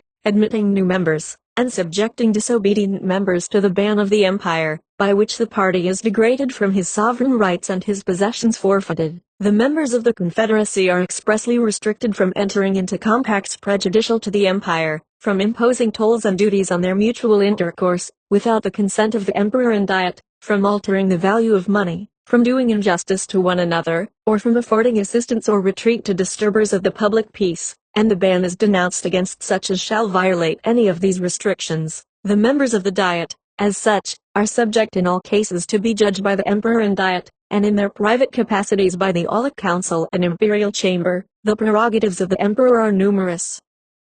The most important of them are, his exclusive right to make propositions to the Diet, to negative its resolutions, to name ambassadors, to confer dignities and titles, to fill vacant electorates, to found universities, to grant privileges not injurious to the states of the empire, to receive and apply the public revenues, and generally to watch over the public safety. In certain cases, the electors form a council to him. In quality of emperor, he possesses no territory within the empire, nor receives any revenue for his support, but his revenue and dominions, in other qualities, constitute him one of the most powerful princes in Europe. From such a parade of constitutional powers, in the representatives and head of this confederacy, the natural supposition would be, that it must form an exception to the general character which belongs to its kindred systems. Nothing would be further from the reality. The fundamental principle on which it rests, that the empire is a community of sovereigns, that the Diet is a representation of sovereigns and that the laws are addressed to sovereigns, renders the empire a nerveless body, incapable of regulating its own members, insecure against external dangers, and agitated with unceasing fermentations in its own bowels. The history of Germany is a history of wars between the emperor and the princess and states, of wars among the princess and states themselves, of the licentiousness of the strong, and the oppression of the weak, of foreign intrusions, and foreign intrigues, of requisitions of men and money disregarded, or partially complied with, of attempts to enforce them, altogether abortive, or attended with slaughter and desolation, involving the innocent with the guilty, of general imbecility, confusion, and misery. In the 16th century, the emperor, with one part of the empire on his side, was seen engaged against the other princess and states. In one of the conflicts, the emperor himself was put to flight, and very near being made prisoner by the Elector of Saxony. The late King of Prussia was more than once pitted against his imperial sovereign, and calmly proven overmatch for him. Controversies and wars among the members themselves have been so common, that the German annals are crowded with the bloody pages which describe them. Previous to the Peace of Westphalia, Germany was desolated by a war of 30 years, in which the emperor, with one half of the empire, was on one side, and Sweden, with the other half, on the opposite side. Peace was at length negotiated, and dictated by foreign powers, and the articles of it, to which foreign powers are parties, made a fundamental part of the Germanic constitution. If the nation happens, on any emergency, to be more united by the necessity of self-defense, its situation is still deplorable. Military preparations must be preceded by so many tedious discussions, arising from the jealousies, pride, separate views, and clashing pretensions of sovereign bodies, that before the Diet can settle the arrangements, the enemy are in the field, and before the federal troops are ready to take it, are retiring into winter quarters. The small body of national troops, which has been judged necessary in time of peace, is defectively kept up, badly paid, infected with local prejudices, and supported by irregular and disproportionate contributions to the treasury. The impossibility of maintaining order and dispensing justice among these sovereign subjects, produced the experiment of dividing the empire into 9 or 10 circles or districts, of giving them an interior organization, and of charging them with the military execution of the laws against delinquent and contumacious members.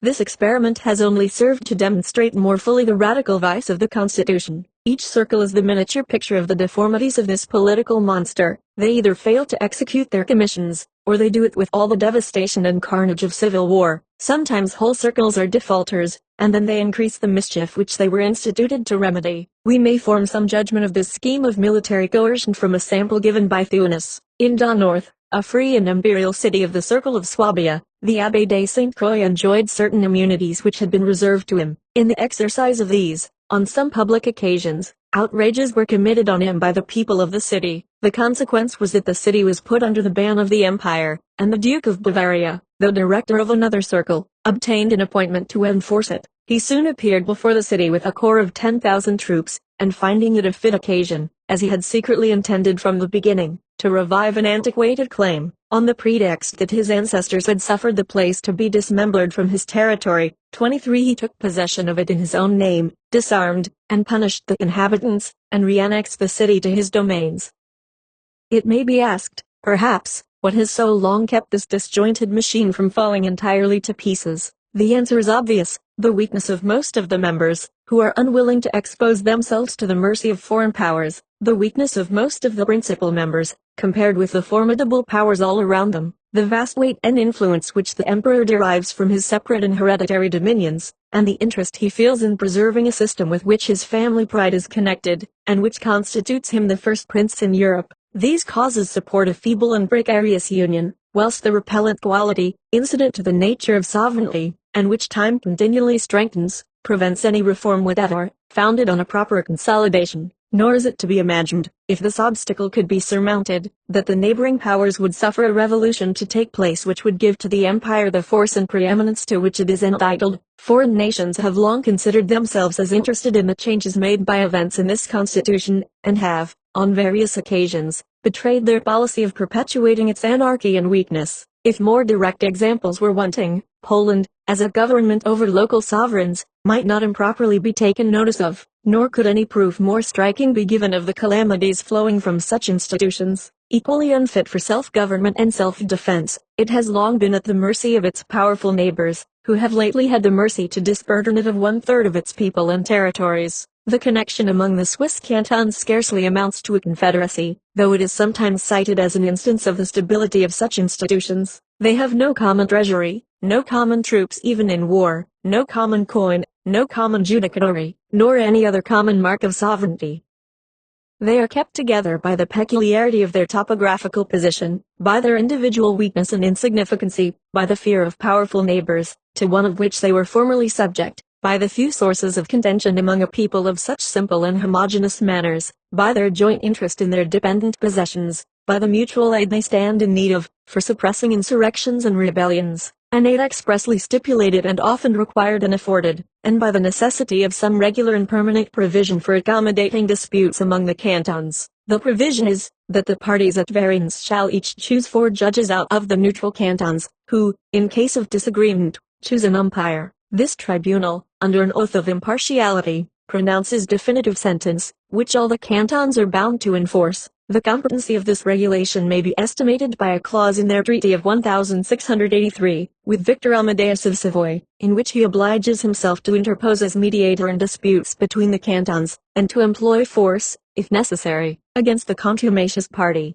So far as the peculiarity of their case will admit of comparison with that of the United States, it serves to confirm the principle intended to be established. Whatever efficacy the Union may have had in ordinary cases, it appears that the moment a cause of difference sprang up, capable of trying its strength, it failed. The controversies on the subject of religion, which in 3 instances have kindled violent and bloody contests, may be said, in fact, to have severed the league. The Protestant and Catholic cantons have since had their separate diets, where all the most important concerns are adjusted, and which have left the general diet little other business than to take care of the common bailages. That separation had another consequence, which merits attention.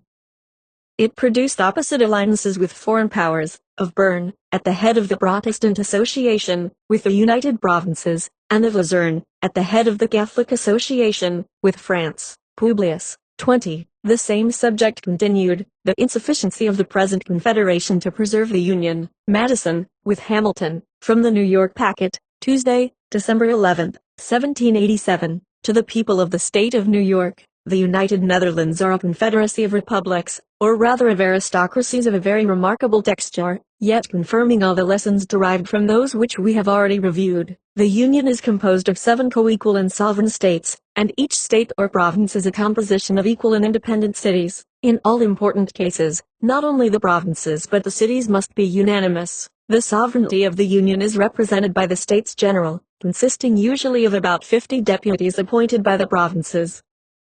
They hold their seats, some for life, some for 6, 3 and 1 years. From 2 provinces they continue an appointment during pleasure. The States General have authority to enter into treaties and alliances, to make war and peace, to raise armies and equip fleets, to ascertain quotas and demand contributions. In all these cases, however, unanimity in the sanction of their constituents are requisite. They have authority to appoint and receive ambassadors, to execute treaties and alliances already formed, to provide for the collection of duties on imports and exports, to regulate the mint, with a saving to the provincial rights, to govern as sovereigns the dependent territories. The provinces are restrained, unless with a general consent, from entering into foreign treaties, from establishing imposts injurious to others, or charging their neighbors with higher duties than their own subjects. A council of state, a chamber of accounts, with 5 colleges of admiralty, 8 and fortify the federal administration. The executive magistrate of the Union is the stadtholder, who is now an hereditary prince. His principal weight and influence in the Republic are derived from this independent title, from his great patrimonial estates, from his family connections with some of the chief potentates of Europe,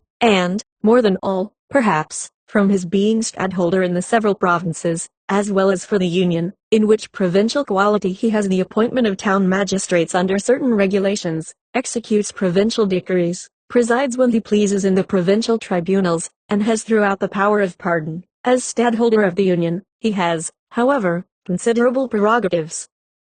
In his political capacity he has authority to settle disputes between the provinces, when other methods fail, to assist at the deliberations of the States General, and at their particular conferences, to give audiences to foreign ambassadors, and to keep agents for his particular affairs at foreign courts. In his military capacity he commands the federal troops, provides for garrisons, and in general regulates military affairs, disposes of all appointments, from colonels to ensigns, and of the governments and posts of fortified towns. In his marine capacity he is Admiral General, and superintends and directs everything relative to naval forces and other naval affairs, presides in the admiralties in person or by proxy, appoints lieutenant admirals and other officers, and establishes councils of war, whose sentences are not executed till he approves them. His revenue, exclusive of his private income, amounts to 300,000 florins. The standing army which he commands consists of about 40,000 men. Such is the nature of the celebrated Belgic Confederacy, as delineated on parchment. What are the characters which practice has stamped upon it? Imbecility in the government, discord among the provinces,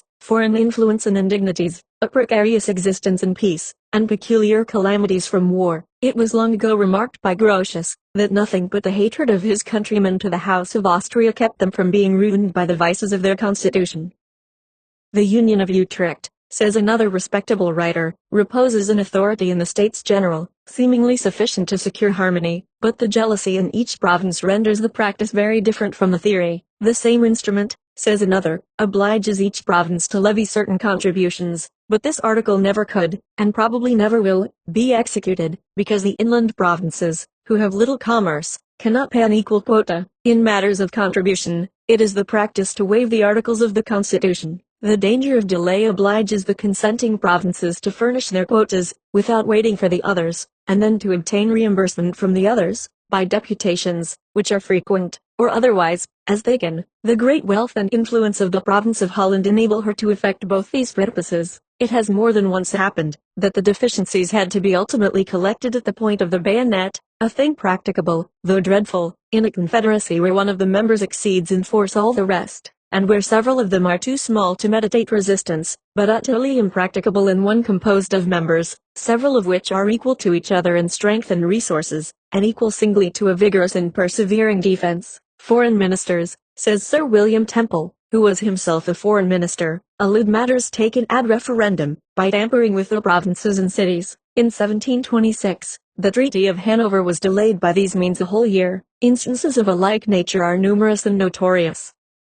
In critical emergencies, the States General are often compelled to overleap their constitutional bounds. In 1688, they concluded a treaty of themselves at the risk of their heads, the Treaty of Westphalia, in 1648, by which their independence was formally and finally recognized, was concluded without the consent of Zealand. Even as recently as the last treaty of peace with Great Britain, the constitutional principle of unanimity was departed from. A weak constitution must necessarily terminate in dissolution, for want of proper powers, or the usurpation of powers requisite for the public safety. Whether the usurpation, when once begun, will stop at the salutary point, or go forward to the dangerous extreme, must depend on the contingencies of the moment. Tyranny has perhaps oftener grown out of the assumptions of power, called for, on pressing exigencies, by a defective constitution, than out of the full exercise of the largest constitutional authorities. Notwithstanding the calamities produced by the stadtholdership, it has been supposed that without his influence in the individual provinces, the causes of anarchy manifest in the Confederacy would long ago have dissolved it.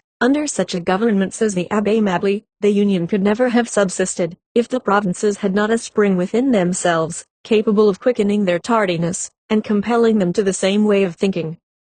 This spring is the stadtholder. It is remarked by Sir William Temple, that in the intermissions of the stadtholdership, Holland, by her riches and her authority, which drew the others into a sort of dependence, supplied the place. These are not the only circumstances which have controlled the tendency to anarchy and dissolution. The surrounding powers impose an absolute necessity of union to a certain degree, at the same time that they nourish by their intrigues the constitutional vices which keep the republic in some degree always at their mercy. The true patriots have long bewailed the fatal tendency of these vices, and have made no less than 4 regular experiments by extraordinary assemblies, convened for this special purpose, to apply a remedy. As many times has their laudable zeal found it impossible to unite the public councils in reforming the known, the acknowledged, the fatal evils of the existing constitution. Let us pause, my fellow citizens, for one moment, over this melancholy and monitory lesson of history, and with the tear that drops for the calamities brought on mankind by their adverse opinions and selfish passions,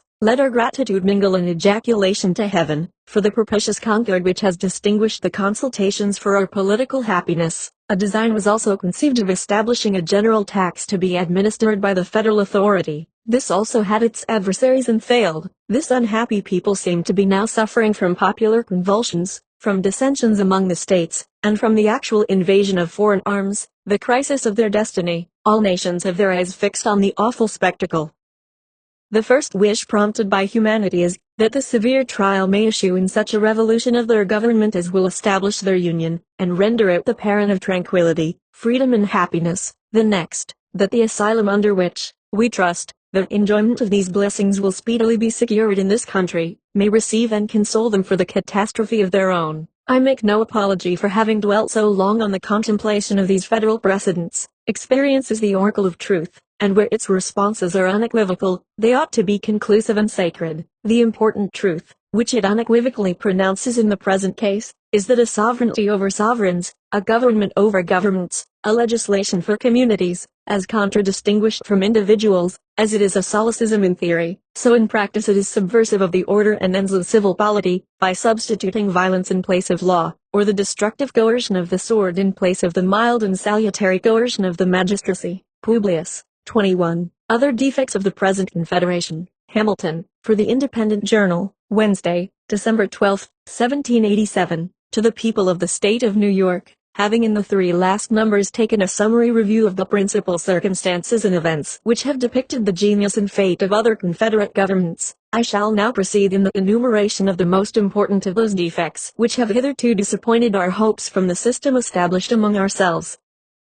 To form a safe and satisfactory judgment of the proper remedy, it is absolutely necessary that we should be well acquainted with the extent and malignity of the disease. The next most palpable defect of the subsisting Confederation is the total want of a sanction to its laws. The United States, as now composed, have no powers to exact obedience, or punish disobedience to their resolutions, either by pecuniary mulcts, by a suspension or divestiture of privileges, or by any other constitutional mode. There is no express delegation of authority to them to use force against delinquent members, and if such a right should be ascribed to the federal head, as resulting from the nature of the social compact between the states, it must be by inference and construction, in the face of that part of the second article, by which it is declared, that each state shall retain every power, jurisdiction, and right, not expressly delegated to the United States in Congress assembled. There is, doubtless, a striking absurdity in supposing that a right of this kind does not exist. But we are reduced to the dilemma either of embracing that supposition, preposterous as it may seem, or of contravening or explaining away a provision, which has been of late a repeated theme of the eulogies of those who oppose the new Constitution, and the want of which,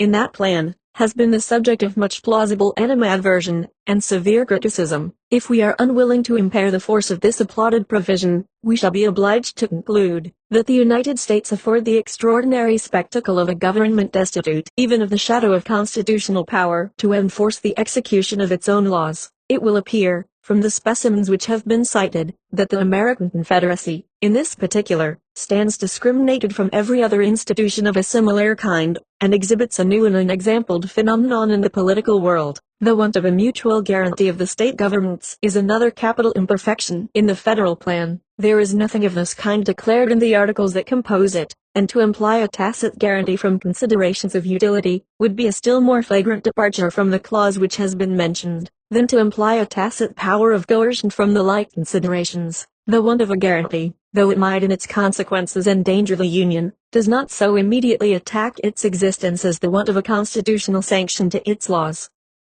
Without a guarantee, the assistance to be derived from the Union in repelling those domestic dangers which may sometimes threaten the existence of the state constitutions, must be renounced. Usurpation may rear its crest in each state, and trample upon the liberties of the people, while the national government could legally do nothing more than behold its encroachments with indignation and regret. A successful faction may erect a tyranny on the ruins of order and law, while no succor could constitutionally be afforded by the Union to the friends and supporters of the government. The tempestuous situation from which Massachusetts has scarcely emerged, evinces that dangers of this kind are not merely speculative. Who can determine what might have been the issue of her late convulsions, if the malcontents had been headed by a Caesar or by a Cromwell? Who can predict what effect a despotism, established in Massachusetts, would have upon the liberties of New Hampshire or Rhode Island, of Connecticut or New York? The inordinate pride of state importance has suggested to some minds an objection to the principle of a guarantee in the federal government, as involving an officious interference in the domestic concerns of the members. A scruple of this kind would deprive us of one of the principal advantages to be expected from union, and can only flow from a misapprehension of the nature of the provision itself. It could be no impediment to reforms of the state constitution by a majority of the people in a legal and peaceable mode.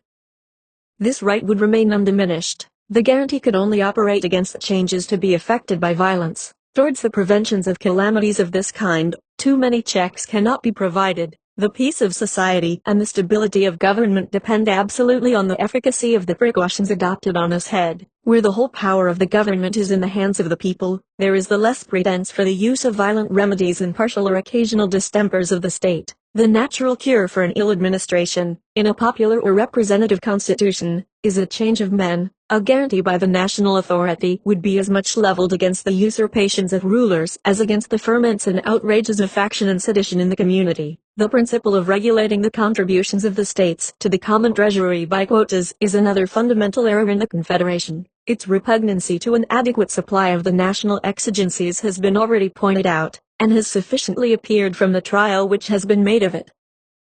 I speak of it now solely with a view to equality among the states. Those who have been accustomed to contemplate the circumstances which produce and constitute national wealth, must be satisfied that there is no common standard or barometer by which the degrees of it can be ascertained. Neither the value of lands, nor the numbers of the people, which have been successively proposed as the rule of state contributions, has any pretension to being a just representative. If we compare the wealth of the United Netherlands with that of Russia or Germany, or even of France, and if we at the same time compare the total value of the lands and the aggregate population of that contracted district with the total value of the lands and the aggregate population of the immense regions of either of the three last mentioned countries, we shall at once discover that there is no comparison between the proportion of either of these two objects and that of the relative wealth of those nations. If the like parallel were to be run between several of the American states, it would furnish a like result. Let Virginia be contrasted with North Carolina, Pennsylvania with Connecticut, or Maryland with New Jersey, and we shall be convinced that the respective abilities of those states, in relation to revenue,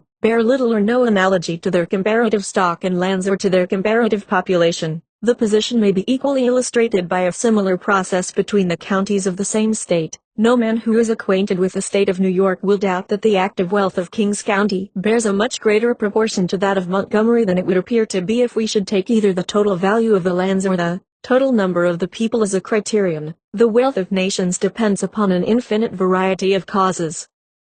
Situation, soil, climate, the nature of the productions, the nature of the government, the genius of the citizens, the degree of information they possess, the state of commerce, of arts, of industry, these circumstances and many more, too complex, minute, or adventitious to admit of a particular specification, occasion differences hardly conceivable in the relative opulence and riches of different countries. The consequence clearly is that there can be no common measure of national wealth, and, of course, no general or stationary rule by which the ability of a state to pay taxes can be determined. The attempt, therefore, to regulate the contributions of the members of a confederacy by any such rule, cannot fail to be productive of glaring inequality and extreme oppression. This inequality would of itself be sufficient in America to work the eventual destruction of the Union, if any mode of enforcing a compliance with its requisitions could be devised. The suffering states would not long consent to remain associated upon a principle which distributes the public burdens with so unequal a hand,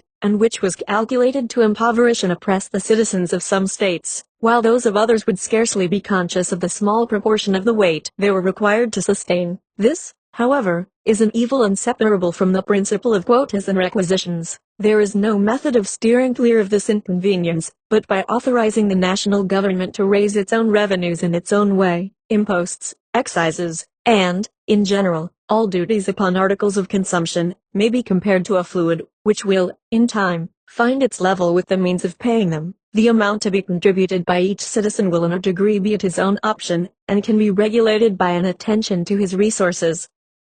The rich may be extravagant, the poor can be frugal, and private oppression may always be avoided by a judicious selection of objects proper for such impositions. If inequalities should arise in some states from duties on particular objects, these will, in all probability, be counterbalanced by proportional inequalities in other states, from the duties on other objects. In the course of time and things, an equilibrium, as far as it is attainable in so complicated a subject, will be established everywhere, or, if inequalities should still exist, they would neither be so great in their degree, so uniform in their operation, nor so odious in their appearance, as those which would necessarily spring from quotas. Upon any scale that can possibly be devised, it is a signal advantage of taxes on articles of consumption, that they contain in their own nature a security against excess. They prescribe their own limit, which cannot be exceeded without defeating the end proposed, that is, an extension of the revenue. When applied to this object, the saying is as just as it is witty, that, in political arithmetic,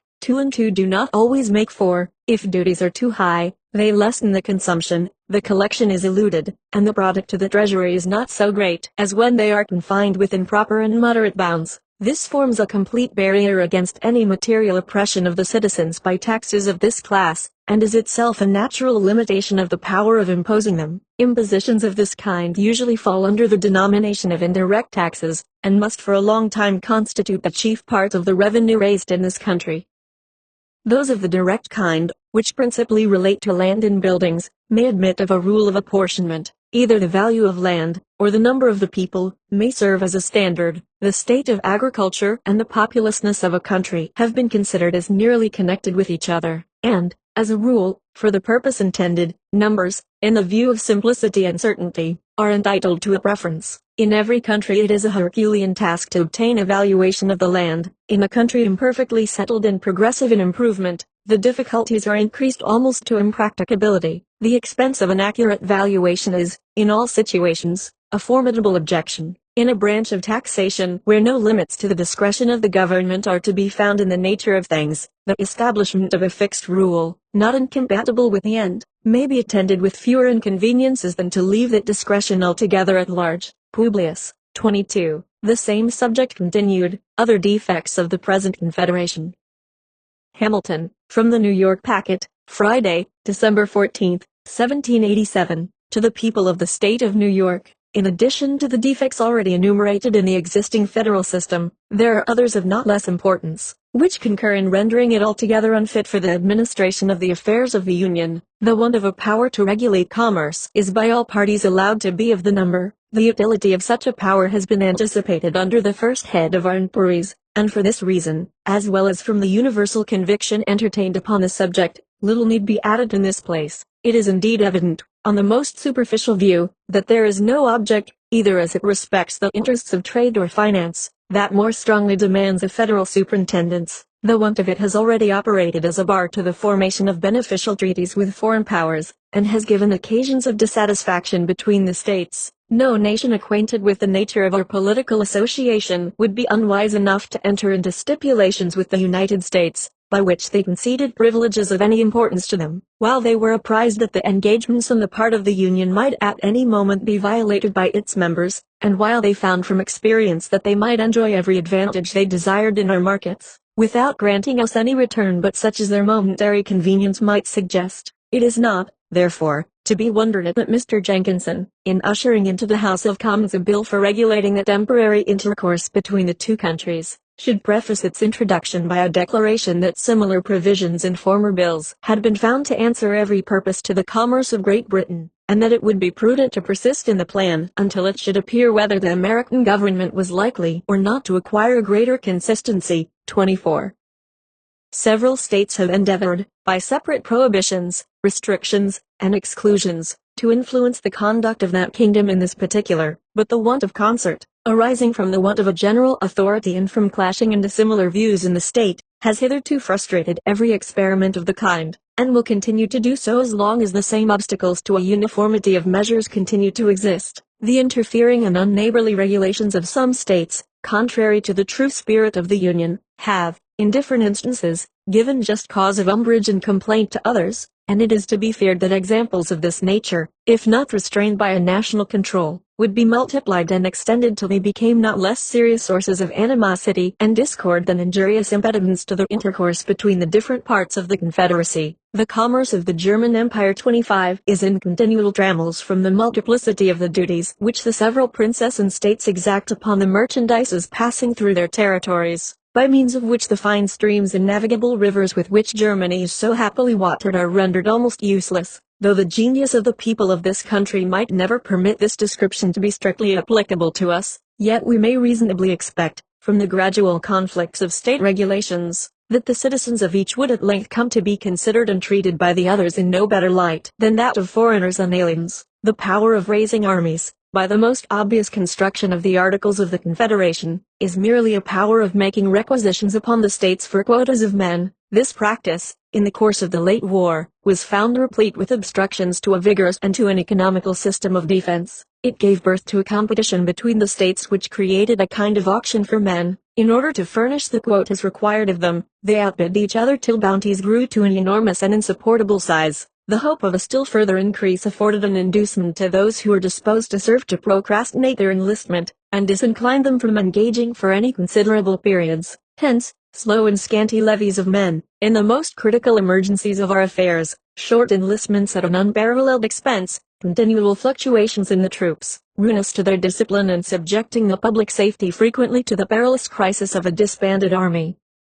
Hence, also, those oppressive expedients for raising men which were upon several occasions practiced, and which nothing but the enthusiasm of liberty would have induced the people to endure. This method of raising troops is not more unfriendly to economy and vigor than it is to an equal distribution of the burden. The states near the seat of war, influenced by motives of self-preservation, made efforts to furnish their quotas, which even exceeded their abilities, while those at a distance from danger were, for the most part, as remiss as the others were diligent in their exertions. The immediate pressure of this inequality was not in this case, as in that of the contributions of money, alleviated by the hope of a final liquidation. The states which did not pay their proportions of money might at least be charged with their deficiencies, but no account could be formed of the deficiencies in the supplies of men. We shall not, however, see much reason to regret the want of this hope, when we consider how little prospect there is that the most delinquent states will ever be able to make compensation for their pecuniary failures. The system of quotas and requisitions, whether it be applied to men or money, is, in every view, a system of imbecility in the Union, and of inequality and injustice among the members. The right of equal suffrage among the states is another exceptionable part of the Confederation. Every idea of proportion and every rule of fair representation conspire to condemn a principle, which gives to Rhode Island an equal weight in the scale of power with Massachusetts, or Connecticut, or New York, and to Delaware an equal voice in the national deliberations with Pennsylvania, or Virginia, or North Carolina. Its operation contradicts the fundamental maxim of republican government, which requires that the sense of the majority should prevail. Sophistry may reply that sovereigns are equal, and that the majority of the votes of the states will be a majority of Confederated America. But this kind of logical legerdemain will never counteract the plain suggestions of justice and common sense. it may happen that this majority of states is a small minority of the people of America. 26 and 2/3 of the people of America could not long be persuaded, upon the credit of artificial distinctions and syllogistic subtleties, to submit their interests to the management and disposal of 1/3. The larger states would after a while revolt from the idea of receiving the law from the smaller. To acquiesce in such a privation of their due importance in the political scale, would be not merely to be insensible to the love of power, but even to sacrifice the desire of equality. It is neither rational to expect the first, nor just to require the last. The smaller states, considering how peculiarly their safety and welfare depend on union, ought readily to renounce a pretension which, if not relinquished, would prove fatal to its duration. It may be objected to this, that not 7 but 9 states, or 2/3 of the whole number, must consent to the most important resolutions, and it may be thence inferred that 9 states would always comprehend a majority of the Union. But this does not obviate the impropriety of an equal vote between states of the most unequal dimensions and populousness, nor is the inference accurate in point of fact, for we can enumerate 9 states which contain less than a majority of the people, 27, and it is constitutionally possible that these 9 may give the vote. Besides, there are matters of considerable moment determinable by a bare majority, and there are others, concerning which doubts have been entertained, which, if interpreted in favor of the sufficiency of a vote of 7 states, would extend its operation to interests of the first magnitude. In addition to this, it is to be observed that there is a probability of an increase in the number of states, and no provision for a proportional augmentation of the ratio of votes. But this is not all. What at first sight may seem a remedy, is, in reality, a poison. To give a minority a negative upon the majority, which is always the case where more than a majority is requisite to a decision, is, in its tendency, to subject the sense of the greater number to that of the lesser. Congress, from the non-attendance of a few states, have been frequently in the situation of a Polish Diet, where a single vote has been sufficient to put a stop to all their movements. A 60th part of the Union, which is about the proportion of Delaware and Rhode Island, has several times been able to oppose an entire bar to its operations. This is one of those refinements which, in practice, has an effect the reverse of what is expected from it in theory. The necessity of unanimity in public bodies, or of something approaching towards it, has been founded upon the supposition that it would contribute to security.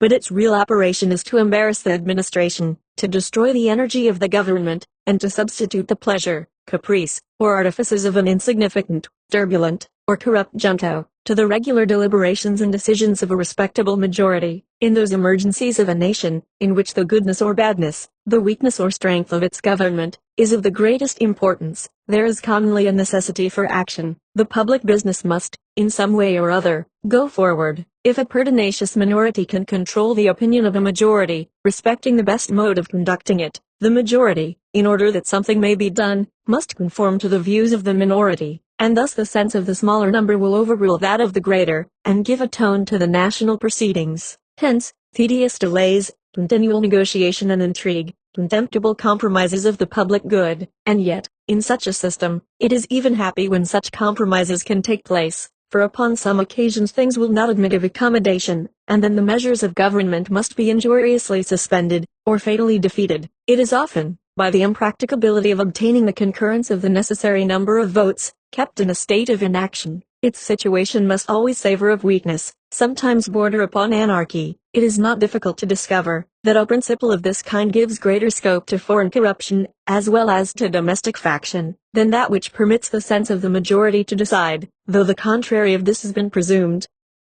The mistake has proceeded from not attending with due care to the mischiefs that may be occasioned by obstructing the progress of government at certain critical seasons, when the concurrence of a large number is required by the Constitution to the doing of any national act. We are apt to rest satisfied that all is safe, because nothing improper will be likely to be done, but we forget how much good may be prevented, and how much ill may be produced, by the power of hindering the doing what may be necessary, and of keeping affairs in the same unfavorable posture in which they may happen to stand at particular periods. Suppose, for instance, we were engaged in a war, in conjunction with one foreign nation, against another. Suppose the necessity of our situation demanded peace, and the interest or ambition of our ally led him to seek the prosecution of the war, with views that might justify us in making separate terms. In such a state of things, this ally of ours would evidently find it much easier, by his bribes and intrigues, to tie up the hands of government from making peace, where 2/3 of all the votes were requisite to that object, than where a simple majority would suffice. In the first case, he would have to corrupt a smaller number, in the last, a greater number. Upon the same principle, it would be much easier for a foreign power with which we were at war to perplex our counsels and embarrass our exertions, and, in a commercial view, we may be subjected to similar inconveniences. A nation, with which we might have a treaty of commerce, could with much greater facility prevent our forming a connection with her competitor in trade, though such a connection should be ever so beneficial to ourselves. Evils of this description ought not to be regarded as imaginary. One of the weak sides of republics, among their numerous advantages, is that they afford too easy an inlet to foreign corruption. An hereditary monarch, though often disposed to sacrifice his subjects to his ambition, has so great a personal interest in the government and in the external glory of the nation, that it is not easy for a foreign power to give him an equivalent for what he would sacrifice by treachery to the state. The world has accordingly been witness to few examples of this species of royal prostitution, though there have been abundant specimens of every other kind. In republics, persons elevated from the mass of the community, by the suffrages of their fellow citizens, to stations of great preeminence and power, may find compensations for betraying their trust, which, to any but minds animated and guided by superior virtue, may appear to exceed the proportion of interest they have in the common stock, and to overbalance the obligations of duty. Hence it is that history furnishes us with so many mortifying examples of the prevalency of foreign corruption in republican governments. How much this contributed to the ruin of the ancient commonwealths has been already delineated. It is well known that the deputies of the United Provinces have, in various instances, been purchased by the emissaries of the neighboring kingdoms. The Earl of Chesterfield, if my memory serves me right, in a letter to his court, intimates that his success in an important negotiation must depend on his obtaining a major's commission for one of those deputies.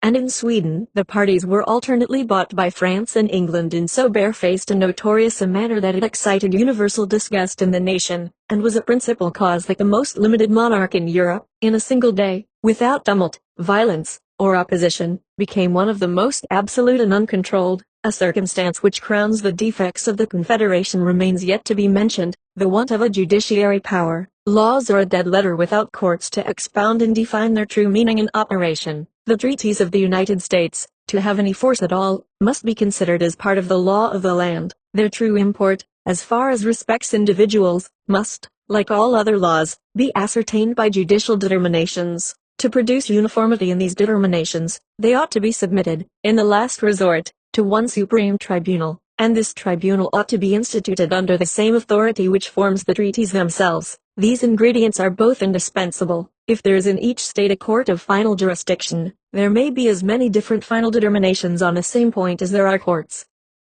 There are endless diversities in the opinions of men. We often see not only different courts, but the judges of the same court differing from each other. To avoid the confusion which would unavoidably result from the contradictory decisions of a number of independent judicatories, all nations have found it necessary to establish one court paramount to the rest, possessing a general superintendence, and authorized to settle and declare in the last resort a uniform rule of civil justice. This is the more necessary where the frame of the government is so compounded that the laws of the whole are in danger of being contravened by the laws of the parts. In this case, if the particular tribunals are invested with a right of ultimate jurisdiction, besides the contradictions to be expected from difference of opinion, there will be much to fear from the bias of local views and prejudices, and from the interference of local regulations. As often as such an interference was to happen, there would be reason to apprehend that the provisions of the particular laws might be preferred to those of the general laws, for nothing is more natural to men in office than to look with peculiar deference towards that authority to which they owe their official existence. The treaties of the United States, under the present Constitution, are liable to the infractions of 13 different legislatures, and as many different courts of final jurisdiction, acting under the authority of those legislatures. The faith, the reputation, the peace of the whole Union, are thus continually at the mercy of the prejudices, the passions, and the interests of every member of which it is composed. Is it possible that foreign nations can either respect or confide in such a government? Is it possible that the people of America will longer consent to trust their honor, their happiness, their safety, on so precarious a foundation? In this review of the Confederation, I have confined myself to the exhibition of its most material defects, passing over those imperfections in its details by which even a great part of the power intended to be conferred upon it has been in a great measure rendered abortive. It must be by this time evident to all men of reflection, who can divest themselves of the prepossessions of preconceived opinions, that it is a system so radically vicious and unsound, as to admit not of amendment but by an entire change in its leading features and characters. The organization of Congress is itself utterly improper for the exercise of those powers which are necessary to be deposited in the Union. A single assembly may be a proper receptacle of those slender, or rather fettered, authorities, which have been heretofore delegated to the federal head, but it would be inconsistent with all the principles of good government to entrust it with those additional powers which, even the moderate and more rational adversaries of the proposed Constitution admit, ought to reside in the United States. If that plan should not be adopted, and if the necessity of the Union should be able to withstand the ambitious aims of those men who may indulge magnificent schemes of personal aggrandizement from its dissolution, the probability would be that we should run into the project of conferring supplementary powers upon Congress, as they are now constituted, and either the machine, from the intrinsic feebleness of its structure, will molder into pieces, in spite of our ill-judged efforts to prop it, or, by successive augmentations of its force and energy, as necessity might prompt, we shall finally accumulate, in a single body, all the most important prerogatives of sovereignty, and thus entail upon our posterity one of the most execrable forms of government that human infatuation ever contrived. Thus, we should create in reality that very tyranny which the adversaries of the new Constitution either are, or affect to be, solicitous to avert. It has not a little contributed to the infirmities of the existing federal system, that it never had a ratification by the people. Resting on no better foundation than the consent of the several legislatures, it has been exposed to frequent and intricate questions concerning the validity of its powers, and has, in some instances, given birth to the enormous doctrine of the right of legislative repeal. Owing its ratification to the law of a state, it has been contended that the same authority might repeal the law by which it was ratified. However gross a heresy it may be to maintain that a party to a compact has a right to revoke that compact, the doctrine itself has had respectable advocates. The possibility of a question of this nature proves the necessity of laying the foundations of our national government deeper than in the mere sanction of delegated authority. The fabric of American empire ought to rest on the solid basis of the consent of the people. The streams of national power ought to flow immediately from that pure, original fountain of all legitimate authority. Publius, 23. The necessity of a government as energetic as the one proposed to the preservation of the Union. Hamilton, from the New York Packet, Tuesday, December 18, 1787, to the people of the state of New York. The necessity of a constitution, at least equally energetic with the one proposed, to the preservation of the Union, is the point at the examination of which we are now arrived. This inquiry will naturally divide itself into three branches: the objects to be provided for by the federal government, the quantity of power necessary to the accomplishment of those objects, the persons upon whom that power ought to operate. Its distribution and organization will more properly claim our attention under the succeeding head. The principal purposes to be answered by Union are these: the common defense of the members, the preservation of the public peace, as well against internal convulsions as external attacks, the regulation of commerce with other nations and between the states, the superintendence of our intercourse, political and commercial, with foreign countries. The authorities essential to the common defense are these: to raise armies, to build and equip fleets, to prescribe rules for the government of both, to direct their operations, to provide for their support. These powers ought to exist without limitation, because it is impossible to foresee or define the extent and variety of national exigencies, or the correspondent extent and variety of the means which may be necessary to satisfy them. The circumstances that endanger the safety of nations are infinite, and for this reason no constitutional shackles can wisely be imposed on the power to which the care of it is committed. This power ought to be coextensive with all the possible combinations of such circumstances, and ought to be under the direction of the same councils which are appointed to preside over the common defense. This is one of those truths which, to a correct and unprejudiced mind, carries its own evidence along with it, and may be obscured, but cannot be made plainer by argument or reasoning. It rests upon axioms as simple as they are universal. The means ought to be proportioned to the end. The persons, from whose agency the attainment of an end is expected, ought to possess the means by which it is to be attained. Whether there ought to be a federal government entrusted with the care of the common defense, is a question in the first instance, open for discussion, but the moment it is decided in the affirmative, it will follow, that that government ought to be clothed with all the powers requisite to complete execution of its trust. And unless it can be shown that the circumstances which may affect the public safety are reducible within certain determinate limits, unless the contrary of this position can be fairly and rationally disputed, it must be admitted, as a necessary consequence, that there can be no limitation of that authority which is to provide for the defense and protection of the community, in any matter essential to its efficacy, that is, in any matter essential to the formation, direction, or support of the national forces. Defective as the present Confederation has been proved to be, this principle appears to have been fully recognized by the framers of it, though they have not made proper or adequate provision for its exercise.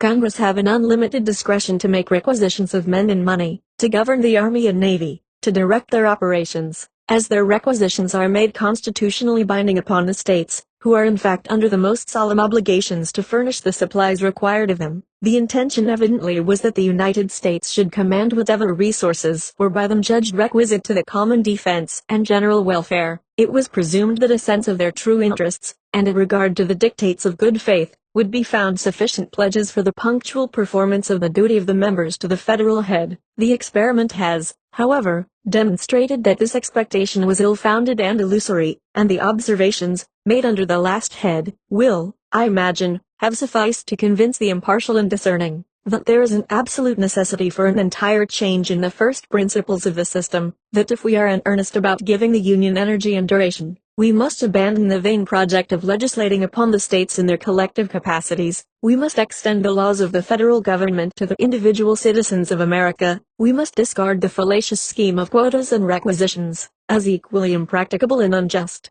The result from all this is that the Union ought to be invested with full power to levy troops, to build and equip fleets, and to raise the revenues which will be required for the formation and support of an army and navy, in the customary and ordinary modes practiced in other governments. If the circumstances of our country are such as to demand a compound instead of a simple, a confederate instead of a sole, government, the essential point which will remain to be adjusted will be to discriminate the objects, as far as it can be done, which shall appertain to the different provinces or departments of power, allowing to each the most ample authority for fulfilling the objects committed to its charge.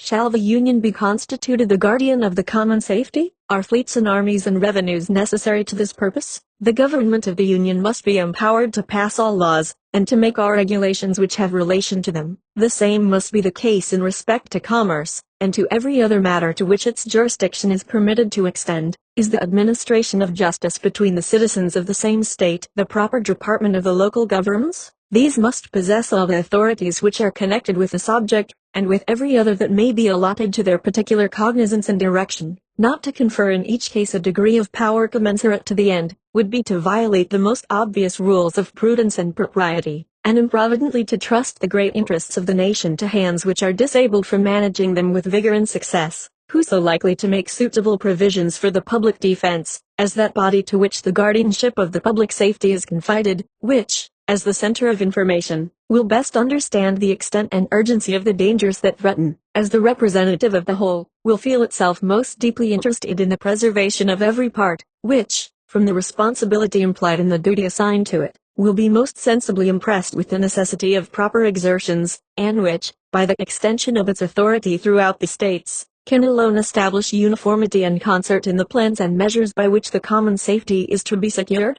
Is there not a manifest inconsistency in devolving upon the federal government the care of the general defense, and leaving in the state governments the effective powers by which it is to be provided for?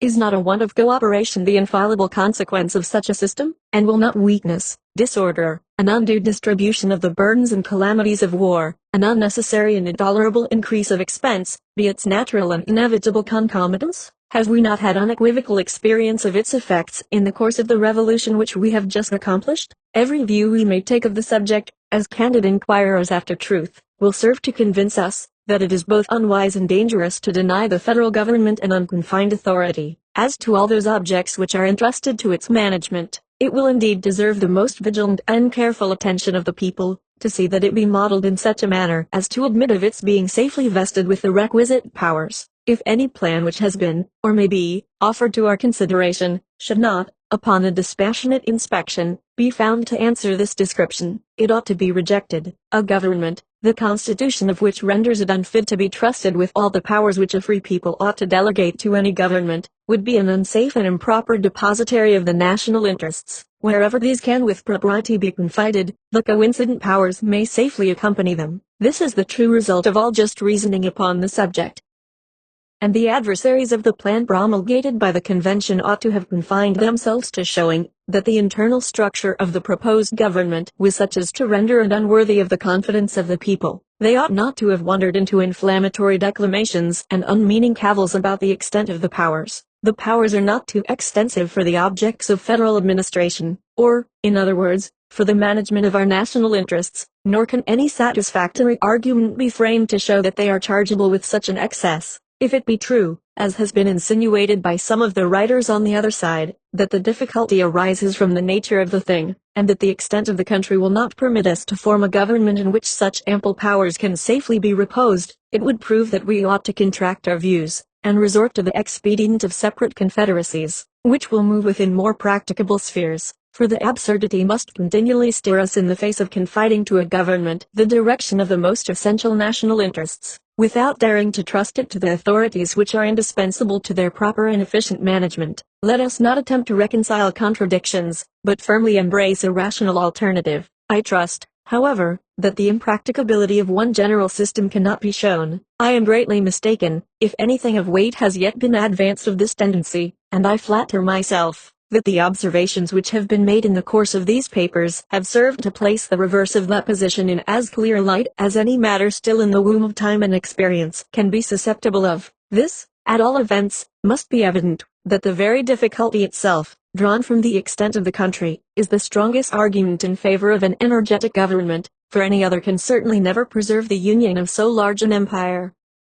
If we embrace the tenets of those who oppose the adoption of the proposed constitution as the standard of our political creed, we cannot fail to verify the gloomy doctrines which predict the impracticability of a national system pervading entire limits of the present confederacy. Publius, 24. The powers necessary to the common defense further considered. Hamilton, for the Independent Journal, Wednesday, December 19, 1787, to the people of the state of New York. To the powers proposed to be conferred upon the federal government, in respect to the creation and direction of the national forces, I have met with but one specific objection, which, if I understand it right, is this, that proper provision has not been made against the existence of standing armies in time of peace, an objection which, I shall now endeavor to show, rests on weak and unsubstantial foundations. It has indeed been brought forward in the most vague and general form, supported only by bold assertions, without the appearance of argument, without even the sanction of theoretical opinions, in contradiction to the practice of other free nations,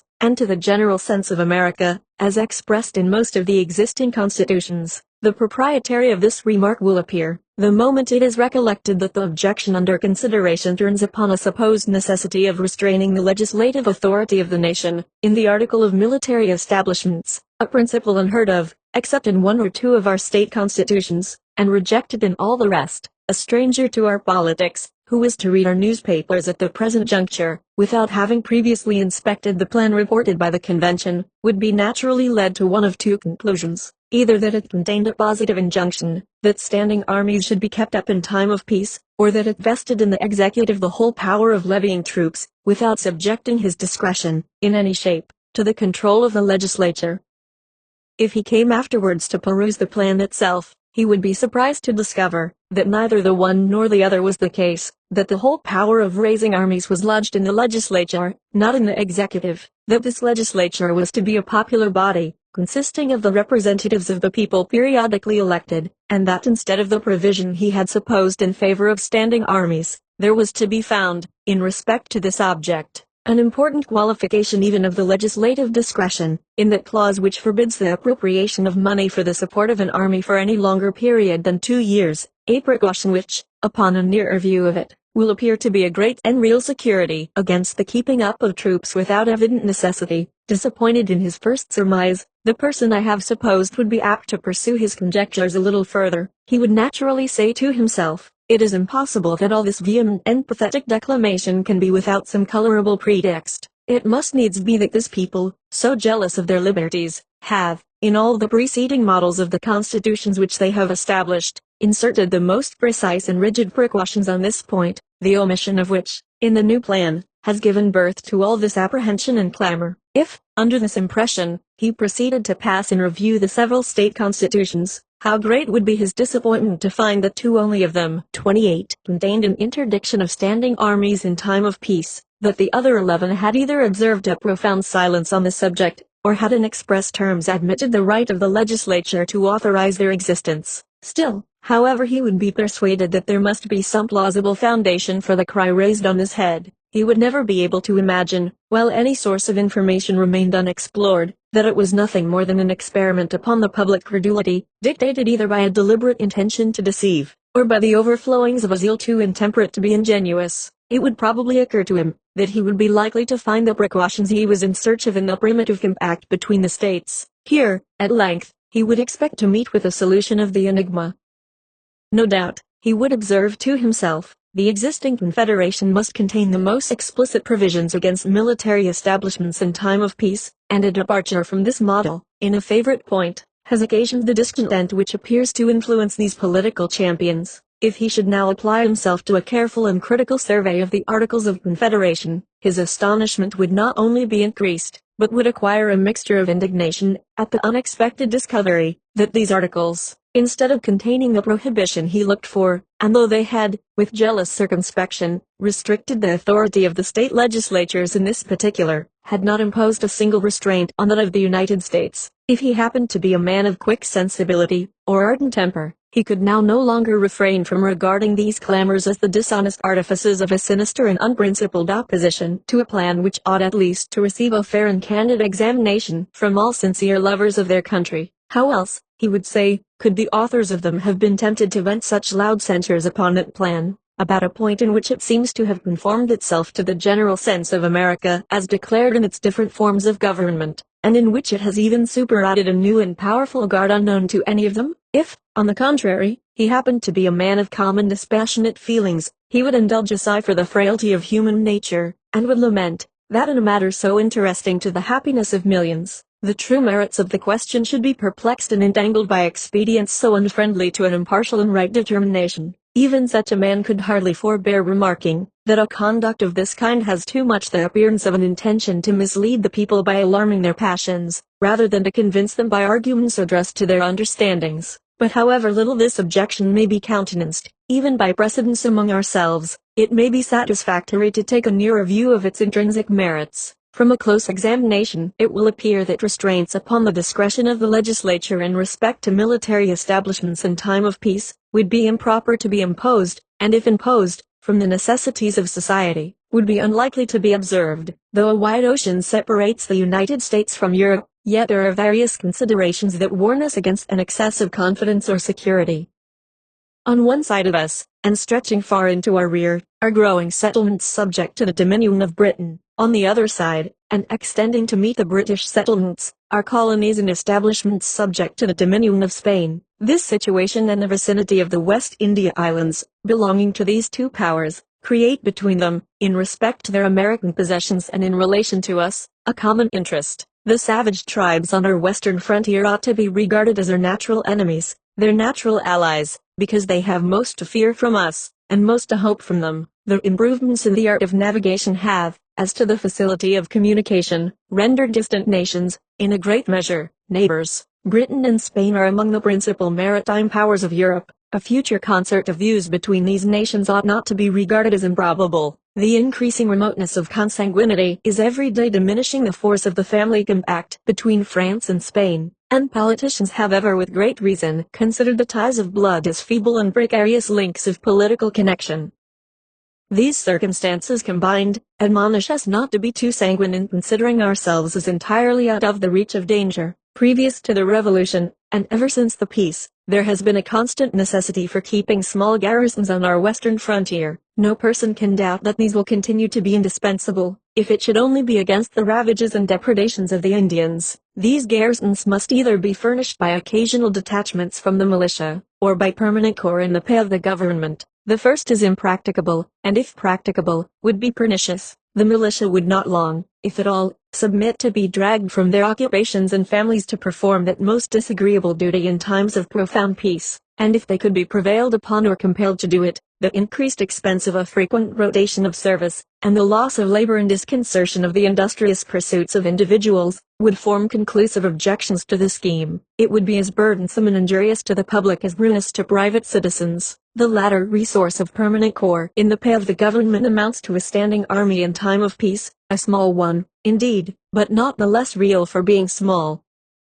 Here is a simple view of the subject that shows us at once the impropriety of a constitutional interdiction of such establishments, and the necessity of leaving the matter to the discretion and prudence of the legislature. In proportion to our increase in strength, it is probable, nay, it may be said certain, that Britain and Spain would augment their military establishments in our neighborhood, if we should not be willing to be exposed, in a naked and defenseless condition, to their insults and encroachments. We should find it expedient to increase our frontier garrisons in some ratio to the force by which our western settlements might be annoyed. There are, and will be, particular posts, the possession of which will include the command of large districts of territory, and facilitate future invasions of the remainder. It may be added that some of those posts will be keys to the trade with the Indian nations. Can any man think it would be wise to leave such posts in a situation to be at any instant seized by one or the other of two neighboring and formidable powers? To act this part would be to desert all the usual maxims of prudence and policy. If we mean to be a commercial people, or even to be secure on our Atlantic side, we must endeavor,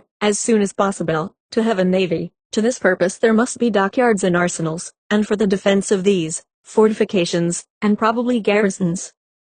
When a nation has become so powerful by sea that it can protect its dockyards by its fleets, this supersedes the necessity of garrisons for that purpose, but when naval establishments are in their infancy, moderate garrisons will, in all likelihood, be found an indispensable security against descents for the destruction of the arsenals and dockyards, and sometimes of the fleet itself. Publius, 25. The same subject continued. The powers necessary to the common defense further considered. Hamilton, from the New York Packet, Friday, December 21, 1787, to the people of the state of New York. It may perhaps be urged that the objects enumerated in the preceding number ought to be provided for by the state governments, under the direction of the Union, but this would be, in reality, an inversion of the primary principle of our political association, as it would in practice transfer the care of the common defense from the federal head to the individual members, a project oppressive to some states, dangerous to all, and baneful to the Confederacy. The territories of Britain, Spain, and of the Indian nations in our neighborhood do not border on particular states, but encircle the Union from Maine to Georgia. The danger, though in different degrees, is therefore common, and the means of guarding against it ought, in like manner, to be the objects of common councils and of a common treasury. It happens that some states, from local situation, are more directly exposed. New York is of this class. Upon the plan of separate provisions, New York would have to sustain the whole weight of the establishments requisite to her immediate safety, and to the immediate or ultimate protection of her neighbors. This would neither be equitable as it respected New York, nor safe as it respected the other states. Various inconveniences would attend such a system. The states, to whose lot it might fall to support the necessary establishments, would be as little able as willing, for a considerable time to come, to bear the burden of competent provisions. The security of all would thus be subjected to the parsimony, improvidence, or inability of a part. If the resources of such part becoming more abundant and extensive, its provision should be proportionally enlarged. The other states would quickly take the alarm at seeing the whole military force of the Union in the hands of 2 or 3 of its members, and those probably amongst the most powerful. They would each choose to have some counterpoise, and pretenses could easily be contrived. In this situation, military establishments, nourished by mutual jealousy, would be apt to swell beyond their natural or proper size, and being at the separate disposal of the members, they would be engines for the abridgment or demolition of the national authority. Reasons have been already given to induce a supposition that the state governments will too naturally be prone to a rivalship with that of the Union, the foundation of which will be the love of power, and that in any contest between the federal head and one of its members, the people will be most apt to unite with their local government. If, in addition to this immense advantage, the ambition of the members should be stimulated by the separate and independent possession of military forces, it would afford too strong a temptation and too great a facility to them to make enterprises upon, and finally to subvert, the constitutional authority of the Union. On the other hand, the liberty of the people would be less safe in this state of things than in that which left the national forces in the hands of the national government. As far as an army may be considered as a dangerous weapon of power, it had better be in those hands of which the people are most likely to be jealous than in those of which they are least likely to be jealous. For it is a truth, which the experience of ages has attested, that the people are always most in danger when the means of injuring their rights are in the possession of those of whom they entertain the least suspicion. The framers of the existing confederation, fully aware of the danger to the Union from the separate possession of military forces by the states, have, in express terms, prohibited them from having either ships or troops, unless with the consent of Congress. The truth is, that the existence of a federal government and military establishments under state authority are not less at variance with each other than a due supply of the federal treasury and the system of quotas and requisitions. There are other lights besides those already taken notice of, in which the impropriety of restraints on the discretion of the national legislature will be equally manifest. The design of the objection, which has been mentioned, is to preclude standing armies in time of peace, though we have never been informed how far it is designed the prohibition should extend, whether to raising armies as well as to keeping them up in a season of tranquility or not. If it be confined to the latter, it will have no precise signification, and it will be ineffectual for the purpose intended. When armies are once raised, what shall be denominated keeping them up, contrary to the sense of the Constitution? What time shall be requisite to ascertain the violation? Shall it be a week, a month, a year, or shall we say they may be continued as long as the danger which occasioned their being raised continues? This would be to admit that they might be kept up in time of peace, against threatening or impending danger, which would be at once to deviate from the literal meaning of the prohibition, and to introduce an extensive latitude of construction. Who shall judge of the continuance of the danger? This must undoubtedly be submitted to the national government, and the matter would then be brought to this issue, that the national government, to provide against apprehended danger, might in the first instance raise troops, and might afterwards keep them on foot as long as they supposed the peace or safety of the community was in any degree of jeopardy. It is easy to perceive that a discretion so latitudinary as this would afford ample room for eluding the force of the provision. The supposed utility of a provision of this kind can only be founded on the supposed probability, or at least possibility, of a combination between the executive and the legislative, in some scheme of usurpation. Should this at any time happen, how easy would it be to fabricate pretenses of approaching danger? Indian hostilities, instigated by Spain or Britain, would always be at hand. Provocations to produce the desired appearances might even be given to some foreign power, and appeased again by timely concessions. If we can reasonably presume such a combination to have been formed, and that the enterprise is warranted by a sufficient prospect of success, the army, when once raised, from whatever cause, or on whatever pretext, may be applied to the execution of the project. If, to obviate this consequence, it should be resolved to extend the prohibition to the raising of armies in time of peace, the United States would then exhibit the most extraordinary spectacle which the world has yet seen, that of a nation incapacitated by its constitution to prepare for defense, before it was actually invaded. As the ceremony of a formal denunciation of war has of late fallen into disuse,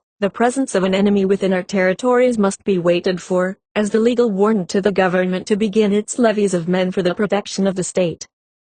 We must receive the blow, before we could even prepare to return it. All that kind of policy by which nations anticipate distant danger, and meet the gathering storm, must be abstained from, as contrary to the genuine maxims of a free government. We must expose our property and liberty to the mercy of foreign invaders, and invite them by our weakness to seize the naked and defenseless prey, because we are afraid that rulers, created by our choice, dependent on our will, might endanger that liberty, by an abuse of the means necessary to its preservation. Here I expect we shall be told that the militia of the country is its natural bulwark, and will be at all times equal to the national defense. This doctrine, in substance, had like to have lost us our independence. It cost millions to the United States that might have been saved. The facts which, from our own experience, forbid a reliance of this kind, are too recent to permit us to be the dupes of such a suggestion. The steady operations of war against a regular and disciplined army can only be successfully conducted by a force of the same kind. Considerations of economy, not less than of stability and vigor, confirm this position.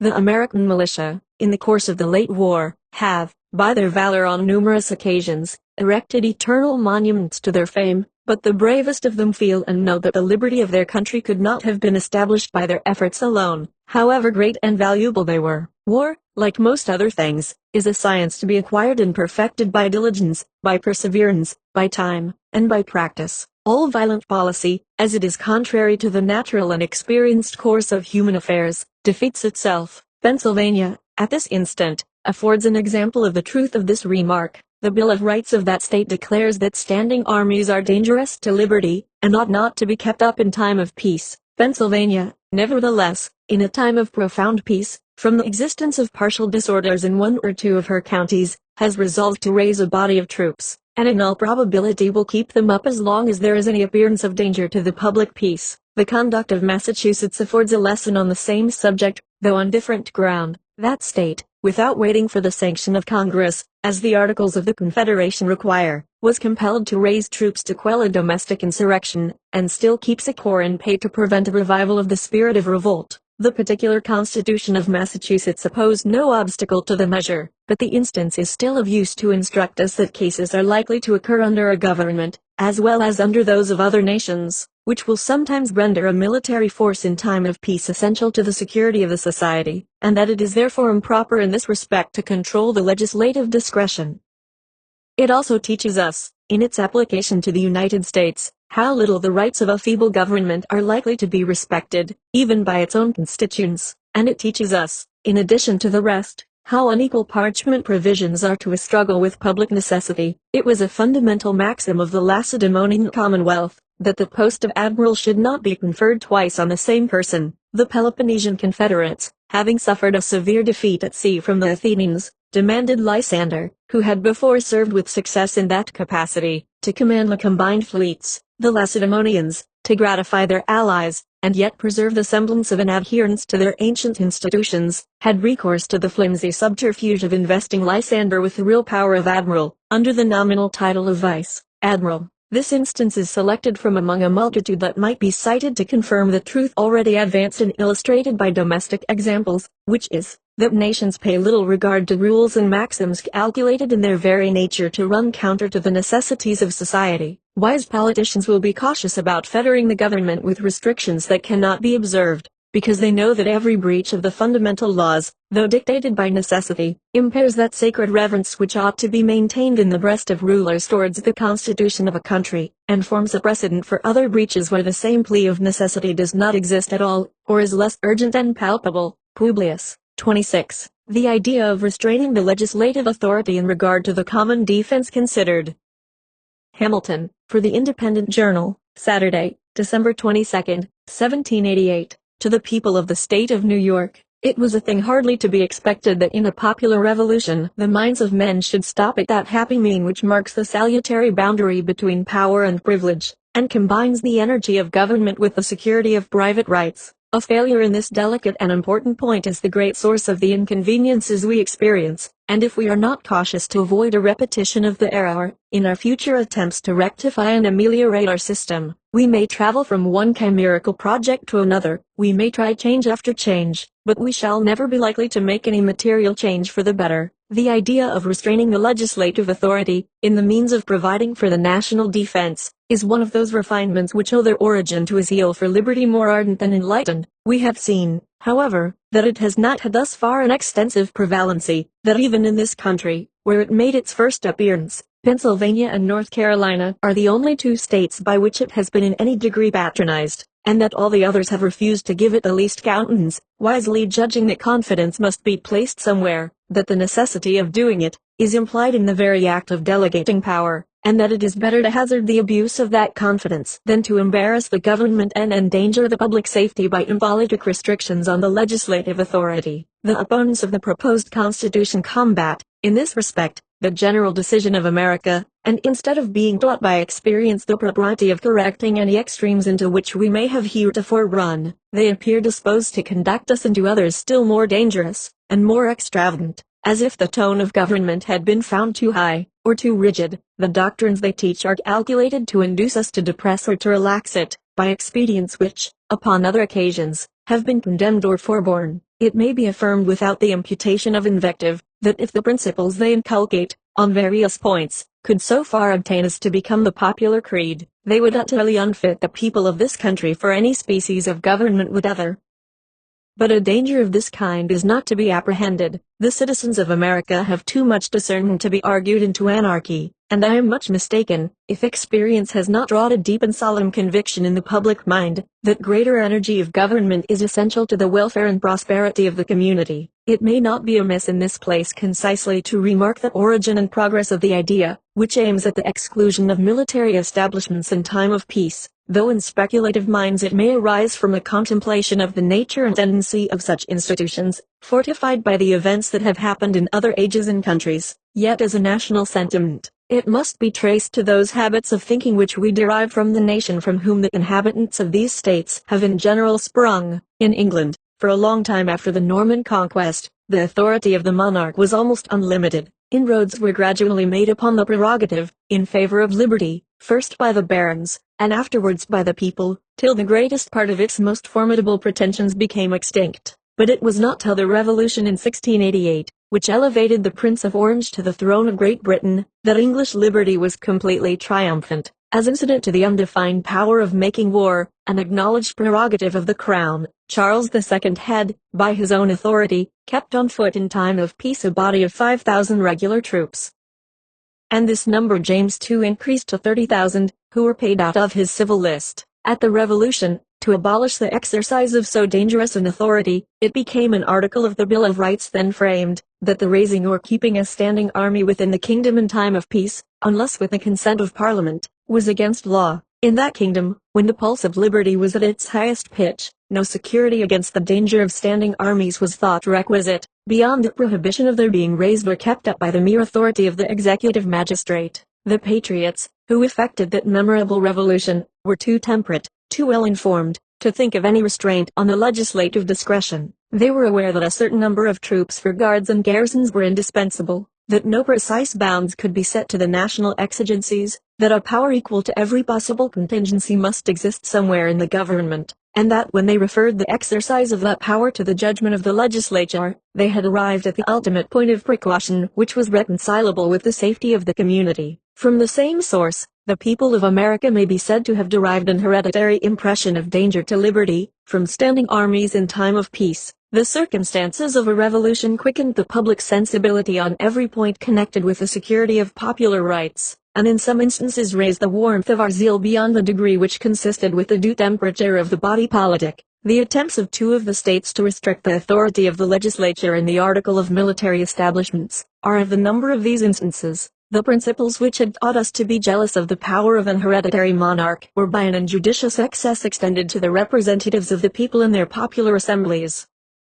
Even in some of the states, where this error was not adopted, we find unnecessary declarations that standing armies ought not to be kept up, in time of peace, without the consent of the legislature. I call them unnecessary, because the reason which had introduced a similar provision into the English Bill of Rights is not applicable to any of the state constitutions. The power of raising armies at all, under those constitutions, can by no construction be deemed to reside anywhere else than in the legislatures themselves, and it was superfluous, if not absurd, to declare that a matter should not be done without the consent of a body, which alone had the power of doing it. Accordingly, in some of these constitutions, and among others, in that of this state of New York, which has been justly celebrated, both in Europe and America, as one of the best of the forms of government established in this country, there is a total silence upon the subject. It is remarkable, that even in the two states which seem to have meditated an interdiction of military establishments in time of peace, the mode of expression made use of is rather cautionary than prohibitory. It is not said, that standing armies shall not be kept up, but that they ought not to be kept up, in time of peace. This ambiguity of terms appears to have been the result of a conflict between jealousy and conviction, between the desire of excluding such establishments at all events, and the persuasion that an absolute exclusion would be unwise and unsafe. Can it be doubted that such a provision, whenever the situation of public affairs was understood to require a departure from it, would be interpreted by the legislature into a mere admonition, and would be made to yield to the necessities or supposed necessities of the state? Let the fact already mentioned, with respect to Pennsylvania, decide. What then, it may be asked, is the use of such a provision, if it cease to operate the moment there is an inclination to disregard it? Let us examine whether there be any comparison, in point of efficacy, between the provision alluded to and that which is contained in the new Constitution, for restraining the appropriations of money for military purposes to the period of 2 years. The former, by aiming at too much, is calculated to effect nothing. The latter, by steering clear of an imprudent extreme, and by being perfectly compatible with a proper provision for the exigencies of the nation, will have a salutary and powerful operation. The legislature of the United States will be obliged, by this provision, once at least in every 2 years, to deliberate upon the propriety of keeping a military force on foot, to come to a new resolution on the point, and to declare their sense of the matter, by a formal vote in the face of their constituents. They are not at liberty to vest in the executive department permanent funds for the support of an army, if they were even ambitious enough to be willing to repose in it so improper a confidence, as the spirit of party, in different degrees, must be expected to infect all political bodies. There will be, no doubt, persons in the national legislature willing enough to arraign the measures and criminate the views of the majority. The provision for the support of a military force will always be a favorable topic for declamation. As often as the question comes forward, the public attention will be roused and attracted to the subject by the party in opposition, and if the majority should be really disposed to exceed the proper limits, the community will be warned of the danger, and will have an opportunity of taking measures to guard against it, independent of parties in the national legislature itself. As often as the period of discussion arrived, the state legislatures, who will always be not only vigilant but suspicious and jealous guardians of the rights of the citizens against encroachments from the federal government, will constantly have their attention awake to the conduct of the national rulers, and will be ready enough, if anything improper appears, to sound the alarm to the people, and not only to be the voice, but, if necessary, the arm of their discontent.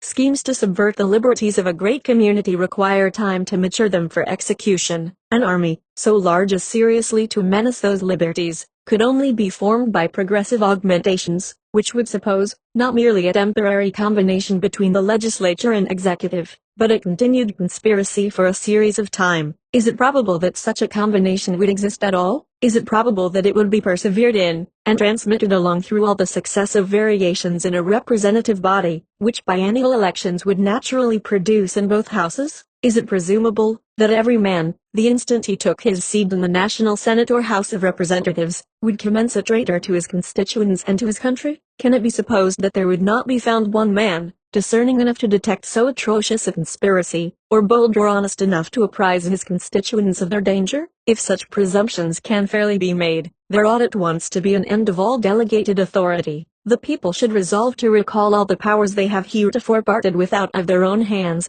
and to divide themselves into as many states as there are counties, in order that they may be able to manage their own concerns in person. If such suppositions could even be reasonably made, still the concealment of the design, for any duration, would be impracticable. It would be announced, by the very circumstance of augmenting the army to so great an extent in time of profound peace. What colorable reason could be assigned, in a country so situated, for such vast augmentations of the military force? It is impossible that the people could be long deceived, and the destruction of the project, and of the projectors, would quickly follow the discovery. It has been said that the provision which limits the appropriation of money for the support of an army to the period of 2 years would be unavailing, because the executive, when once possessed of a force large enough to awe the people into submission, would find resources in that very force sufficient to enable him to dispense with supplies from the acts of the legislature. But the question again recurs, upon what pretense could he be put in possession of a force of that magnitude in time of peace? If we suppose it to have been created in consequence of some domestic insurrection or foreign war, then it becomes a case not within the principles of the objection, for this is leveled against the power of keeping up troops in time of peace. Few persons will be so visionary as seriously to contend that military forces ought not to be raised to quell a rebellion or resist an invasion, and if the defense of the community under such circumstances should make it necessary to have an army so numerous as to hazard its liberty, this is one of those calamities for which there is neither preventative nor cure. It cannot be provided against by any possible form of government. It might even result from a simple league offensive and defensive, if it should ever be necessary for the Confederates or Allies to form an army for common defense. But it is an evil infinitely less likely to attend us in a united than in a disunited state. Nay, it may be safely asserted that it is an evil altogether unlikely to attend us in the latter situation.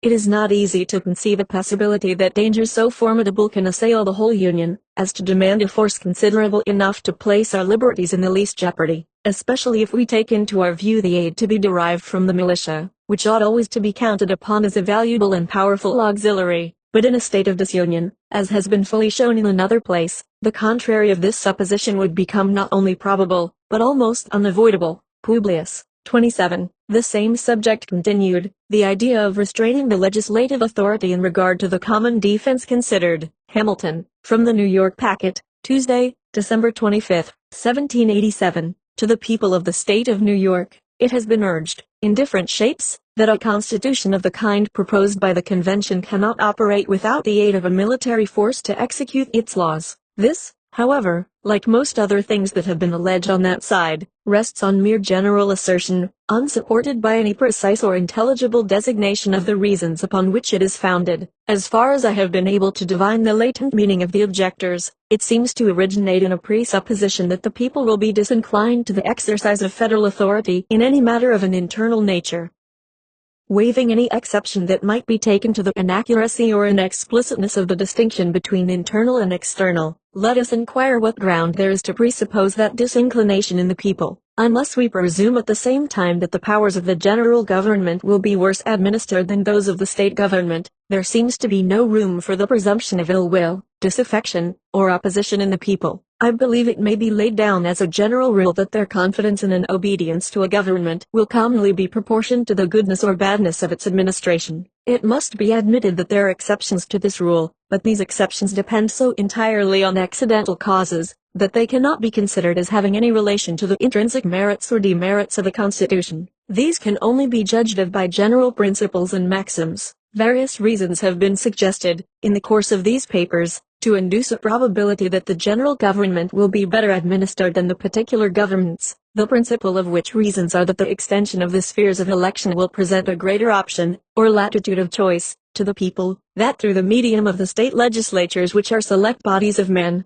and which are to appoint the members of the National Senate, there is reason to expect that this branch will generally be composed with peculiar care and judgment, that these circumstances promise greater knowledge and more extensive information in the national councils, and that they will be less apt to be tainted by the spirit of faction, and more out of the reach of those occasional ill humors, or temporary prejudices and propensities, which, in smaller societies, frequently contaminate the public councils, beget injustice and oppression of a part of the community, and engender schemes which, though they gratify a momentary inclination or desire, terminate in general distress, dissatisfaction, and disgust. Several additional reasons of considerable force, to fortify that probability, will occur when we come to survey, with a more critical eye, the interior structure of the edifice which we are invited to erect. It will be sufficient here to remark, that until satisfactory reasons can be assigned to justify an opinion, that the federal government is likely to be administered in such a manner as to render it odious or contemptible to the people, there can be no reasonable foundation for the supposition that the laws of the Union will meet with any greater obstruction from them, or will stand in need of any other methods to enforce their execution, than the laws of the particular members. The hope of impunity is a strong incitement to sedition, the dread of punishment, a proportionably strong discouragement to it. Will not the government of the Union, which, if possessed of a due degree of power, can call to its aid the collective resources of the whole Confederacy, be more likely to repress the former sentiment and to inspire the latter, than that of a single state, which can only command the resources within itself? A turbulent faction in the state may easily suppose itself able to contend with the friends to the government in that state, but it can hardly be so infatuated as to imagine itself a match for the combined efforts of the Union. If this reflection be just, there is less danger of resistance from irregular combinations of individuals to the authority of the Confederacy than to that of a single member. I will, in this place, hazard an observation, which will not be the less just because to some it may appear new, which is, that the more the operations of the national authority are intermingled in the ordinary exercise of government, the more the citizens are accustomed to meet with it in the common occurrences of their political life, the more it is familiarized to their sight and to their feelings, the further it enters into those objects which touch the most sensible chords and put in motion the most active springs of the human heart, the greater will be the probability that it will conciliate the respect and attachment of the community. Man is very much a creature of habit. A thing that rarely strikes his senses will generally have but little influence upon his mind. A government continually at a distance and out of sight can hardly be expected to interest the sensations of the people. The inference is, that the authority of the Union, and the affections of the citizens towards it, will be strengthened, rather than weakened, by its extension to what are called matters of internal concern, and will have less occasion to recur to force, in proportion to the familiarity and comprehensiveness of its agency. The more it circulates through those channels and currents in which the passions of mankind naturally flow, the less will it require the aid of the violent and perilous expedients of compulsion.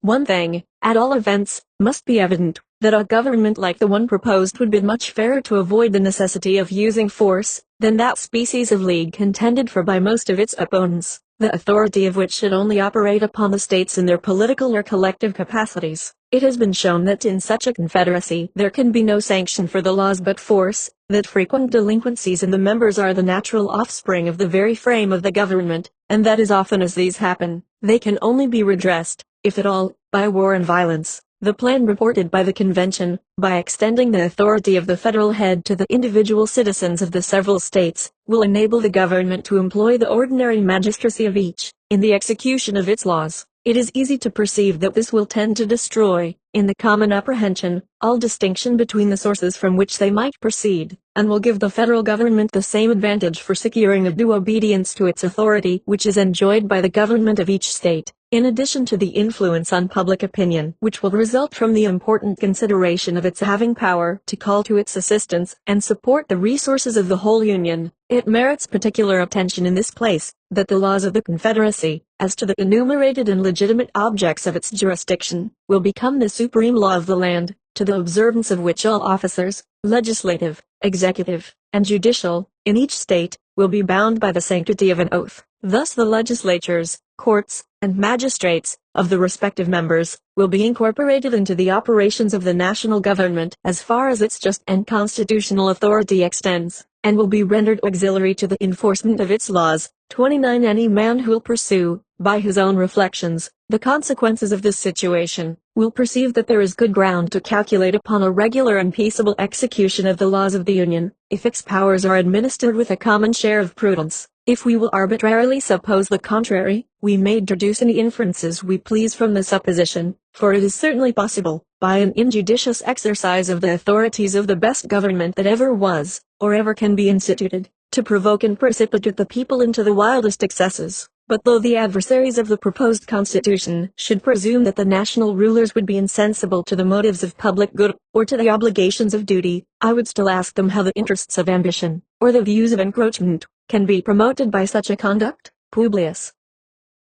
28. The same subject continued, the idea of restraining the legislative authority in regard to the common defense considered. Hamilton, for the Independent Journal, Wednesday, December 26, 1787. To the people of the state of New York, that there may happen cases in which the national government may be necessitated to resort to force, cannot be denied. Our own experience has corroborated the lessons taught by the examples of other nations, that emergencies of this sort will sometimes arise in all societies, however constituted, that seditions and insurrections are, unhappily, maladies as inseparable from the body politic as tumors and eruptions from the natural body, that the idea of governing at all times by the simple force of law, which we have been told is the only admissible principle of republican government, has no place but in the reveries of those political doctors whose sagacity disdains the admonitions of experimental instruction. Should such emergencies at any time happen under the national government, there could be no remedy but force. The means to be employed must be proportioned to the extent of the mischief. If it should be a slight commotion in a small part of a state, the militia of the residue would be adequate to its suppression, and the national presumption is that they would be ready to do their duty. An insurrection, whatever may be its immediate cause, eventually endangers all government. Regard to the public peace, if not to the rights of the Union, would engage the citizens to whom the contagion had not communicated itself to oppose the insurgents, and if the general government should be found in practice conducive to the prosperity and felicity of the people, it were irrational to believe that they would be disinclined to its support. If, on the contrary, the insurrection should pervade a whole state, or a principal part of it, the employment of a different kind of force might become unavoidable. It appears that Massachusetts found it necessary to raise troops for repressing the disorders within that state, that Pennsylvania, from the mere apprehension of commotions among a part of her citizens, has thought proper to have recourse to the same measure. Suppose the state of New York had been inclined to re-establish her lost jurisdiction over the inhabitants of Vermont, Could she have hoped for success in such an enterprise from the efforts of the militia alone? Would she not have been compelled to raise and to maintain a more regular force for the execution of her design? If it must then be admitted that the necessity of recurring to a force different from the militia, in cases of this extraordinary nature, is applicable to the state governments themselves, why should the possibility that the national government might be under a like necessity, in similar extremities, be made an objection to its existence? Is it not surprising that men who declare an attachment to the Union in the abstract, should urge as an objection to the proposed Constitution what applies with tenfold weight to the plan for which they contend, and what, as far as it has any foundation in truth, is an inevitable consequence of civil society upon an enlarged scale? Who would not prefer that possibility to the unceasing agitations and frequent revolutions which are the continual scourges of petty republics? Let us pursue this examination in another light. Suppose, in lieu of one general system, 2, or 3, or even 4 confederacies were to be formed, would not the same difficulty oppose itself to the operations of either of these confederacies? Would not each of them be exposed to the same casualties, and when these happened, be obliged to have recourse to the same expedients for upholding its authority which are objected to in a government for all the states? Would the militia, in this supposition, be more ready or more able to support the federal authority than in the case of a general union? All candid and intelligent men must, upon due consideration, acknowledge that the principle of the objection is equally applicable to either of the two cases, and that whether we have one government for all the states, or different governments for different parcels of them, or even if there should be an entire separation of the states, 30, there might sometimes be a necessity to make use of a force constituted differently from the militia, to preserve the peace of the community and to maintain the just authority of the laws against those violent invasions of them which amount to insurrections and rebellions. Independent of all other reasonings upon the subject, it is a full answer to those who require a more peremptory provision against military establishments in time of peace, to say that the whole power of the proposed government is to be in the hands of the representatives of the people. This is the essential, and, after all, only efficacious security for the rights and privileges of the people, which is attainable in civil society. 31. If the representatives of the people betray their constituents, there is then no resource left but in the exertion of that original right of self-defense which is paramount to all positive forms of government, and which against the usurpations of the national rulers, may be exerted with infinitely better prospect of success than against those of the rulers of an individual state. In a single state, if the persons entrusted with supreme power become usurpers, the different parcels, subdivisions, or districts of which it consists, having no distinct government in each, can take no regular measures for defense. The citizens must rush tumultuously to arms, without concert, without system, without resource, except in their courage and despair.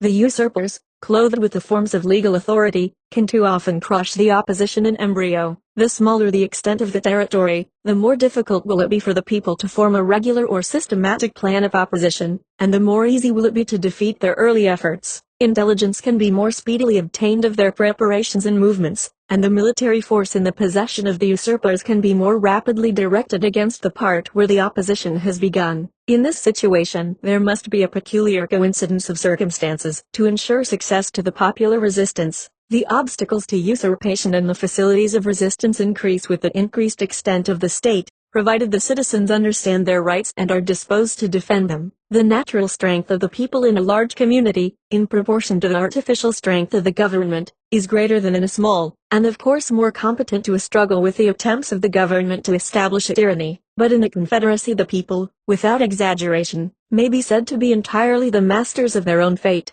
power being almost always the rival of power. The general government will at all times stand ready to check the usurpations of the state governments, and these will have the same disposition towards the general government. The people, by throwing themselves into either scale, will infallibly make it preponderate. If their rights are invaded by either, they can make use of the other as the instrument of redress. How wise will it be in them by cherishing the union to preserve to themselves an advantage which can never be too highly prized. It may safely be received as an axiom in our political system, that the state governments will, in all possible contingencies, afford complete security against invasions of the public liberty by the national authority. Projects of usurpation cannot be masked under pretenses so likely to escape the penetration of select bodies of men, as of the people at large. The legislatures will have better means of information. They can discover the danger at a distance, and possessing all the organs of civil power, and the confidence of the people, they can at once adopt a regular plan of opposition, in which they can combine all the resources of the community. They can readily communicate with each other in the different states, and unite their common forces for the protection of their common liberty. The great extent of the country is a further security. We have already experienced its utility against the attacks of a foreign power, and it would have precisely the same effect against the enterprises of ambitious rulers in the national councils. If the federal army should be able to quell the resistance of one state, the distant states would have it in their power to make head with fresh forces. The advantages obtained in one place must be abandoned to subdue the opposition in others, and the moment the part which had been reduced to submission was left to itself, its efforts would be renewed, and its resistance revive. We should recollect that the extent of the military force must, at all events, be regulated by the resources of the country. For a long time to come, it will not be possible to maintain a large army, and as the means of doing this increase, the population and natural strength of the community will proportionably increase. When will the time arrive that the federal government can raise and maintain an army capable of erecting a despotism over the great body of the people of an immense empire, who are in a situation, through the medium of their state governments, to take measures for their own defense, with all the celerity, regularity, and system of independent nations? The apprehension may be considered as a disease, for which there can be found no cure in the resources of argument and reasoning. Publius, 29, concerning the militia. This essay appeared as number 35 in the original publication in the newspapers, and therefore is here misplaced chronologically. In the first edition of 1788, however, it is printed as number 29, which gives it its proper place according to subject, and for this reason the order of the first edition has been followed. Hamilton, from the New York Packet, Wednesday, January 9, 1788, to the people of the state of New York, the power of regulating the militia, and of commanding its services in times of insurrection and invasion, are natural incidents to the duties of superintending the common defense, and of watching over the internal peace of the Confederacy. It requires no skill in the science of war to discern that uniformity in the organization and discipline of the militia would be attended with the most beneficial effects, whenever they were called into service for the public defense. It would enable them to discharge the duties of the camp and of the field with mutual intelligence, and confer an advantage of peculiar moment in the operations of an army, and it would fit them much sooner to acquire the degree of proficiency in military functions which would be essential to their usefulness. This desirable uniformity can only be accomplished by confiding the regulation of the militia to the direction of the national authority. It is, therefore, with the most evident propriety, that the plan of the convention proposes to empower the Union to provide for organizing, arming, and disciplining the militia, and for governing such part of them as may be employed in the service of the United States, reserving to the states respectively the appointment of the officers, and the authority of training the militia according to the discipline prescribed by Congress. Of the different grounds which have been taken in opposition to the plan of the convention, there is none that was so little to have been expected, or is so untenable in itself, as the one from which this particular provision has been attacked. If a well-regulated militia be the most natural defense of a free country, it ought certainly to be under the regulation and at the disposal of that body which is constituted the guardian of the national security. If standing armies are dangerous to liberty, an efficacious power over the militia, in the body to whose care the protection of the state is committed, ought, as far as possible, to take away the inducement and the pretext to such unfriendly institutions. If the federal government can command the aid of the militia in those emergencies which call for the military arm in support of the civil magistrate, it can the better dispense with the employment of a different kind of force. If it cannot avail itself of the former, it will be obliged to recur to the latter. To render an army unnecessary will be a more certain method of preventing its existence than 1,000 prohibitions upon paper. In order to cast an odium upon the power of calling forth the militia to execute the laws of the Union, it has been remarked that there is nowhere any provision in the proposed Constitution for calling out the posse comitatus to assist the magistrate in the execution of his duty, whence it has been inferred that military force was intended to be his only auxiliary. There is a striking incoherence in the objections which have appeared, and sometimes even from the same quarter, not much calculated to inspire a very favorable opinion of the sincerity or fair dealing of their authors. The same persons who tell us in one breath that the powers of the federal government will be despotic and unlimited, inform us in the next that it has not authority sufficient even to call out the posse comitatus. The latter, fortunately, is as much short of the truth as the former exceeds it. It would be as absurd to doubt that a right to pass all laws necessary and proper to execute its declared powers, would include that of requiring the assistance of the citizens to the officers who may be entrusted with the execution of those laws, as it would be to believe that a right to enact laws necessary and proper for the imposition and collection of taxes would involve that of varying the rules of descent and of the alienation of landed property, or of abolishing the trial by jury in cases relating to it. It being therefore evident that the supposition of a want of power to require the aid of the posse comitatus is entirely destitute of color, it will follow that the conclusion which has been drawn from it, in its application to the authority of the federal government over the militia, is as uncandid as it is illogical. What reason could there be to infer that force was intended to be the sole instrument of authority, merely because there is a power to make use of it when necessary? What shall we think of the motives which could induce men of sense to reason in this manner? How shall we prevent a conflict between charity and conviction? By a curious refinement upon the spirit of republican jealousy, we are even taught to apprehend danger from the militia itself. In the hands of the federal government,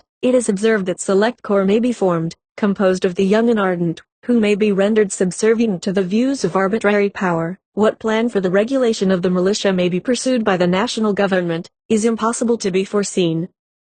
But so far from viewing the matter in the same light with those who object to select corps as dangerous, were the Constitution ratified, and were I to deliver my sentiments to a member of the federal legislature from the state on the subject of a militia establishment, I should hold to him, in substance, the following discourse. The project of disciplining all the militia of the United States is as futile as it would be injurious, if it were capable of being carried into execution. A tolerable expertness in military movements is a business that requires time and practice. It is not a day, or even a week, that will suffice for the attainment of it. To oblige the great body of the yeomanry, and of the other classes of the citizens, to be under arms for the purpose of going through military exercises and evolutions, as often as might be necessary to acquire the degree of perfection which would entitle them to the character of a well-regulated militia, would be a real grievance to the people, and a serious public inconvenience and loss. It would form an annual deduction from the productive labor of the country, to an amount which, calculating upon the present numbers of the people, would not fall far short of the whole expense of the civil establishments of all the states. To attempt a thing which would abridge the mass of labor and industry to so considerable an extent, would be unwise, and the experiment, if made, could not succeed, because it would not long be endured.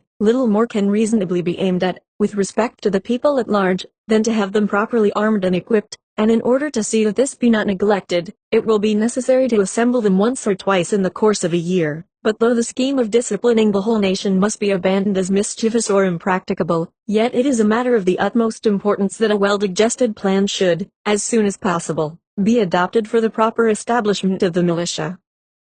The attention of the government ought particularly to be directed to the formation of a select corps of moderate extent, upon such principles as will really fit them for service in case of need. By thus circumscribing the plan, it will be possible to have an excellent body of well-trained militia, ready to take the field whenever the defense of the state shall require it. This will not only lessen the call for military establishments, but if circumstances should at any time oblige the government to form an army of any magnitude, that army can never be formidable to the liberties of the people, while there is a large body of citizens, little, if at all, inferior to them in discipline and the use of arms, who stand ready to defend their own rights and those of their fellow citizens. This appears to me the only substitute that can be devised for a standing army, and the best possible security against it, if it should exist. Thus, differently from the adversaries of the proposed Constitution, should I reason on the same subject, deducing arguments of safety from the very sources which they represent as fraught with danger and perdition. But how the national legislature may reason on the point,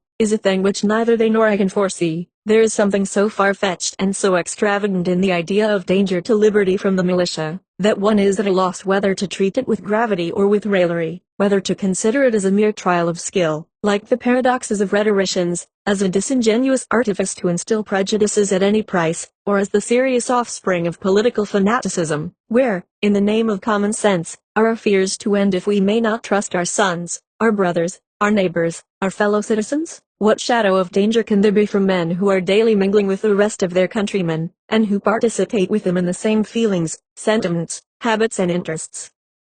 What reasonable cause of apprehension can be inferred from a power in the Union to prescribe regulations for the militia, and to command its services when necessary, while the particular states are to have the sole and exclusive appointment of the officers? if it were possible seriously to indulge a jealousy of the militia upon any conceivable establishment under the federal government, the circumstance of the officers being in the appointment of the states ought at once to extinguish it. There can be no doubt that this circumstance will always secure to them a preponderating influence over the militia. In reading many of the publications against the Constitution, a man is apt to imagine that he is perusing some ill-written tale or romance, which instead of natural and agreeable images, exhibits to the mind nothing but frightful and distorted shapes, gorgons, hydras, and chimeras dire, discoloring and disfiguring whatever it represents, and transforming everything it touches into a monster. A sample of this is to be observed in the exaggerated and improbable suggestions which have taken place respecting the power of calling for the services of the militia. That of New Hampshire is to be marched to Georgia, of Georgia to New Hampshire, of New York to Kentucky, and of Kentucky to Lake Champlain. Nay, the debts due to the French and Dutch are to be paid in militiamen instead of louis d'ors and ducats. At one moment there is to be a large army to lay prostrate the liberties of the people, at another moment the militia of Virginia are to be dragged from their homes 500 or 600 miles, to tame the Republican contumacy of Massachusetts, and that of Massachusetts is to be transported an equal distance to subdue the refractory haughtiness of the aristocratic Virginians. Do the persons who rave at this rate imagine that their art or their eloquence can impose any conceits or absurdities upon the people of America for infallible truths? If there should be an army to be made use of as the engine of despotism, what need of the militia? If there should be no army, whither would the militia, irritated by being called upon to undertake a distant and hopeless expedition, for the purpose of riveting the chains of slavery upon a part of their countrymen, direct their course, but to the seat of the tyrants, who had meditated so foolish as well as so wicked a project, to crush them in their imagined entrenchments of power, and to make them an example of the just vengeance of an abused and incensed people? Is this the way in which usurpers stride to dominion over a numerous and enlightened nation? Do they begin by exciting the detestation of the very instruments of their intended usurpations? Do they usually commence their career by wanton and disgustful acts of power, calculated to answer no end, but to draw upon themselves universal hatred and execration? Are suppositions of this sort the sober admonitions of discerning patriots to a discerning people, or are they the inflammatory ravings of incendiaries or distempered enthusiasts?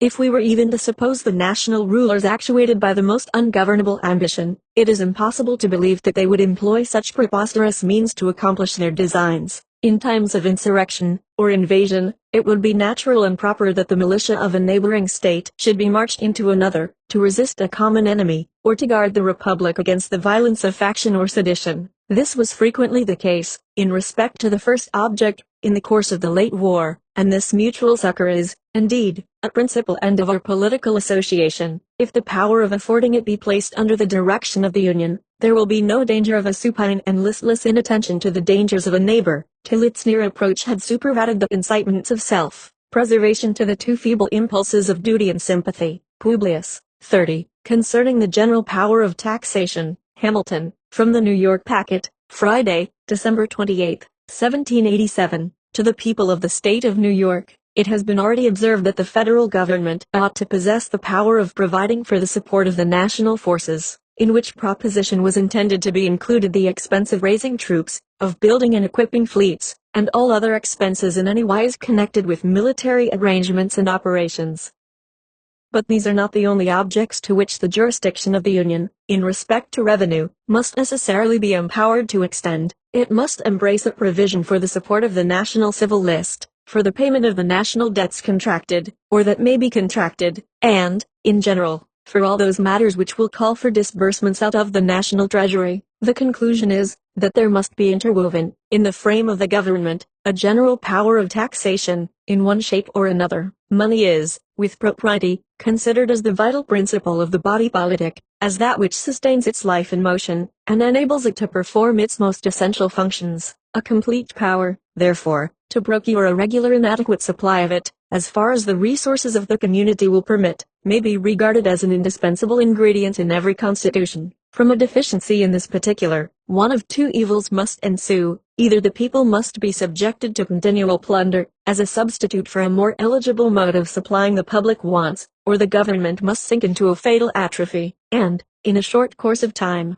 perish. In the Ottoman or Turkish Empire, the sovereign, though in other respects absolute master of the lives and fortunes of his subjects, has no right to impose a new tax. The consequence is that he permits the bashaws or governors of provinces to pillage the people without mercy, and, in turn, squeezes out of them the sums of which he stands in need, to satisfy his own exigencies and those of the state. In America, from a like cause, the government of the Union has gradually dwindled into a state of decay, approaching nearly to annihilation. Who can doubt that the happiness of the people in both countries would be promoted by competent authorities in the proper hands, to provide the revenues which the necessities of the public might require? The present Confederation, feeble as it is, intended to repose in the United States an unlimited power of providing for the pecuniary wants of the Union, but proceeding upon an erroneous principle, it has been done in such a manner as entirely to have frustrated the intention. Congress, by the articles which compose that compact, as has already been stated, are authorized to ascertain and call for any sums of money necessary, in their judgment, to the service of the United States, and their requisitions, if conformable to the rule of apportionment, are in every constitutional sense obligatory upon the states. These have no right to question the propriety of the demand, no discretion beyond that of devising the ways and means of furnishing the sums demanded. But though this be strictly and truly the case, though the assumption of such a right would be an infringement of the Articles of Union, though it may seldom or never have been avowedly claimed, yet in practice it has been constantly exercised, and would continue to be so, as long as the revenues of the Confederacy should remain dependent on the intermediate agency of its members. What the consequences of this system have been, is within the knowledge of every man the least conversant in our public affairs, and has been amply unfolded in different parts of these inquiries. It is this which has chiefly contributed to reduce us to a situation, which affords ample cause both of mortification to ourselves, and of triumph to our enemies. What remedy can there be for this situation, but in a change of the system which has produced it, in a change of the fallacious and delusive system of quotas and requisitions? What substitute can there be imagined for this ignis fatuus in finance, but that of permitting the national government to raise its own revenues by the ordinary methods of taxation authorized in every well-ordered constitution of civil government? Ingenious men may declaim with plausibility on any subject, but no human ingenuity can point out any other expedient to rescue us from the inconveniences and embarrassments naturally resulting from defective supplies of the public treasury. The more intelligent adversaries of the new Constitution admit the force of this reasoning, but they qualify their admission by a distinction between what they call internal and external taxation. The former they would reserve to the state governments, the latter, which they explain into commercial imposts, or rather duties on imported articles, they declare themselves willing to concede to the federal head. This distinction, however, would violate the maxim of good sense and sound policy, which dictates that every power ought to be in proportion to its object, and would still leave the general government in a kind of tutelage to the state governments, inconsistent with every idea of vigor or efficiency. Who can pretend that commercial imposts are, or would be, alone equal to the present and future exigencies of the Union, taking into the account the existing debt, foreign and domestic, upon any plan of extinguishment which a man moderately impressed with the importance of public justice and public credit could approve? In addition to the establishments which all parties will acknowledge to be necessary, we could not reasonably flatter ourselves that this resource alone, upon the most improved scale, would even suffice for its present necessities. Its future necessities admit not of calculation or limitation, and upon the principle, more than once adverted to, the power of making provision for them as they arise ought to be equally unconfined. I believe it may be regarded as a position warranted by the history of mankind, that, in the usual progress of things, the necessities of a nation, in every stage of its existence, will be found at least equal to its resources. To say that deficiencies may be provided for by requisitions upon the states, is on the one hand to acknowledge that this system cannot be depended upon, and on the other hand to depend upon it for everything beyond a certain limit. Those who have carefully attended to its vices and deformities as they have been exhibited by experience or delineated in the course of these papers, must feel invincible repugnancy to trusting the national interests in any degree to its operation. Its inevitable tendency, whenever it is brought into activity, must be to enfeeble the Union, and sow the seeds of discord and contention between the federal head and its members, and between the members themselves. Can it be expected that the deficiencies would be better supplied in this mode than the total wants of the Union have heretofore been supplied in the same mode? It ought to be recollected that if less will be required from the states, they will have proportionably less means to answer the demand. If the opinions of those who contend for the distinction which has been mentioned were to be received as evidence of truth, one would be led to conclude that there was some known point in the economy of national affairs at which it would be safe to stop and to say, thus far the ends of public happiness will be promoted by supplying the wants of government. And all beyond this is unworthy of our care or anxiety. How is it possible that a government half supplied and always necessitous, can fulfill the purposes of its institution, can provide for the security, advance the prosperity, or support the reputation of the Commonwealth? How can it ever possess either energy or stability, dignity or credit, confidence at home or respectability abroad? How can its administration be anything else than a succession of expedients temporizing, impotent, disgraceful? How will it be able to avoid a frequent sacrifice of its engagements to immediate necessity? How can it undertake or execute any liberal or enlarged plans of public good? Let us attend to what would be the effects of this situation in the very first war in which we should happen to be engaged. We will presume, for argument's sake, that the revenue arising from the imposed duties answers the purposes of a provision for the public debt and of a peace establishment for the Union. Thus circumstanced, a war breaks out. What would be the probable conduct of the government in such an emergency? Taught by experience that proper dependence could not be placed on the success of requisitions, unable by its own authority to lay hold of fresh resources, and urged by considerations of national danger, would it not be driven to the expedient of diverting the funds already appropriated from their proper objects to the defense of the state? It is not easy to see how a step of this kind could be avoided, and if it should be taken, it is evident that it would prove the destruction of public credit at the very moment that it was becoming essential to the public safety. To imagine that at such a crisis credit might be dispensed with, would be the extreme of infatuation. In the modern system of war, nations the most wealthy are obliged to have recourse to large loans. A country so little opulent as ours must feel this necessity in a much stronger degree. But who would lend to a government that prefaced its overtures for borrowing by an act which demonstrated that no reliance could be placed on the steadiness of its measures for paying? The loans it might be able to procure would be as limited in their extent as burdensome in their conditions. They would be made upon the same principles that usurers commonly lend to bankrupt and fraudulent debtors, with a sparing hand and at enormous premiums. It may perhaps be imagined that, from the scantiness of the resources of the country, the necessity of diverting the established funds in the case supposed would exist, though the national government should possess an unrestrained power of taxation. But two considerations will serve to quiet all apprehension on this head. One is, that we are sure the resources of the community, in their full extent, will be brought into activity for the benefit of the Union. The other is, that whatever deficiencies there may be, can without difficulty be supplied by loans. The power of creating new funds upon new objects of taxation, by its own authority, would enable the national government to borrow as far as its necessities might require. Foreigners, as well as the citizens of America, could then reasonably repose confidence in its engagements, but to depend upon a government that must itself depend upon 13 other governments for the means of fulfilling its contracts, when once its situation is clearly understood, would require a degree of credulity not often to be met with in the pecuniary transactions of mankind, and little reconcilable with the usual sharp-sightedness of avarice.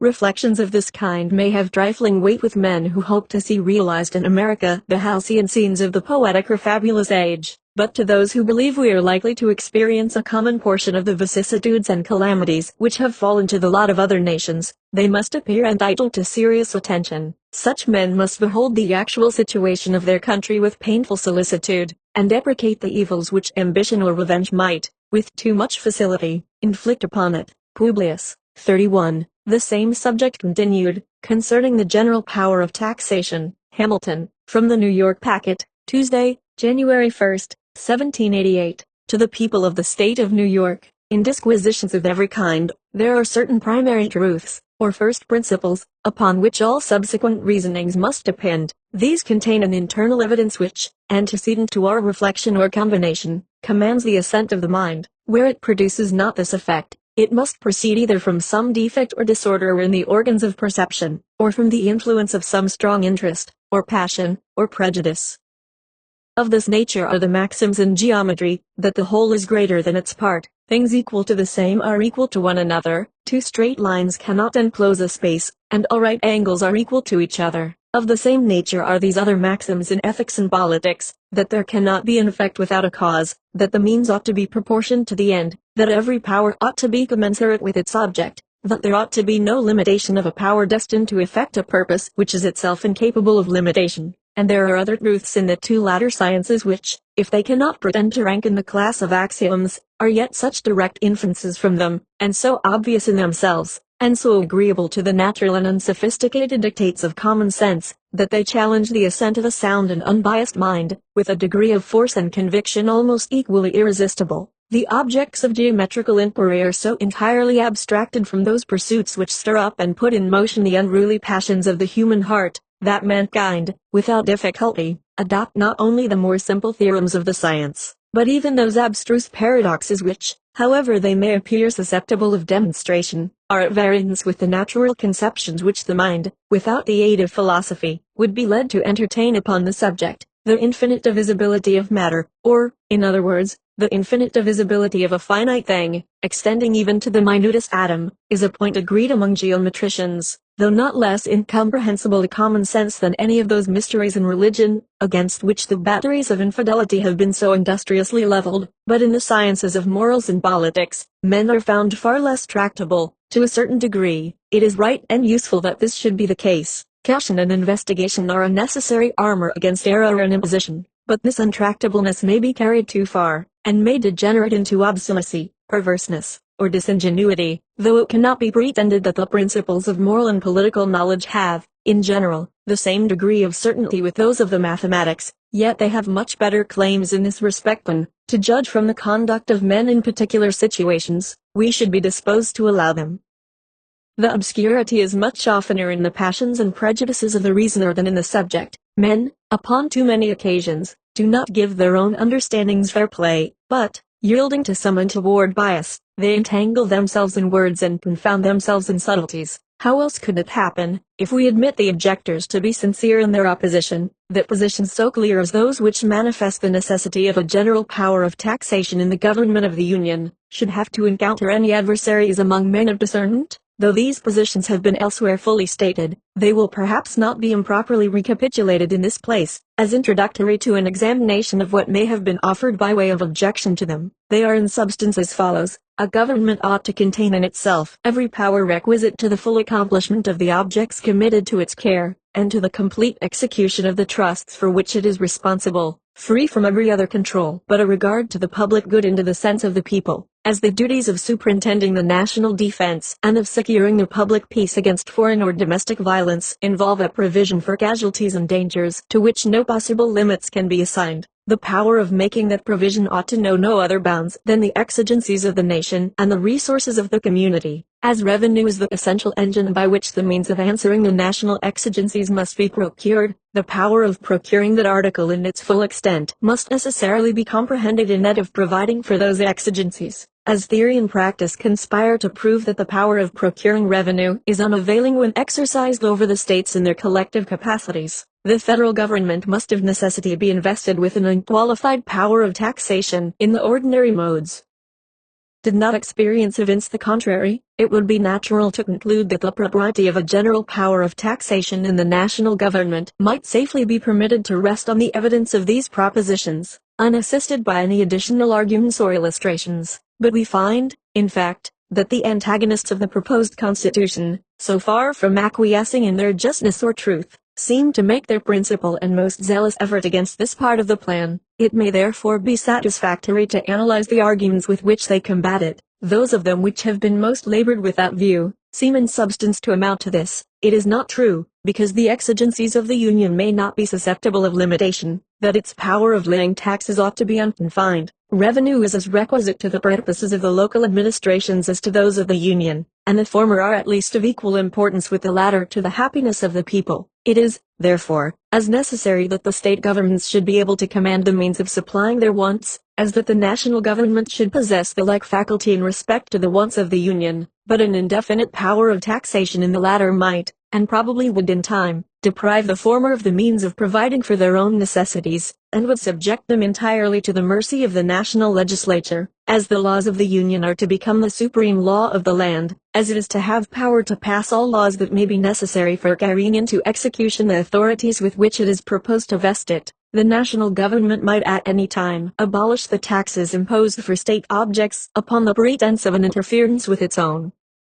It might allege a necessity of doing this in order to give efficacy to the national revenues, and thus all the resources of taxation might by degrees become the subjects of federal monopoly, to the entire exclusion and destruction of the state governments. This mode of reasoning appears sometimes to turn upon the supposition of usurpation in the national government, at other times it seems to be designed only as a deduction from the constitutional operation of its intended powers. It is only in the latter light that it can be admitted to have any pretensions to fairness. The moment we launch into conjectures about the usurpations of the federal government, we get into an unfathomable abyss, and fairly put ourselves out of the reach of all reasoning. Imagination may range at pleasure till it gets bewildered amidst the labyrinths of an enchanted castle, and knows not on which side to turn to extricate itself from the perplexities into which it has so rashly adventured. Whatever may be the limits or modifications of the powers of the Union, it is easy to imagine an endless train of possible dangers, and by indulging in excess of jealousy and timidity, we may bring ourselves to a state of absolute skepticism and irresolution. I repeat here what I have observed in substance in another place, that all observations founded upon the danger of usurpation ought to be referred to the composition and structure of the government, not to the nature or extent of its powers. The state governments, by their original constitutions, are invested with complete sovereignty.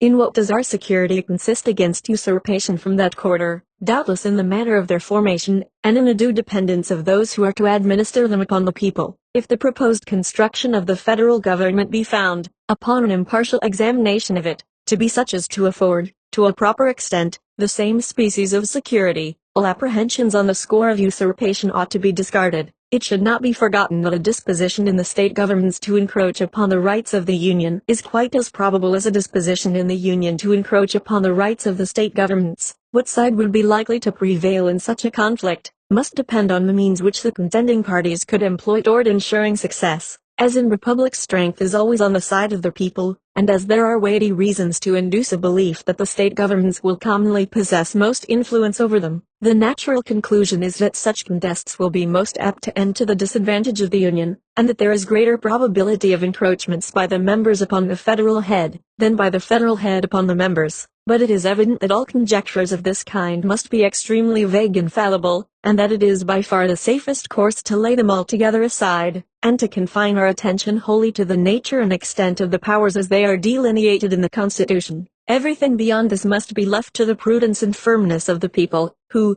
as they will hold the scales in their own hands, it is to be hoped, will always take care to preserve the constitutional equilibrium between the general and the state governments. Upon this ground, which is evidently the true one, it will not be difficult to obviate the objections which have been made to an indefinite power of taxation in the United States.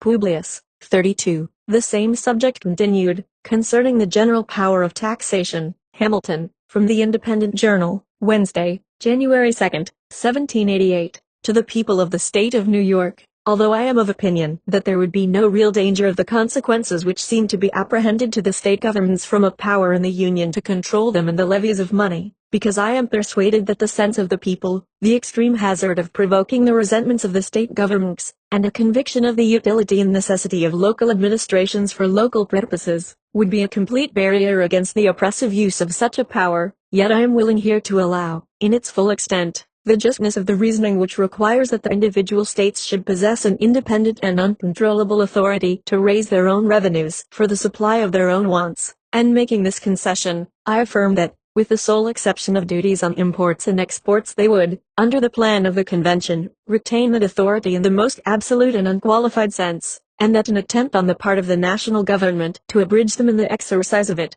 would be a violent assumption of power, unwarranted by any article or clause of its constitution. An entire consolidation of the states into one complete national sovereignty would imply an entire subordination of the parts, and whatever powers might remain in them, would be altogether dependent on the general will. But as the plan of the convention aims only at a partial union or consolidation, the state governments would clearly retain all the rights of sovereignty which they before had, and which were not, by that act, exclusively delegated to the United States. This exclusive delegation, or rather this alienation, of state sovereignty, would only exist in three cases: where the Constitution in express terms granted an exclusive authority to the Union, where it granted in one instance an authority to the Union, and in another prohibited the states from exercising the like authority, and where it granted an authority to the Union, to which a similar authority in the states would be absolutely and totally contradictory and repugnant.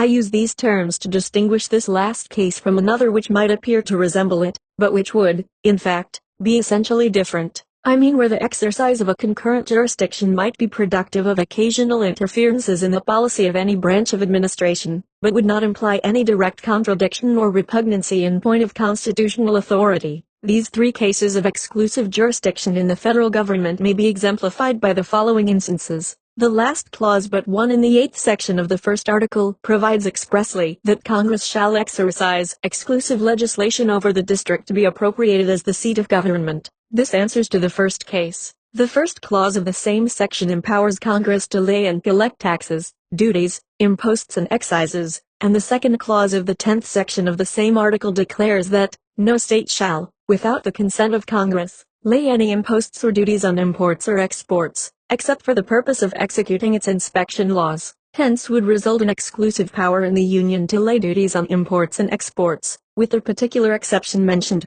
but this power is abridged by another clause, which declares that no tax or duty shall be laid on articles exported from any state, in consequence of which qualification, it now only extends to the duties on imports. This answers to the second case. The third will be found in that clause which declares that Congress shall have power to establish an uniform rule of naturalization throughout the United States. This must necessarily be exclusive, because if each state had power to prescribe a distinct rule, there could not be a uniform rule, a case which may perhaps be thought to resemble the latter, but which is in fact widely different, affects the question immediately under consideration. I mean the power of imposing taxes on all articles other than exports and imports. This, I contend, is manifestly a concurrent and co-equal authority in the United States and in the individual states.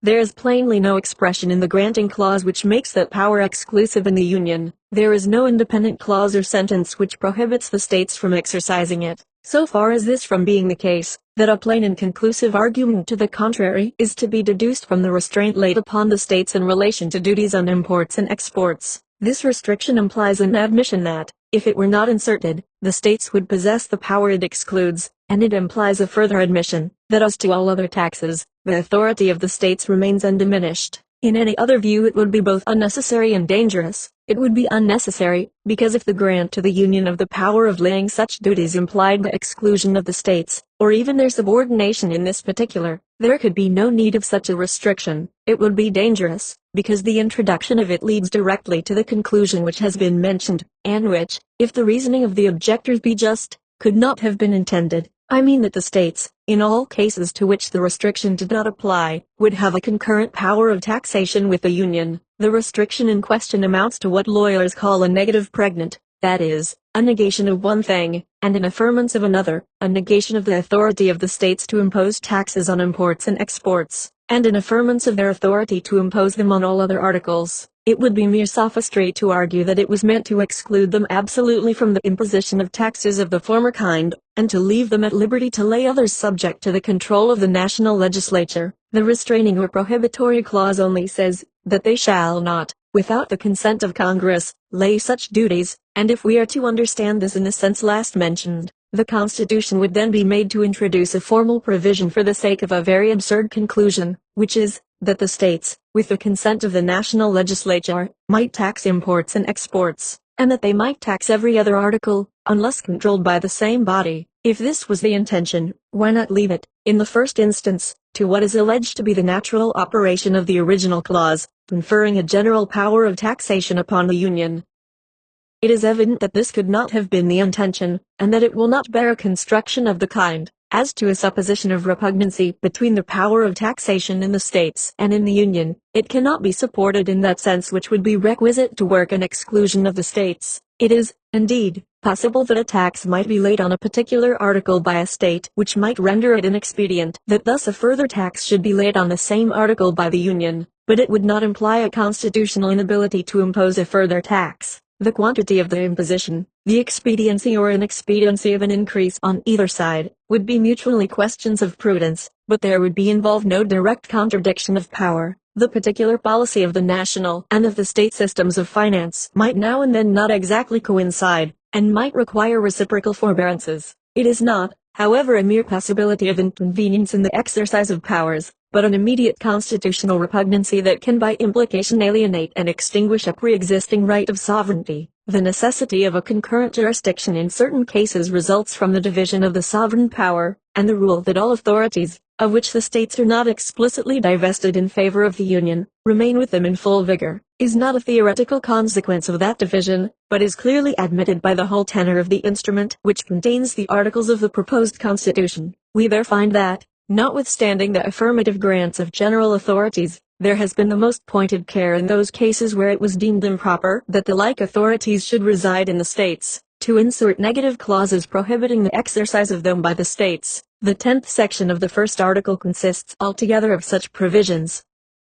This circumstance is a clear indication of the sense of the convention, and furnishes a rule of interpretation out of the body of the act, which justifies the position I have advanced and refutes every hypothesis to the contrary. Publius, 33. The same subject continued, concerning the general power of taxation. Hamilton, from the Independent Journal, Wednesday, January 2, 1788. To the people of the state of New York, the residue of the argument against the provisions of the Constitution in respect to taxation is engrafted upon the following clause. 32. The last clause of the 8th section of the first article of the plan under consideration authorizes the national legislature to make all laws which shall be necessary and proper for carrying into execution the powers by the Constitution vested in the government of the United States, or in any department or officer thereof. And the second clause of the 6th article declares, that the Constitution and the laws of the United States made in pursuance thereof, and the treaties made by their authority shall be the supreme law of the land. Anything in the Constitution or laws of any state to the contrary notwithstanding, these two clauses have been the source of much virulent invective and petulant declamation against the proposed Constitution. They have been held up to the people in all the exaggerated colors of misrepresentation as the pernicious engines by which their local governments were to be destroyed and their liberties exterminated, as the hideous monster whose devouring jaws would spare neither sex nor age, nor high nor low, nor sacred nor profane. And yet, strange as it may appear, after all this clamor, to those who may not have happened to contemplate them in the same light, it may be affirmed with perfect confidence that the constitutional operation of the intended government would be precisely the same, if these clauses were entirely obliterated, as if they were repeated in every article. They are only declaratory of a truth which would have resulted by necessary and unavoidable implication from the very act of constituting a federal government, and vesting it with certain specified powers.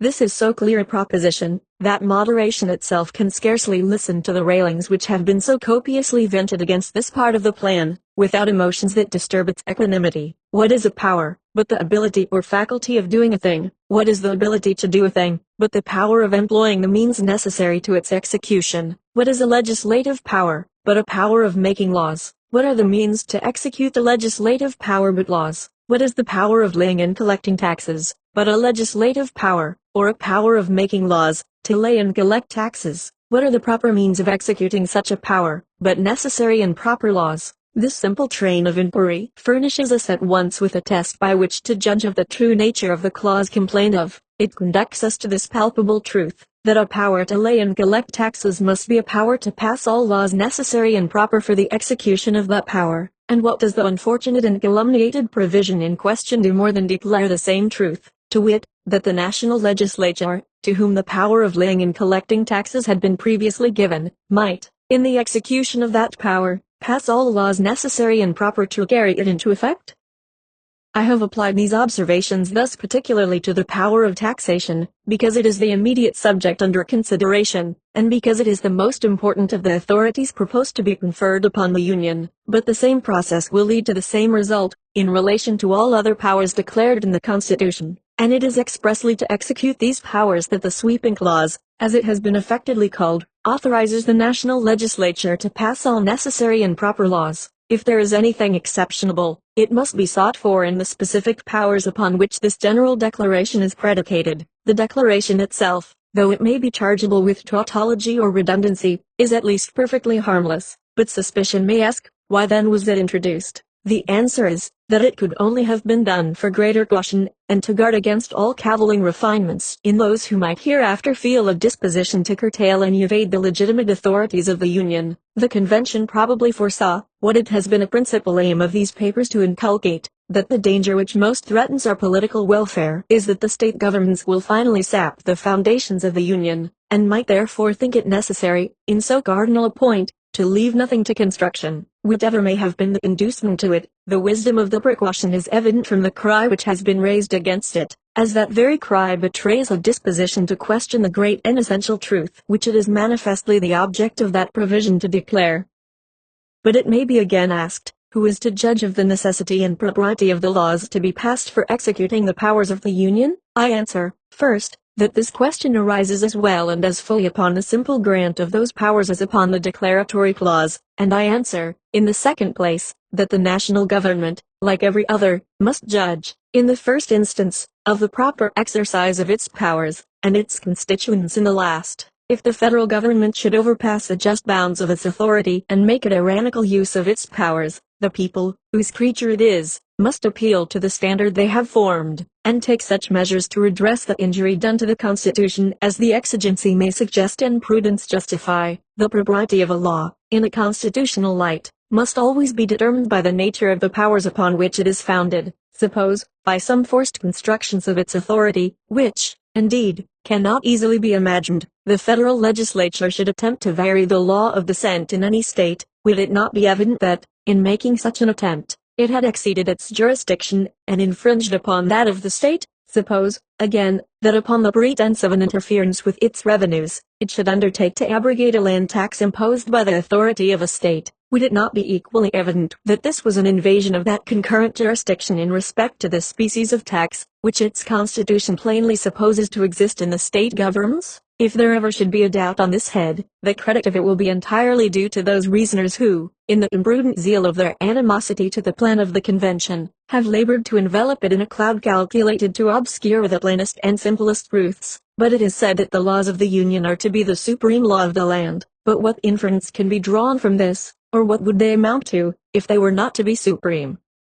It is evident they would amount to nothing. A law, by the very meaning of the term, includes supremacy. It is a rule which those to whom it is prescribed are bound to observe. This results from every political association. If individuals enter into a state of society, the laws of that society must be the supreme regulator of their conduct. If a number of political societies enter into a larger political society, the laws which the latter may enact, pursuant to the powers entrusted to it by its constitution, must necessarily be supreme over those societies, and the individuals of whom they are composed. It would otherwise be a mere treaty, dependent on the good faith of the parties, and not a government, which is only another word for political power and supremacy. But it will not follow from this doctrine that acts of the large society, which are not pursuant to its constitutional powers, but which are invasions of the residuary authorities of the smaller societies, will become the supreme law of the land. These will be merely acts of usurpation, and will deserve to be treated as such.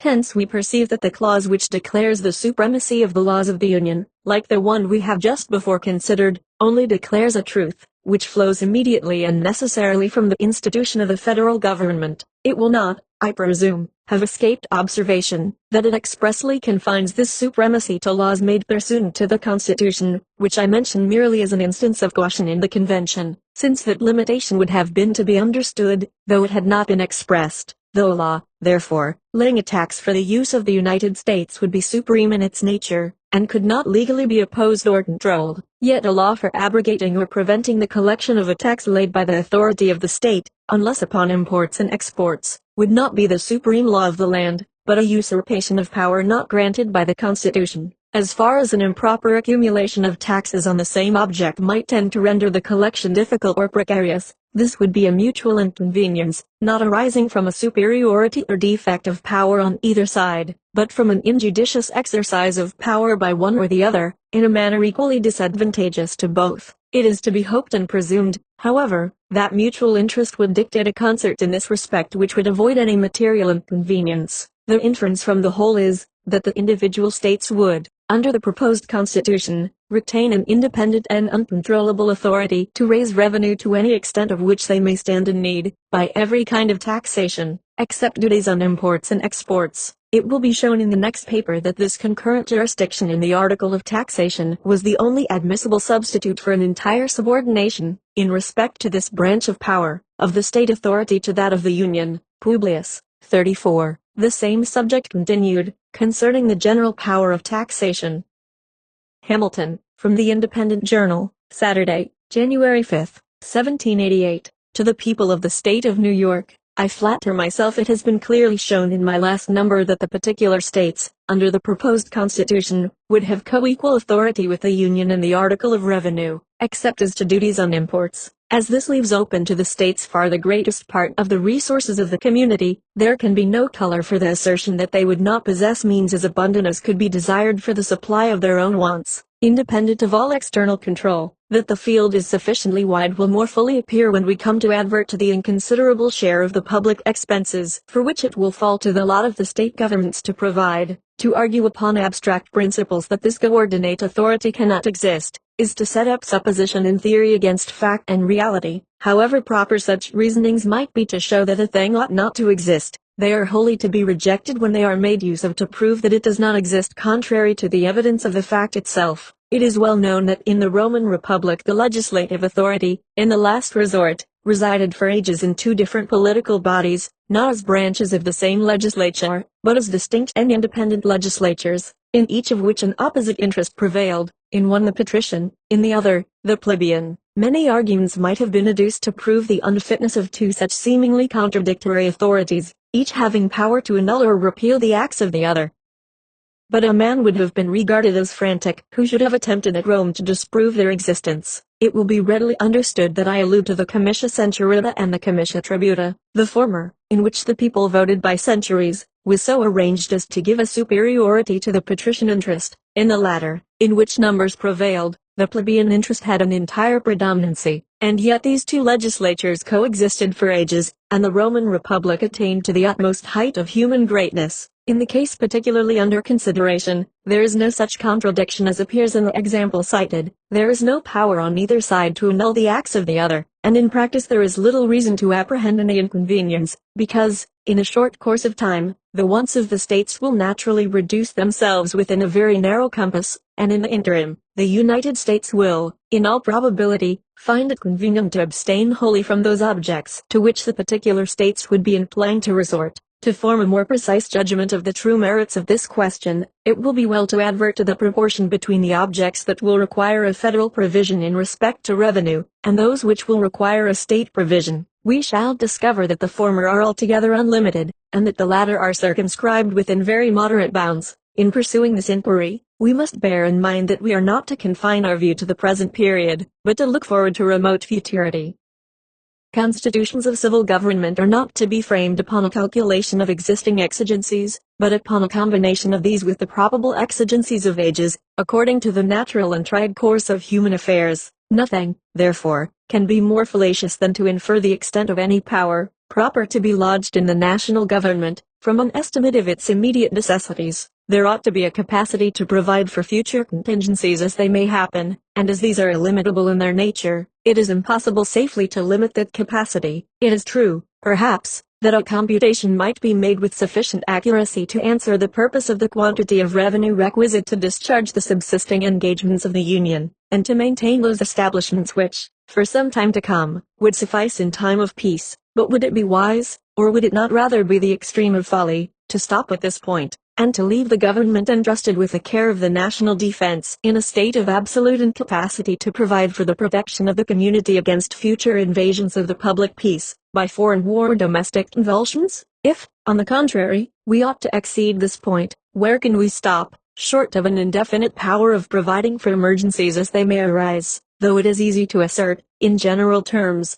the possibility of forming a rational judgment of a due provision against probable dangers, yet we may safely challenge those who make the assertion to bring forward their data, and may affirm that they would be found as vague and uncertain as any that could be produced to establish the probable duration of the world. Observations confined to the mere prospects of internal attacks can deserve no weight, though even these will admit of no satisfactory calculation. But if we mean to be a commercial people, it must form a part of our policy to be able one day to defend that commerce. The support of a navy and of naval wars would involve contingencies that must baffle all the efforts of political arithmetic. Admitting that we ought to try the novel and absurd experiment in politics of tying up the hands of government from offensive war founded upon reasons of state, yet certainly we ought not to disable it from guarding the community against the ambition or enmity of other nations. A cloud has been for some time hanging over the European world, If it should break forth into a storm, who can ensure us that in its progress a part of its fury would not be spent upon us? No reasonable man would hastily pronounce that we are entirely out of its reach. Or if the combustible materials that now seem to be collecting should be dissipated without coming to maturity, or if a flame should be kindled without extending to us, what security can we have that our tranquility will long remain undisturbed from some other cause or from some other quarter? Let us recollect that peace or war will not always be left to our option, that however moderate or unambitious we may be, we cannot count upon the moderation, or hope to extinguish the ambition of others. Who could have imagined at the conclusion of the last war that France and Britain, wearied and exhausted as they both were, would so soon have looked with so hostile an aspect upon each other? To judge from the history of mankind, we shall be compelled to conclude that the fiery and destructive passions of war reign in the human breast with much more powerful sway than the mild and beneficent sentiments of peace, and that to model our political systems upon speculations of lasting tranquility, is to calculate on the weaker springs of the human character. What are the chief sources of expense in every government?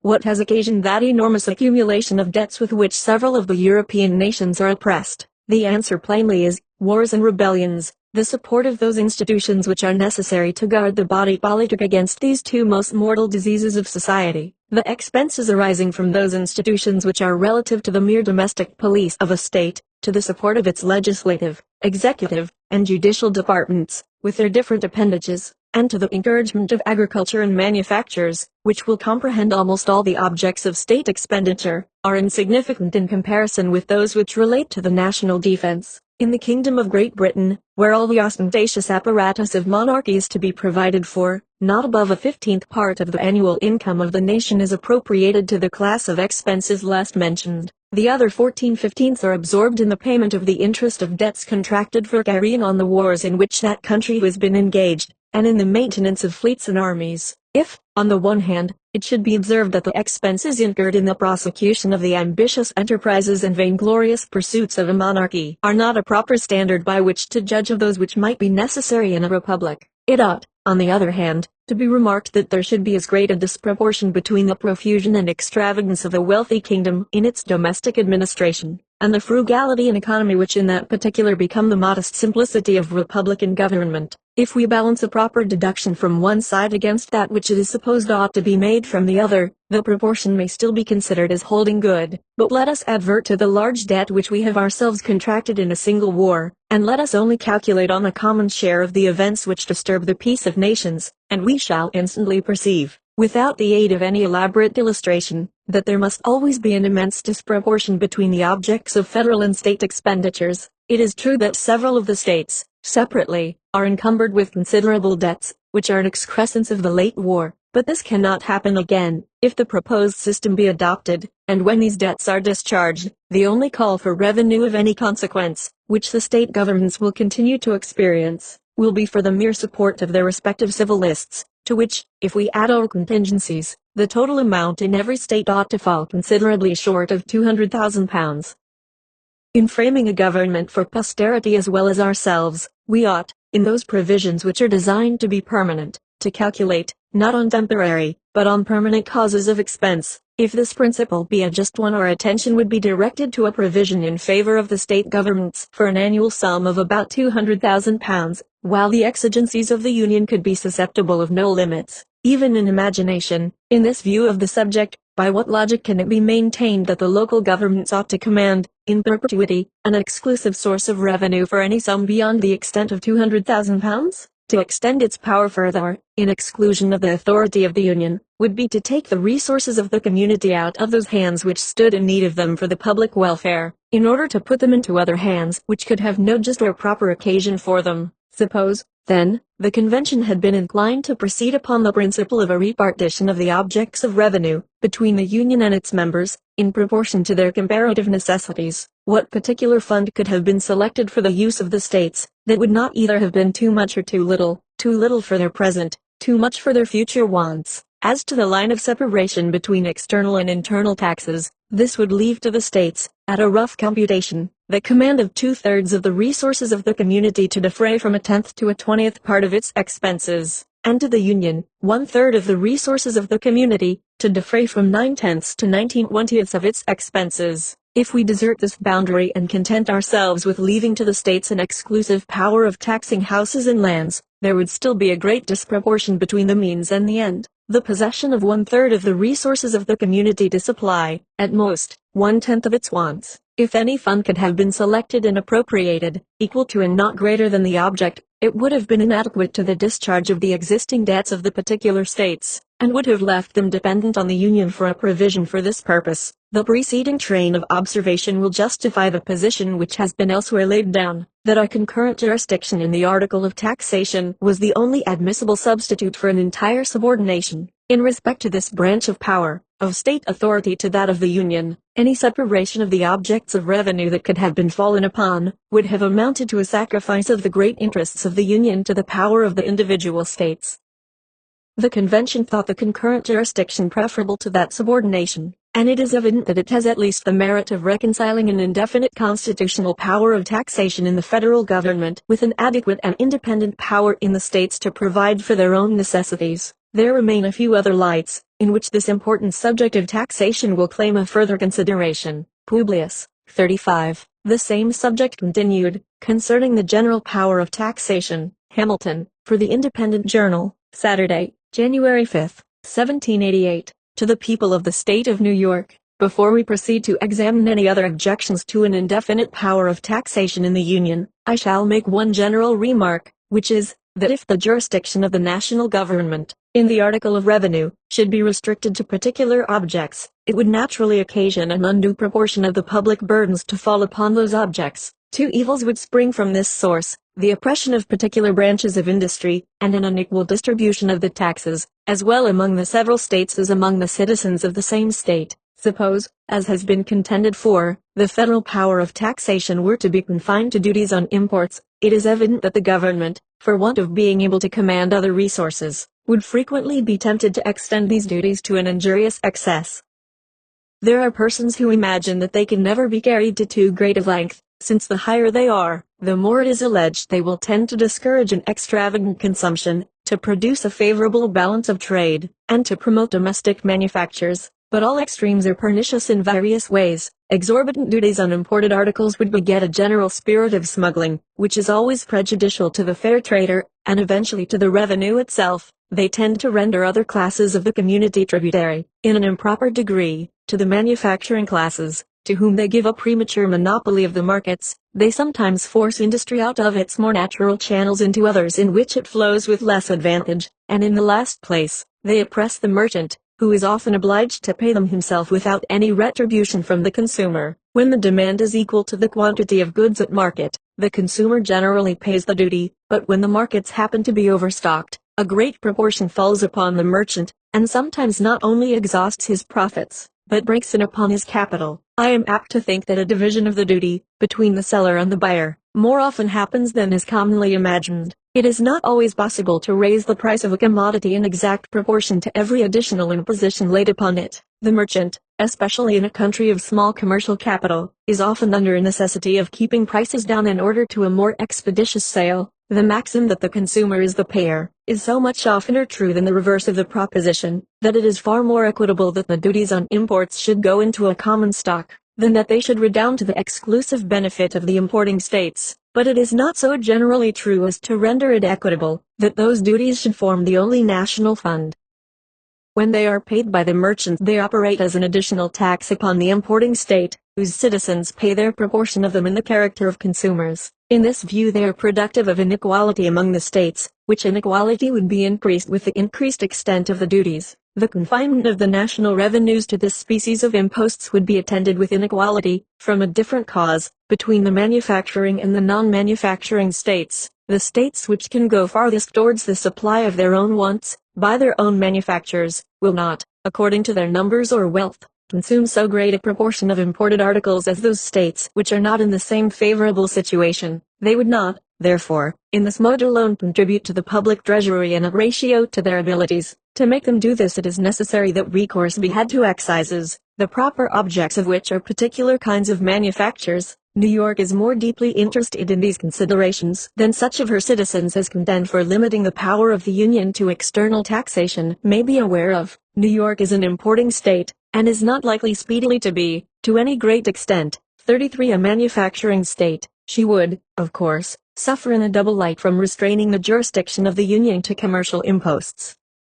So far as these observations tend to inculcate a danger of the import duties being extended to an injurious extreme, it may be observed, conformably to a remark made in another part of these papers, that the interest of the revenue itself would be a sufficient guard against such an extreme. I readily admit that this would be the case, as long as other resources were open, but if the avenues to them were closed, hope, stimulated by necessity, would beget experiments, fortified by rigorous precautions and additional penalties, which, for a time, would have the intended effect, till there had been leisure to contrive expedients to elude these new precautions. The first success would be apt to inspire false opinions, which it might require a long course of subsequent experience to correct. Necessity, especially in politics, often occasions false hopes, false reasonings, and a system of measures correspondingly erroneous. But even if this supposed excess should not be a consequence of the limitation of the federal power of taxation, the inequalities spoken of would still ensue, though not in the same degree, from the other causes that have been noticed.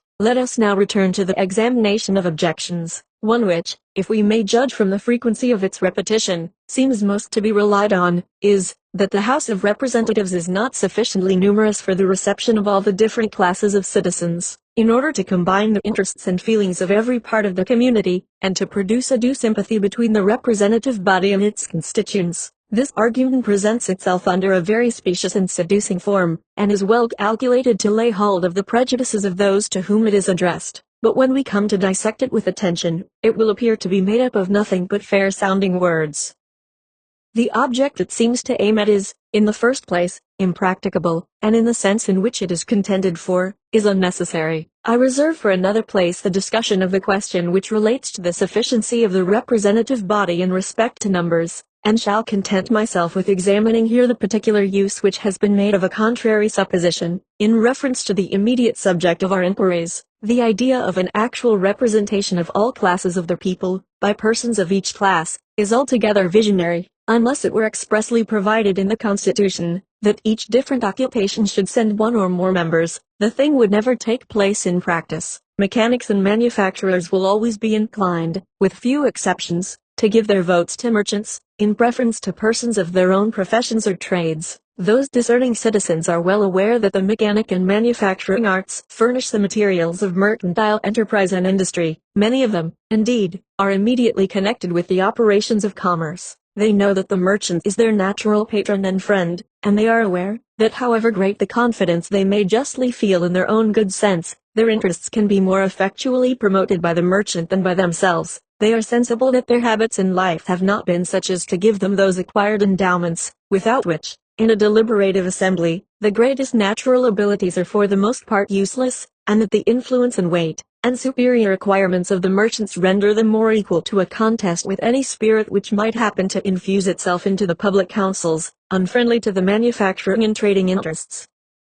These considerations, and many others that might be mentioned, prove, and experience confirms it, that artisans and manufacturers will commonly be disposed to bestow their votes upon merchants and those whom they recommend. We must therefore consider merchants as the natural representatives of all these classes of the community. With regard to the learned professions, little need be observed. They truly form no distinct interest in society, and according to their situation and talents, will be indiscriminately the objects of the confidence and choice of each other, and of other parts of the community. Nothing remains but the landed interest, and this, in a political view, and particularly in relation to taxes, I take to be perfectly united, from the wealthiest landlord down to the poorest tenant. No tax can be laid on land which will not affect the proprietor of millions of acres as well as the proprietor of a single acre. Every landholder will therefore have a common interest to keep the taxes on land as low as possible, and common interest may always be reckoned upon as the surest bond of sympathy. But if we even could suppose a distinction of interest between the opulent landholder and the middling farmer, what reason is there to conclude that the first would stand a better chance of being deputed to the national legislature than the last?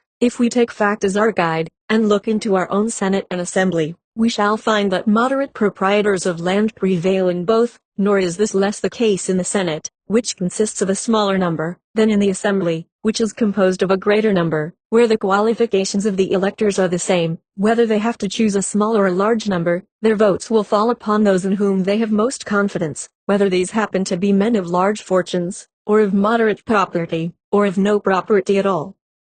It is said to be necessary that all classes of citizens should have some of their own number in the representative body, in order that their feelings and interests may be the better understood and attended to, but we have seen that this will never happen under any arrangement that leaves the votes of the people free. Where this is the case, the representative body, with too few exceptions to have any influence on the spirit of the government, will be composed of landholders, merchants, and men of the learned professions. But where is the danger that the interests and feelings of the different classes of citizens will not be understood or attended to by these three descriptions of men? Will not the landholder know and feel whatever will promote or ensure the interest of landed property, and will he not, from his own interest in that species of property, be sufficiently prone to resist every attempt to prejudice or encumber it? Will not the merchant understand and be disposed to cultivate, as far as may be proper, the interests of the mechanic and manufacturing arts, to which his commerce is so nearly allied? Will not the man of the learned profession, who will feel a neutrality to the rivalships between the different branches of industry, be likely to prove an impartial arbiter between them, ready to promote either, so far as it shall appear to him conducive to the general interests of the society? If we take into the account the momentary humors or dispositions which may happen to prevail in particular parts of the society, and to which a wise administration will never be inattentive, is the man whose situation leads to extensive inquiry and information less likely to be a competent judge of their nature, extent, and foundation than one whose observation does not travel beyond the circle of his neighbors and acquaintances?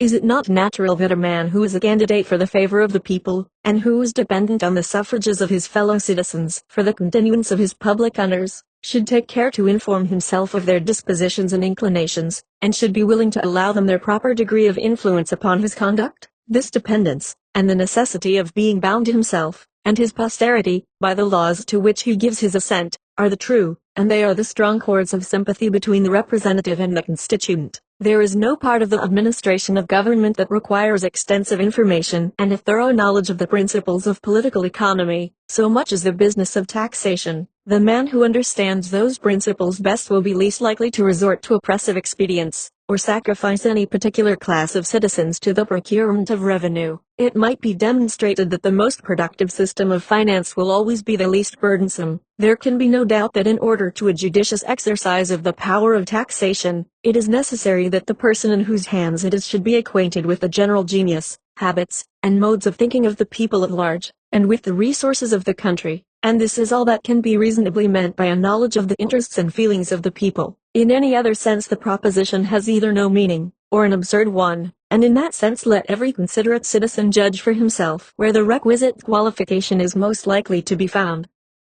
Publius, 36. The same subject continued, concerning the general power of taxation. Hamilton, from the New York Packet, Tuesday, January 8, 1788. To the people of the state of New York. We have seen that the result of the observations, to which the foregoing number has been principally devoted, is, that from the natural operation of the different interests and views of the various classes of the community, whether the representation of the people be more or less numerous, it will consist almost entirely of proprietors of land, of merchants, and of members of the learned professions, who will truly represent all those different interests and views. If it should be objected that we have seen other descriptions of men in the local legislatures, I answer that it is admitted there are exceptions to the rule, but not in sufficient number to influence the general complexion or character of the government. There are strong minds in every walk of life that will rise superior to the disadvantages of situation, and will command the tribute due to their merit, not only from the classes to which they particularly belong, but from the society in general. The door ought to be equally open to all, and I trust,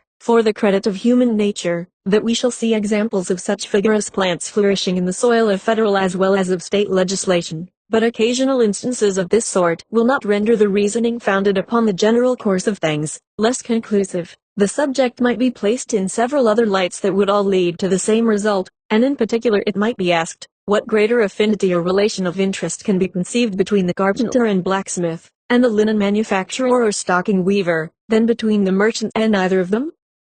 It is notorious that there are often as great rivalships between different branches of the mechanic or manufacturing arts as there are between any of the departments of labor and industry, so that, unless the representative body were to be far more numerous than would be consistent with any idea of regularity or wisdom in its deliberations. It is impossible that what seems to be the spirit of the objection we have been considering should ever be realized in practice. But I forbear to dwell any longer on a matter which has hitherto worn too loose a garb to admit even of an accurate inspection of its real shape or tendency. There is another objection of a somewhat more precise nature that claims our attention. It has been asserted that a power of internal taxation in the national legislature could never be exercised with advantage, as well from the want of a sufficient knowledge of local circumstances, as from an interference between the revenue laws of the Union and of the particular states. The supposition of a want of proper knowledge seems to be entirely destitute of foundation. If any question is depending in a state legislature respecting one of the counties, which demands a knowledge of local details, how is it acquired? No doubt from the information of the members of the county. Cannot the like knowledge be obtained in the national legislature from the representatives of each state? And is it not to be presumed that the men who will generally be sent there will be possessed of the necessary degree of intelligence to be able to communicate that information? Is the knowledge of local circumstances, as applied to taxation, a minute topographical acquaintance with all the mountains, rivers, streams, highways, and bypaths in each state, or is it a general acquaintance with its situation and resources, with the state of its agriculture, commerce, manufactures, with the nature of its products and consumptions, with the different degrees and kinds of its wealth, property, and industry? Nations in general, even under governments of the more popular kind, usually commit the administration of their finances to single men or to boards composed of a few individuals, who digest and prepare, in the first instance, the plans of taxation, which are afterwards passed into laws by the authority of the sovereign or legislature. Inquisitive and enlightened statesmen are deemed everywhere best qualified to make a judicious selection of the objects proper for revenue, which is a clear indication, as far as the sense of mankind can have weight in the question, of the species of knowledge of local circumstances requisite to the purposes of taxation. The taxes intended to be comprised under the general denomination of internal taxes may be subdivided into those of the direct and those of the indirect kind, though the objection be made to both.